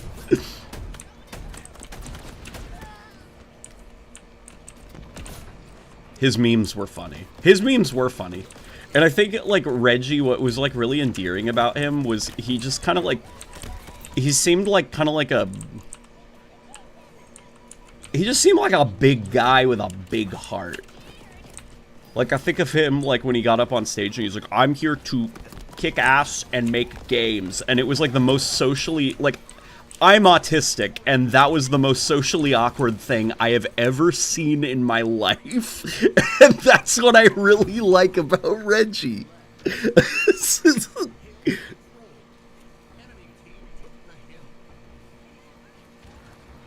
He was replaced by actual Bowser. See, I don't know enough about, what's his name? I was about to call him Reggie Bowser. I don't know the current guy. Doug Bowser is his name. I don't know enough about him to make a comment. But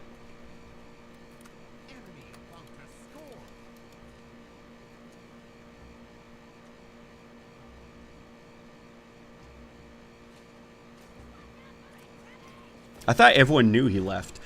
Evidently not, and that's how iconic Reggie was. That they're still, like, people think Nintendo and then they think of the goofy guy.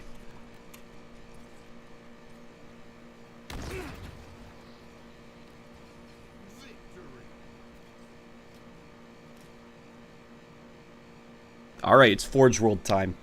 I remember being so hyped for a game called Scalebound. Yeah. Though it does sound like Scalebound was always more of an idea than it was like a real game. But man, I liked that idea. Alright, Screw Bulba. Let's do this thing, man. Can you send me a message over Xbox Live to invite me?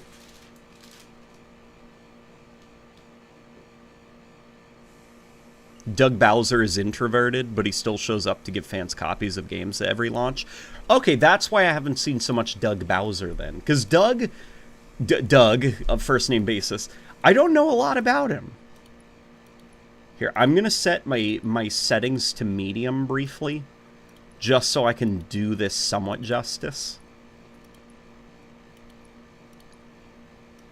You know, because I don't want to hop into, like, you know, Forge World that you have, like, painstakingly created, and it's like, oh, it looks like mashed potatoes because I'm running the game at low settings.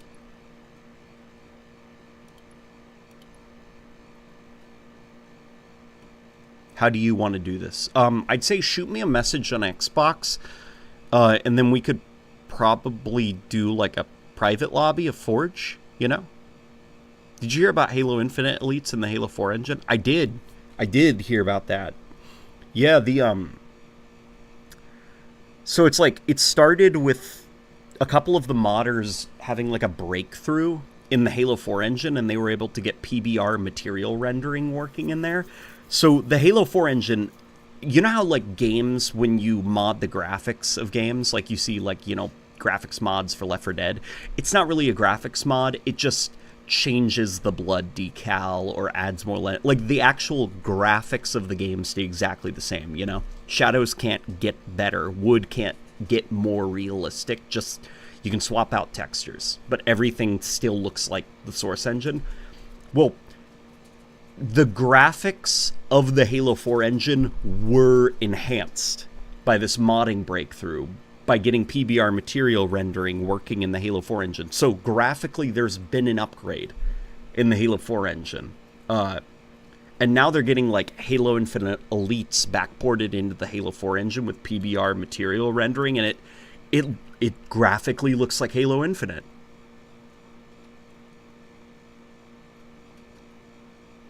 So Halo 4 mods are now unique and not just classic design or balance changes. Yeah, it seems like that Halo 4 engine, there's a lot of untapped potential in there after this graphical breakthrough.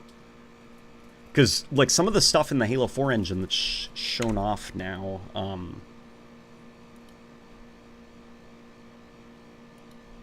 I guess, yeah, shoot me a message on Xbox. Here, Halo 4, it was rejected shotgun, I think. Halo 4 rejected shotgun, PBR, I don't know. Here's Chunkier Bean.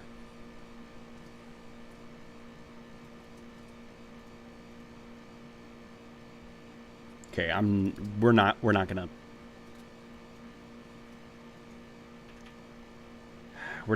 look through there, but let's see if he's uploaded anything about it on his own channel. I'll show you guys what I mean. Oh, here we go. Perfect. Come on.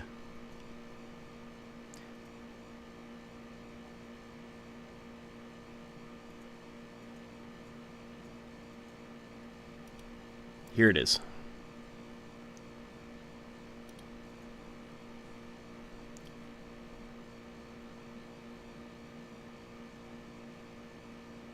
I don't actually think he's got all the graphic settings enabled. Because I think he's still, like, in the mod tools. The stuff he uploads to Twitter looks a lot better. But you can still see a little bit of it, hopefully.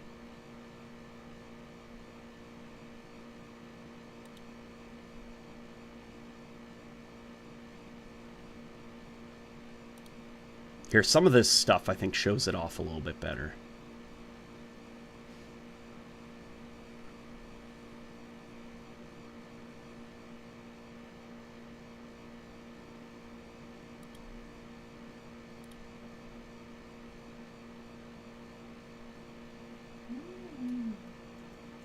Yeah, like, Nikki listened to you. they did? What did Nikki do? Yeah, their updates, and they're in server maintenance right now. Mm-hmm. And it says they improved this cutscene skipping. Oh, wow. So we can, like, pet animals faster? Mm-hmm. Yes! Okay, the wife and I are going to be playing Infinity Nikki tonight. It's closed right now. It's not at 12. Do they say how long server maintenance will last? Like 3 more hours. Okay. Okay, so we'll be able to play before bed tonight. Yeah, hopefully you guys watching right now, you can see what I mean by PBR material rendering. Like, this is the Halo 4 engine. This isn't the Halo Infinite engine. You can see that, like, the shine of the scarab, it doesn't, like, the 360, none of the 360 games could have been capable of that. Like, Halo 3 could not process, you know, light reflecting off of metal in that specific way. Like, that just wasn't possible on the 360 engines. But folks were able to somehow get PBR material rendering into Halo 4's version of the Halo engine. And as a result, Halo 4 got a graphical upgrade to its engine.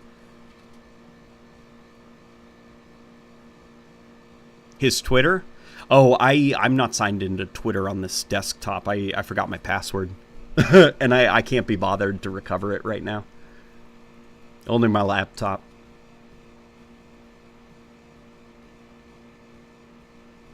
But it's like that's surprising, right? That's Halo 4. But it graphically looks a hell of a lot like Halo Infinite because of the way everything's rendered.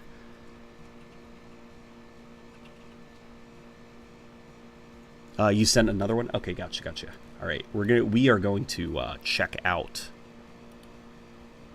We're gonna take a look at Forge World in Halo Infinite. I'm excited about this, actually. Okay, I accepted your friend request. Oh, there you are. Okay, I'm going to make you leader now, okay? Okay, take us away, buddy. Well, you load it up. Never mind, it's in 30 minutes. Oh! Shit. Here, let's check out... I know he has a blue sky. Which, you guys are free to follow me on blue sky if you want. Where, there it is.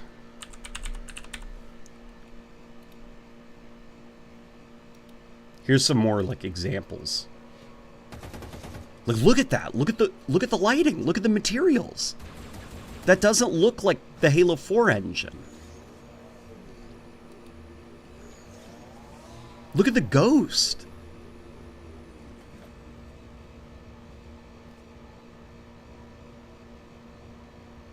You know, all of these assets are obviously, like, ported from different Halo games, but look at how the lighting is handled on them.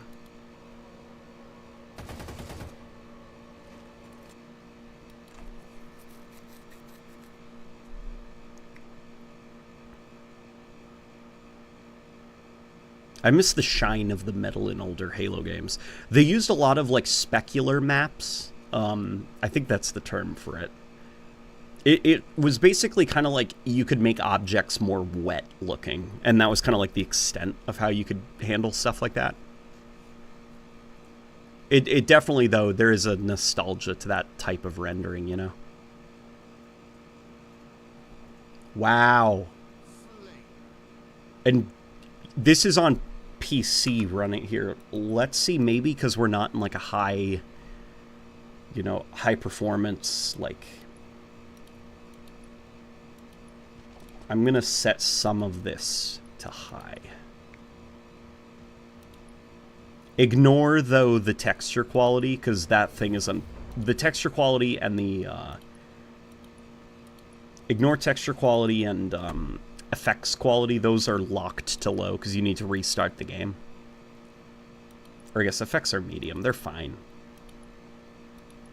Here, we'll set that to ultra. Oops. What's going on?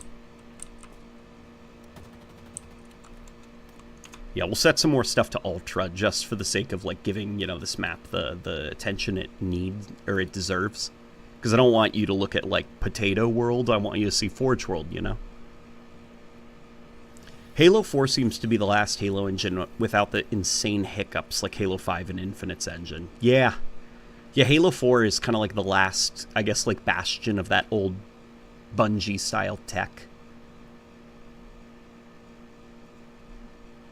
Halo 5 was apparently a very tough game to make behind the scenes. Like, it was... Halo 4, they had the benefit of being able to borrow a lot of technology from Halo Reach. So, like, the UI in Halo 4 basically was kind of like a reskin of Halo Reach's UI under the hood. But with Halo 5, pretty much everything has to be redone from the ground up. And you could see that there were problems. You know, not that Halo 5's UI is, like, you know, a dysfunctional mess, or that, like, any part of the game is, like, broken. But, well, the aiming is maybe broken, like heavy aim. I'm not quite sure what happened with heavy aim, but you can feel that there is a lack of polish that wasn't present in Halo 4. Like, Halo 4 was polished in a way that Halo 5 and Halo Infinite were not.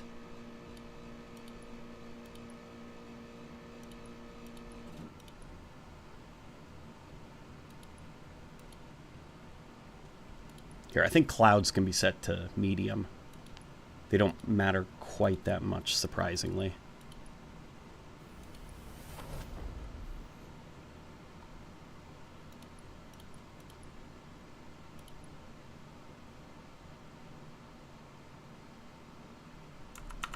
Okay. Here we go. Ah, there's only one wasp. Wait, can we... Oh! Okay.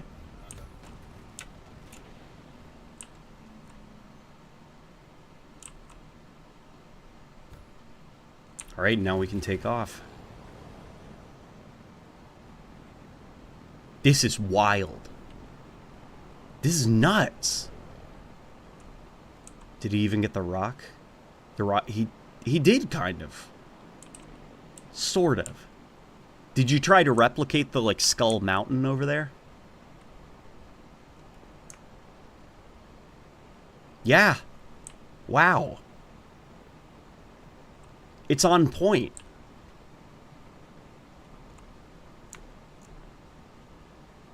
I'm going to try to find the Forerunner cave.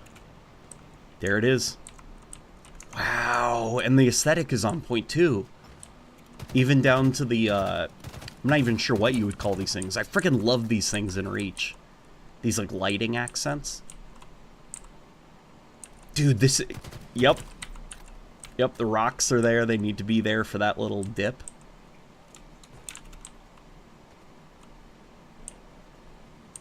This is really cool. Skybox is very work in progress. Gotcha. Okay. Wow, I have a lot of, like, nostalgia right now. Hang on, let me, Hey, are any of you, Isaiah or Scrub, are you guys using the Halo Reach assault rifle by any chance? Or I guess the default Halo Infinite assault rifle? Because I'm running around with the Halo Combat Evolved one. Ah, you got the Combat Evolved one too. Okay, damn it. I wanted to equip the Reach assault rifle. You know what? Can we bounce to the lobby just super quick? I want to put on the my Reach core. Oh, Isaiah has. Crap, hang on. How do I drop? Hang on. Okay, I'm throwing it that way. Could we bounce to the lobby real quick? I want to equip the base assault rifle from Halo Reach and then switch over to the Reach core. Just so I can really get the Reach look right. I appreciate it.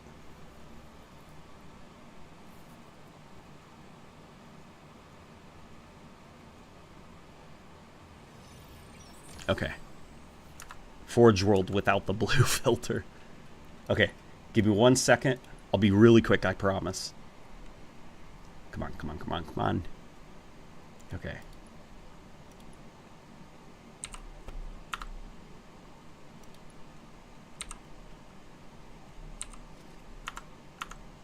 Oops. And then...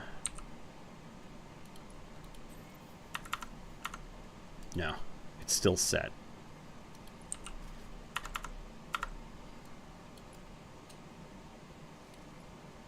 Okay, there we go. That is set. Let me switch my core now to the Reach one. Here, we will equip my colors from Halo Reach. Actually, you know what? We'll just go with blue. So when I think of Halo Reach, I remember red versus blue and really liking the... Okay. Okay. I am ready. Throw us back in.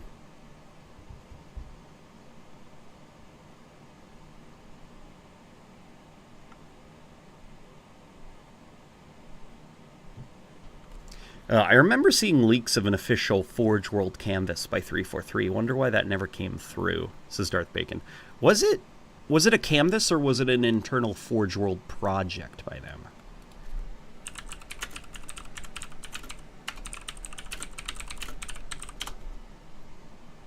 Oh my gosh. Yeah, wow. Huh. I wonder if it... Like, if they still maybe have it internally, or if they're not doing anything because, well, you know, the hard work of, you know, Scrub here. Like, basically the community can do it.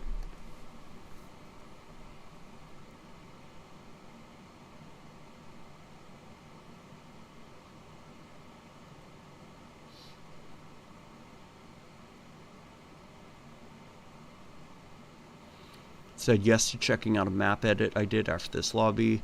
Up to you since it's your stream. Yeah, we'll check out your map edit, dude. Yeah, that's perfectly okay. What else can I bump up a little bit?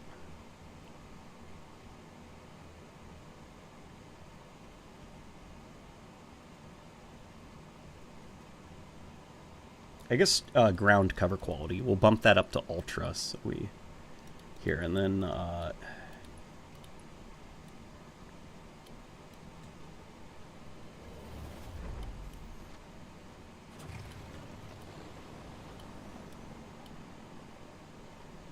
FOV.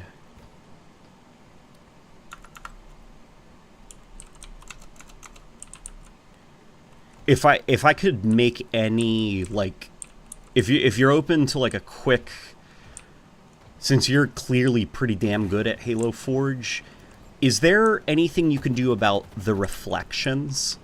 Because I feel like the screen space reflections don't look great. Like, I'm not sure if the material roughness can be bumped up a little bit to kind of get rid of the screen space reflection. I think it's the one thing that gives it that, like, 4G look, if that makes sense.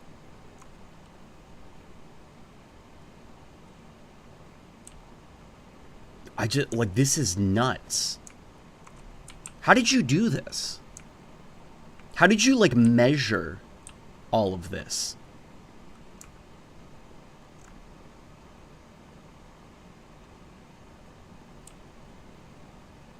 I'm trying to think of, like, the color, because look what I got installed here. Hang on. Don't worry, guys. Like, talking to Isaiah and Scrub right now in the game. If I start randomly, like, firing and stuff, it's because I'm goofing off with reshade real quick.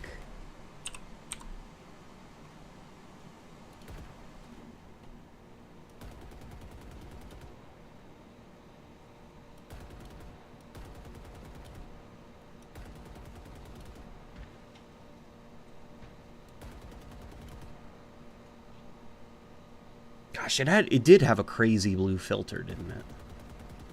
No. I don't think it can be fixed with HSL shift. Trying to... What? Adaptive color grading. Yeah, it was just kind of like an across-the-board color grading.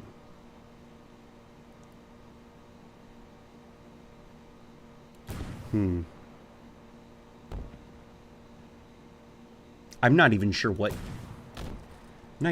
you would use to change the look.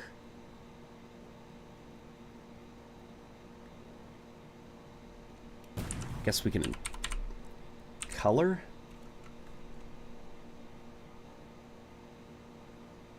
After color, adaptive color grading, solid color, convert,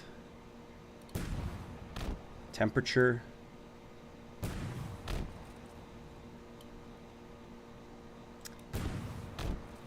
Okay, I need a lot of time to fiddle around. I'm not going to do that here. Don't worry. Okay. We used Blender. Oh my god, you used Blender to get it. Okay. I assumed you went like the crazy route and used something like UNSC crates as a unit of measurement to make sure that everything was like. So you used Blender to do this? How'd you do that? It sure can. The reflections, lighting, and skybox are last on our list. Okay. How did you use Blender? Is there like some kind of like very, very subtle integration?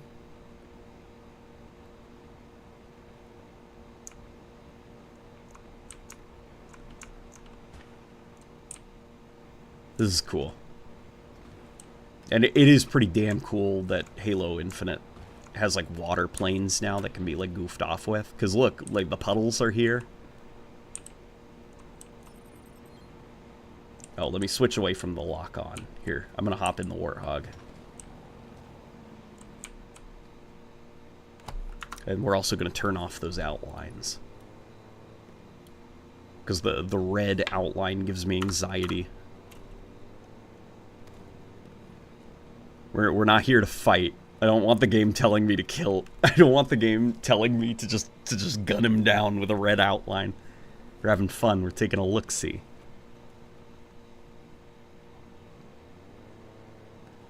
probably extracted the original Reach map and plopped it into Blender.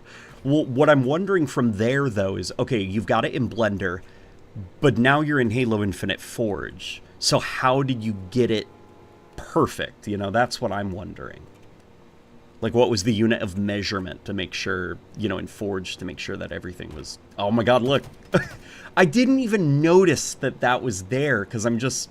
Like, yeah, of course that beam tower is up there. It's Forge World. But, like, he had to forge that, you know? Oh my god, the fucking cave with the random light. Here, let's let Isaiah hop into the Warthog. Oh, wait, that... Oh, Isaiah's driving. Here, Isaiah, can we let Scrub drive and take us on a scenic tour?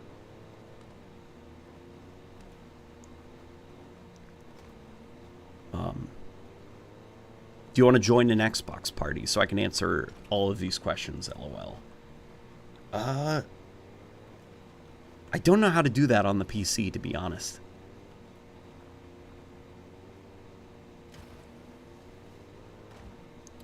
We could do a Discord call if you want. Maybe.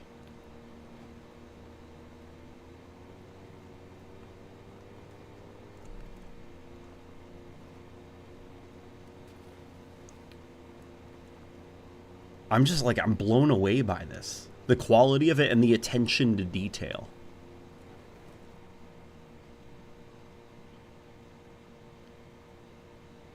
Windows plus G.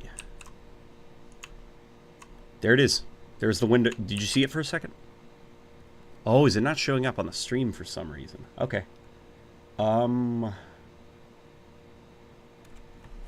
Here, let me put on my headphones. Okay, I got my headphones on. Let's... we can try.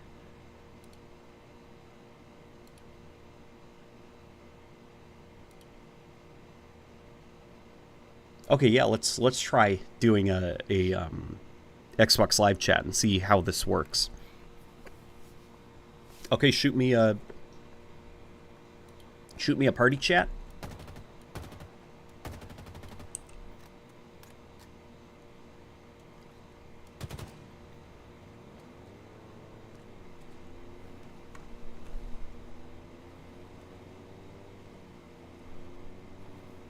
This is so cool.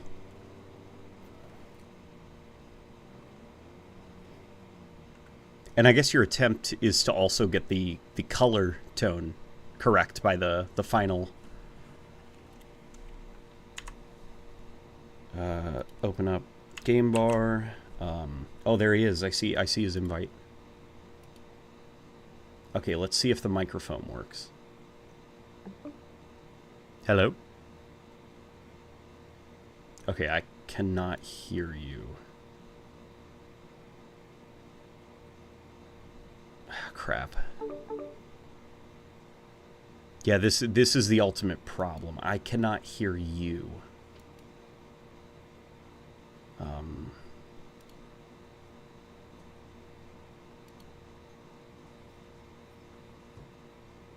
Default communication, headset, earphone, wireless, no. Okay. Hello. There we go. Okay. Alrighty.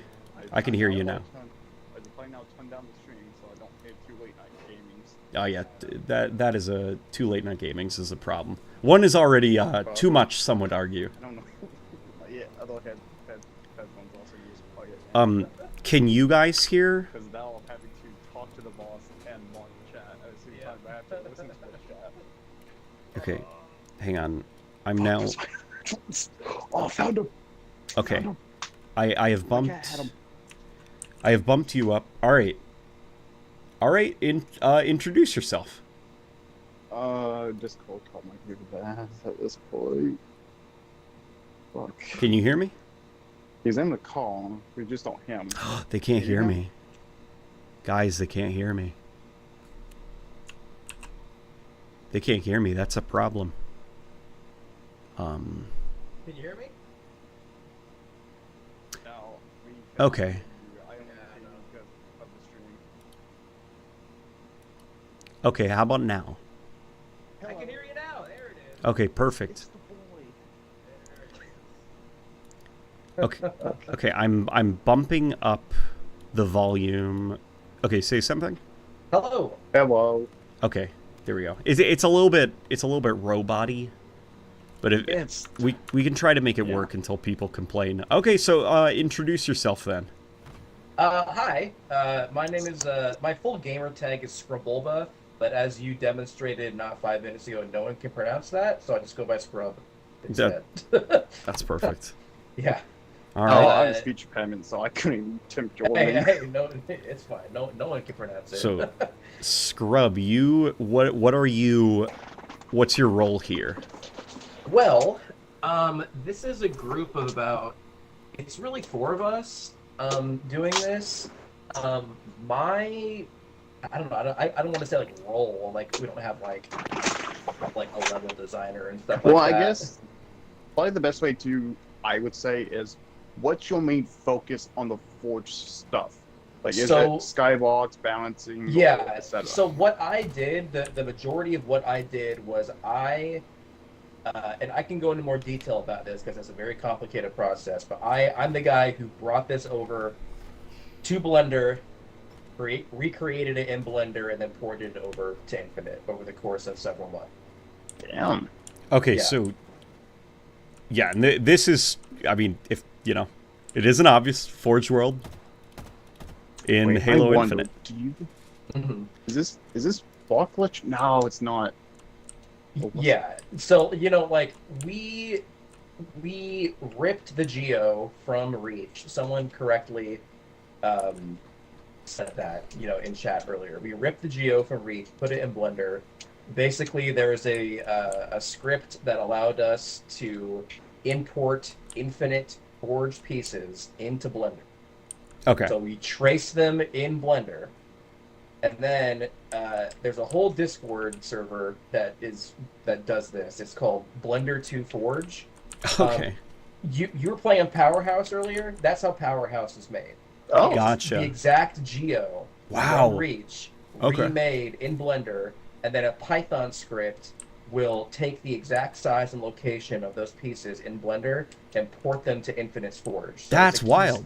Yeah, it's a key script that that will perfectly recreate what you've done in Blender into Forge.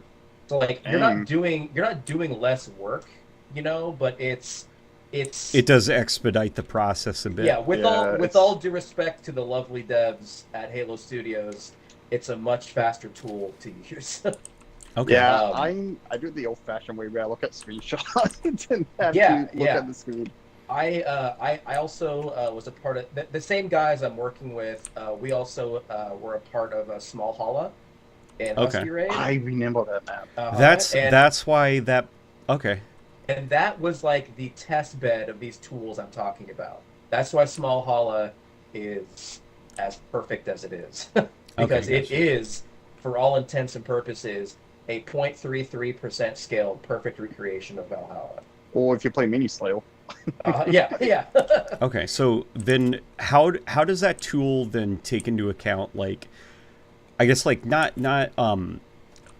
what I'm thinking about is like the dips and grooves and the valley. Like, how is it able to say, like, okay, we're gonna take these terrain pieces and position them in like these specific terrain? How does it know which terrain pieces to Well, pick? so it's not automated. Okay. We are still in Blender placing each individual piece and scaling it by hand. Gotcha. Okay. Yeah, so when I first printed this to Infinite, I was largely using ramps and ramp transitions for the terrain, and then we had a lovely guy, his name is Spartan Blood 1.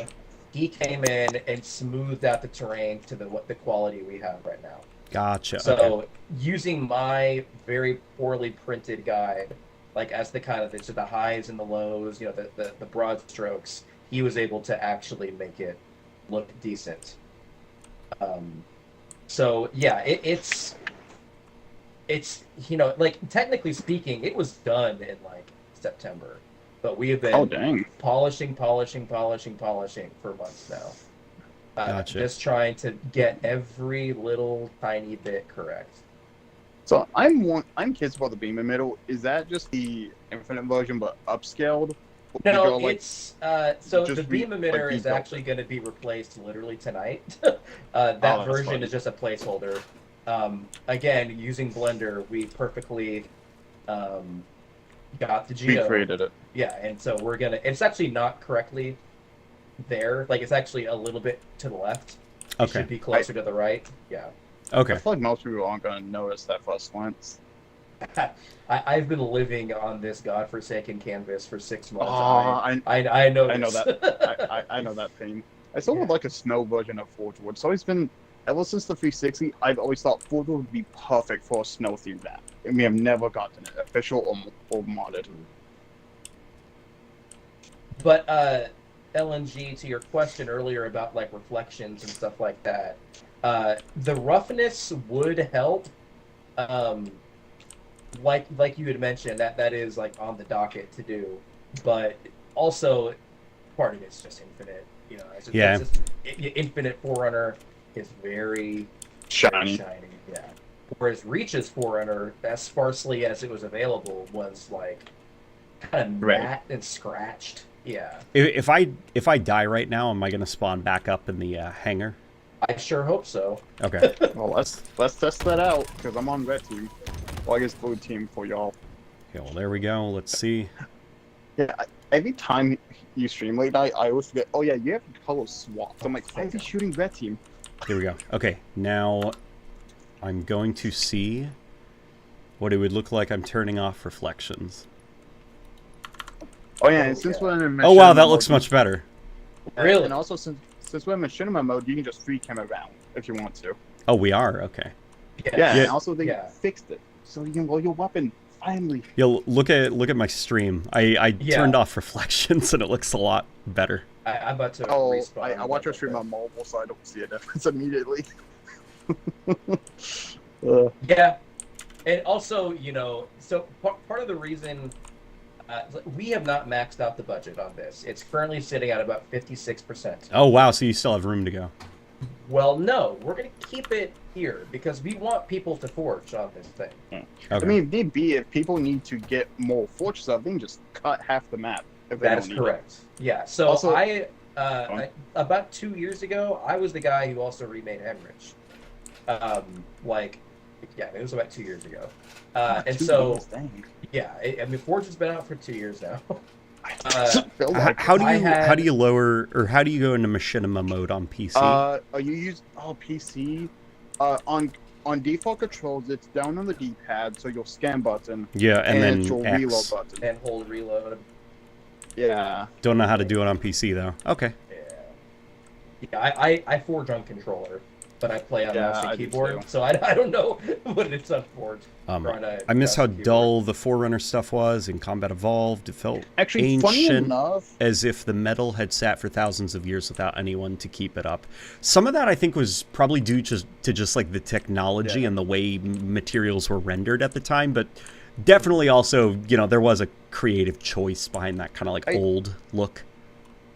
I will say, since I'm playing on Xbox One of Halo Infinite, Mhm. this actually looks more like Forge World, like in terms of its metal. Mhm. Besides, you know, the glass, because the glass in Forge World was not clay; it was like a It was opaque a Translucent. little bit. kind of like an opaque. It's blue. very matte. Yeah, but like on Okay, Xbox yeah, the One, at opposite of least- opaque, I guess. Yeah, like on Yeah, Xbox yeah. One, this looks. Quite literally the Besides- opposite. I'm gonna say a slight hot take here, but it's not really. Reach's dullness of colors, besides not being dull like Reach, this is more accurate on the Xbox One, which is blasphemy. I know some people are gonna hate me for saying Well, that. in chat. the Xbox One, I think this is gonna sound, you know, also kind of another blasphemous take. The 30 FPS limit probably also helps. Mhm. Oh yeah, I was Absolutely. silently agreeing with you. I'm in a lot of different discords, and people complain about 30 FPS, but like, man, people don't know how bad backwards compatibility Reach was when it first came out. They had like 2 FPS, and y'all think 30 plays like 2? Nah. Oh boy, here we Nah. go. All right, this is the end. Oh, I'm still Yeah. alive. No kill Oh. zones yet. Oh man, But Man, hey, you know, maybe don't that- kids don't have those. the Halo engine is still the only engine in a video game that I can think of that like gives me kind of like my stomach drops when I fall. Oh yeah. Yeah. I noticed Yeah, it in Reach, in Forge World, launching myself around Reach. My stomach would drop if I fell too fast. And it's it's the only engine. I could restart the match really quick. Yeah, If yeah. you guys want to spawn back. Could y'all maybe make a version that doesn't have kill boundaries? Because I'm gonna be honest, kill boundaries did ruin Forge World for me. It's like, cool, I'm gonna go to this area. Nope, 10 second If kill the boundary. kill Whoa. boundaries are added, Johnny Jewelry then it's going to be because of like an artistic thing. Because as you can tell, running around the for water music right now licensing. looks bad. And so we'll see. We're not fuck. quite sure yet. I mean, maybe not add H-Mon, kill that's very boundaries to the unhappy water. news you gave me, man. Oh shit. Alright.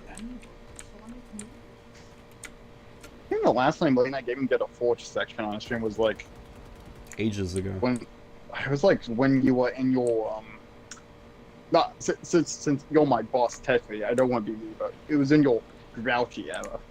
Oh yeah, when I was grouchy. Yeah.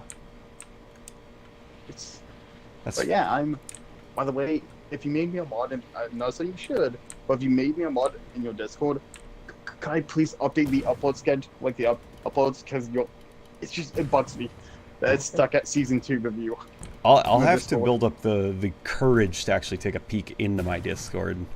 Oh, it's you'll upload like, hey, this is the late night gaming's last video announcement. Yeah, Halo 2 season 2 show.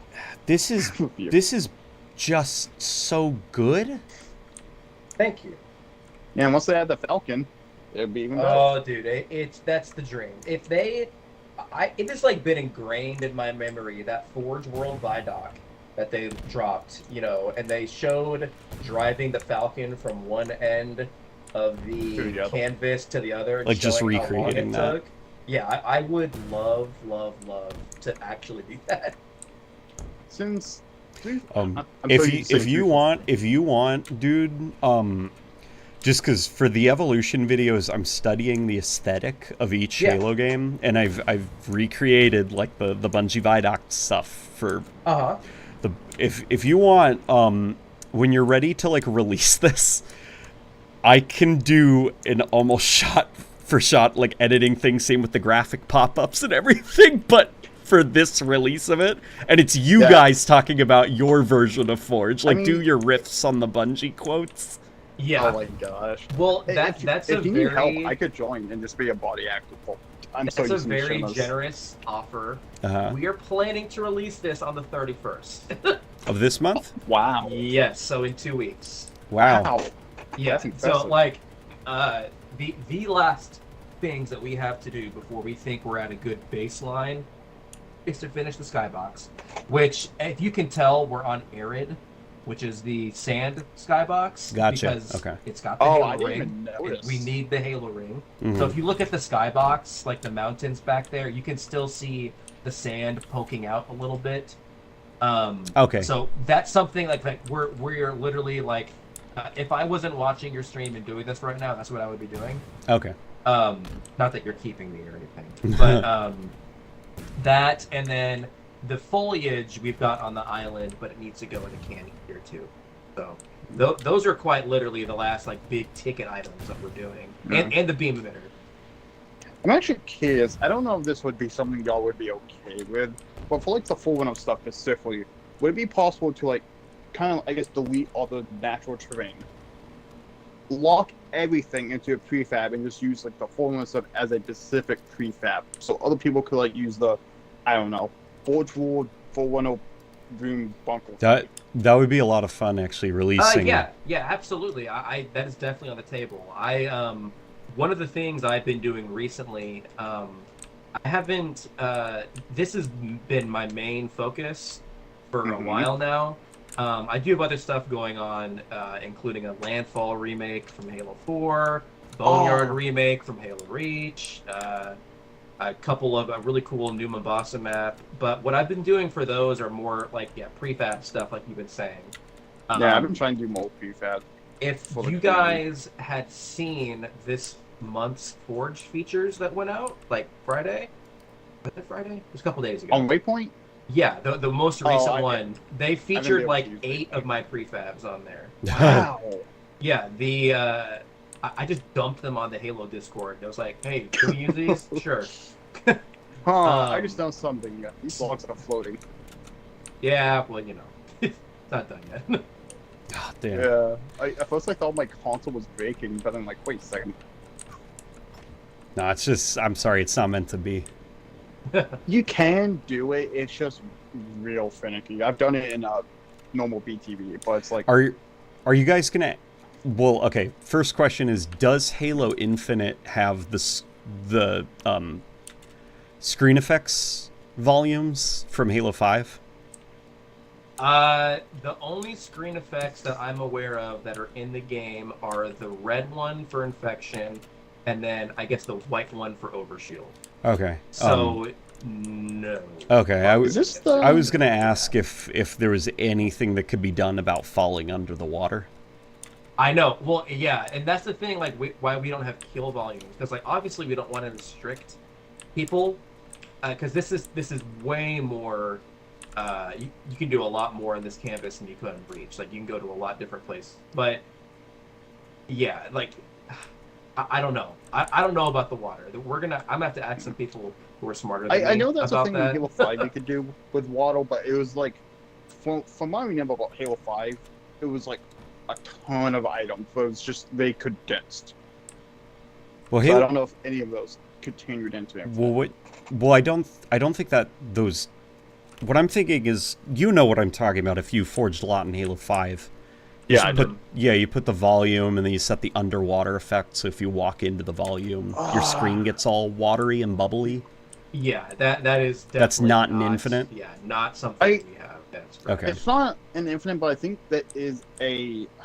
I could just be misremembering, but I think it is a splash like bubbly effect. So, but Well, if that's it like a is that- particle effect, though. Yeah. Yeah, it is, but yeah. I mean, like if you just flip it or have a. I don't use them because I haven't done It- The main shtick with the Reach's water effect is that it just turns your screen blue. Yep. And that's ultimately what it comes down to. Yeah. And we just don't have that. Yeah, it's like Fallout's night vision, just blue. Yeah. Man. Okay. That's all right. I'm sure some, you know. Yeah, there are our like project lead. His name is Ocom1. Mhm. He is one of the admins over at the Scripters Guild. He's currently like remaking Warzone down to the T. Like, Oh, is that the thing we teased in the most recent Waypoint thing? no, that is a different Okay. project. Okay. That was made they by were one recreating- guy. This is Damn, like that's impressive. a whole Like like team, yeah, doing it. But yeah, he's remade Skirmish at Darkstar from Halo 5. Okay. He is, Wow. and he is incredible. I don't know if you guys have seen recently.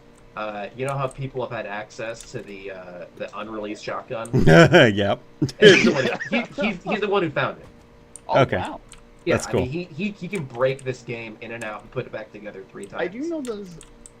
It's either prefab or map, but it was like a year or two ago. I think it was a year ago. Someone found the early block out of a dev map for. What's that Halo 2 map? It was like a sandy island. It was like one beam in the middle. I Relic. forget what it's called. Relic, yes. Someone found that. Someone found a flyable. It wasn't a lich. It was something else. I think a flyable phantom was like very like not finished, and a bunch of other like low poly dev made things. So I don't know if it's the same guy that did that who found those. No, Ocom stuff is a little bit more recent. Those Okay. leaks are like, I mean, God Almighty, they're like 2 years old. Some of them, like that Forge World that you had pulled up on stream earlier, is 2 Yeah, I years saw old. that. I'm like, oh, that's. I remember when the Halo community on Twitter specifically freaked out when they found this out. Yeah, that's Yeah. never happening. It won't. It won't. I'm kind of surprised. Like, I know people don't like Forge Island, but I'm surprised they haven't brought that back.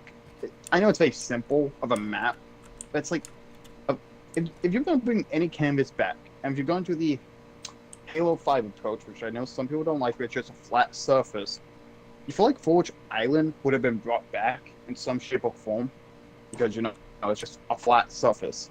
swim by water. Well, they'd probably think that like the community could just do that themselves at that point.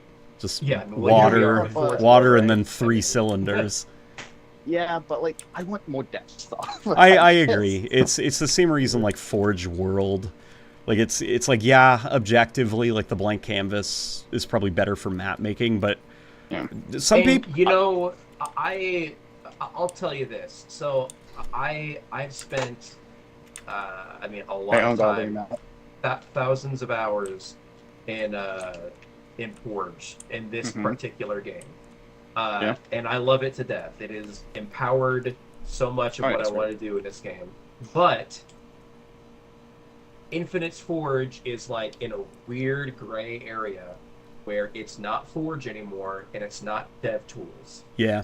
Yeah, Right? it's like it's got to be one or the other, which is why like LNG said like, yeah, it is measurably better to not have restricted, you know, like Forge World, as great as it is, if you want to build terrain and reach, good luck, because you have just Forge World to choose from.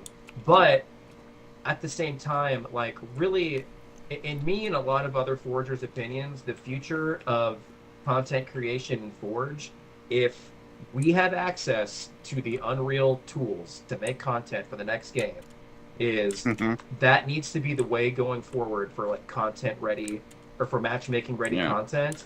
And they just need to drop like a Halo 3 or Halo Reach scale level editor and call that Forge. Oh, well, you want to know something about the Unreal Engine? Let's hear it. Oh no. I don't think it's up to 343. No. No. That's, If they're moving to the Unreal Engine, it doesn't matter. It's in the okay. community's hands now. well, yeah, but I mean, the content ingestion is up Yeah. to them ultimately. Yeah. So we'll see. Yeah, it's up to them if they want to make a Forge, you know, 5.0. Yep.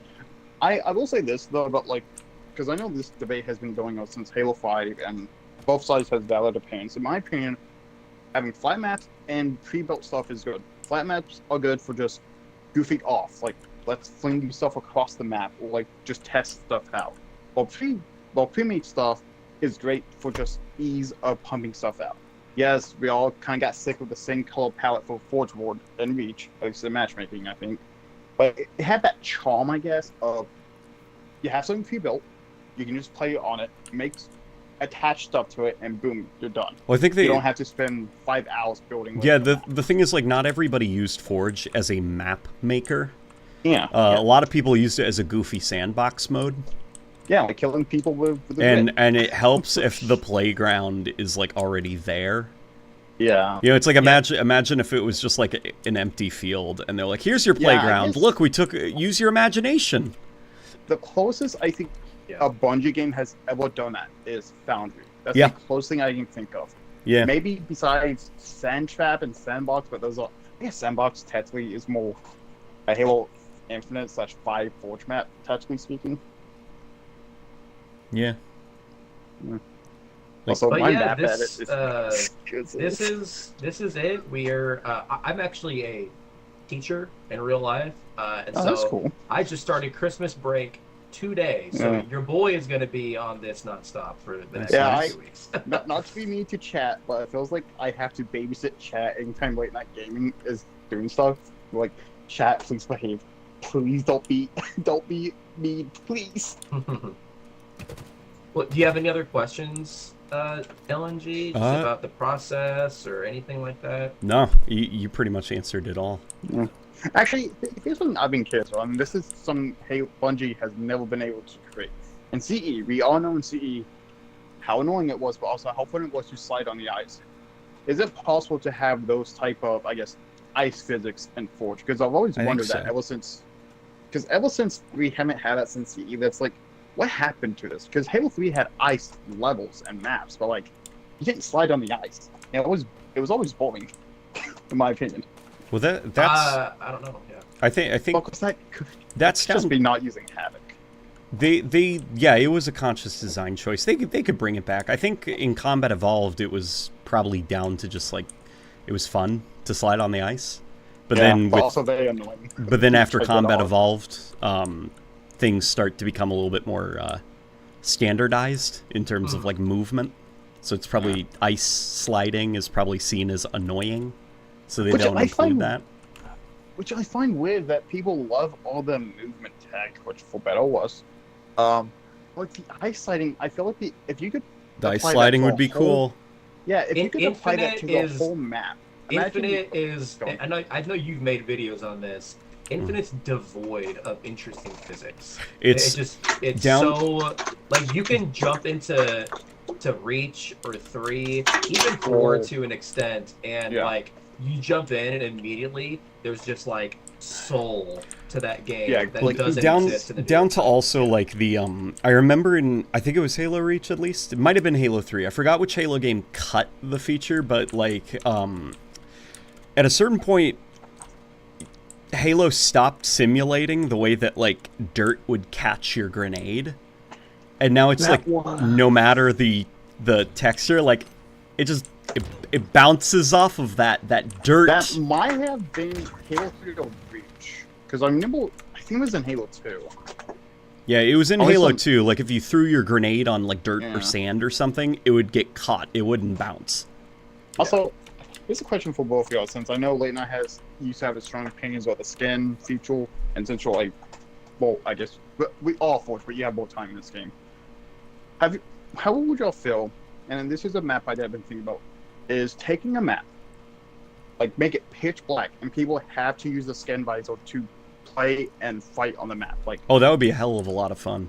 I thought about doing it, but my thing is, how many people use this feature? Because at least on your streams, when I see people, I guess I'm just still kind of like, how many people use this feature? It's like people using the grapple hook to grab objectives. How many people do this? Is this worth making a game mode of this?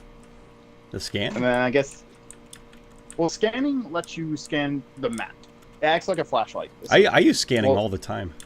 Okay, because I remember when they first showed it, I haven't heard your updated opinions on scan, but when I last heard you talk about it, you were not like all that interested, or you didn't like it. It's like the outline system for it's- you back then. Was, Oh, it's fine. Scanning's Yeah. inoffensive. yeah. I'm gonna be honest. I think scan's better than visor or flashlight. I just think scan is more like funny. It's like video game scan. Go. There's a very high quality high charity campaign that released in the last month, and they I scripted a think- flashlight That's cool. that you can use in the level, and it works really well actually. Really? Like, scripting can be a little jank in this game Oh yeah. because that was one of the benefits of Halo 5. Like, the reason the budget was so limiting in Halo 5 was because every object could be dynamic and scriptable if you wanted to. Yeah. Every single object. And like I said earlier, because Infinite is in this weird gray area between Forge and Dev Tools, we just don't have that, which is why Yeah. the Kusini Bay wheel does not spin. I have seen the wheel spin. I'm good friends with Mr. Quats. Okay, so- he's the guy who did that, and it doesn't work. It doesn't work in matchmaking? No, because it's all server based, right? And it's just like you can hop Oh into yeah, since you can hop into a custom game and it works. And I've helped them because stress customs test is a it bit fit before, to fit. but it just won't. It will not work in matchmaking because it's all server based now. That's Was the stuff That's- in Halo 5 not server based? It wasn't that it wasn't server based. It was that the Forge mode was built around every single object Yeah. being able to do Gotcha, it, whereas okay. Infinite is not. and I That's guess, so freaking weird. Okay, all right, Yeah. that explains some stuff because they're like Halo 5. I was super into that Forge. Yeah. So there are a lot of like I guess I haven't had time to really get into Halo Infinite's Forge, but there's a lot of stuff in the maps that I see in matchmaking that I'm like, why didn't they just do it this way? Because I'm Yep. thinking of Halo 5. If you Yeah. jump into a map like a remade map like Kusini Bay, and you wonder Why isn't the wheel wasn't spinning? it done this way, it's because it's limited in this game. I guarantee you. and, That makes no sense. Okay, all right. and I will say this, and I feel like the majority of chat doesn't know this pain. Halo 5 update the scripting so much Yep. to the point where if you had an auto map, it just busted the scripting. Yeah. So Oh, at that point, is the community just stopped doing absolutely- scripting. Absolutely game. the same case in this game. I Is it? Yes, it is Is it as crazy. bad as Halo 5, Basically, every month when there's a new operation, a new content update comes out, it's just okay. What's broken? You know, I mean, it's not so much what was fixed; like a it was Bethesda what new game. bugs are added. You know, which is unfortunate, but like, But that's you know. modern game. Yeah, and which is why there hasn't been a decent assault mode made by Forge either. It's totally possible. There are assault voice lines in scripting. There's now a ball object. It can be done, but it's just broken. So it can't be done. I know people probably don't remember this game with Ricochet. I miss Ricochet so much. It was like my favorite version of Oddball and Halo 4. Well, that's I think that's about it for me. I'm actually gonna end the stream now so I can go spend some time with my wife. But that's fair. I guess what's the best way to get in touch with you about maybe that trailer you mentioned? Discord. Discord. Yeah, okay. Discord probably. I will Sky maybe. Send you a friend request. Yeah. Isaiah, it was lovely speaking to you over voice chat for the first time. I'm the bot. Yeah, I'm the bot that has the most controversial opinions. Yep. Yeah, I really, really appreciate you taking the time to look at this, dude. Absolutely, Yeah, I'm cool. I'm flabbergasted. I'm in awe. Like this. This is bonkers. I regularly post updates on Twitter if you are interested. And at this point, we need to get Mr. Nowhere in here. Yeah, Mr. Nowhere's overdue for a voice chat. Yeah. But I would totally be down to do more voice chats because it's fun. Right. I am going to see you fellas. All right. I appreciate it, man. Yep. Have a good night. Get in touch over Discord. Yes. Uh-oh. I left too early. Crap. Okay. Yeah, and so for those of you watching right now, I shall bid you guys a good night. My Shih Tzu is trembling in excitement because he knows when I'm saying goodbye. Hi, Titi. Hi, buddy. Do you want to go outside? Alrighty. So I'm going to take my doggy to go pee, and then I'm going to get very cozy with my wife. Yeah, this was a lot of fun, guys. Thank you, everybody, for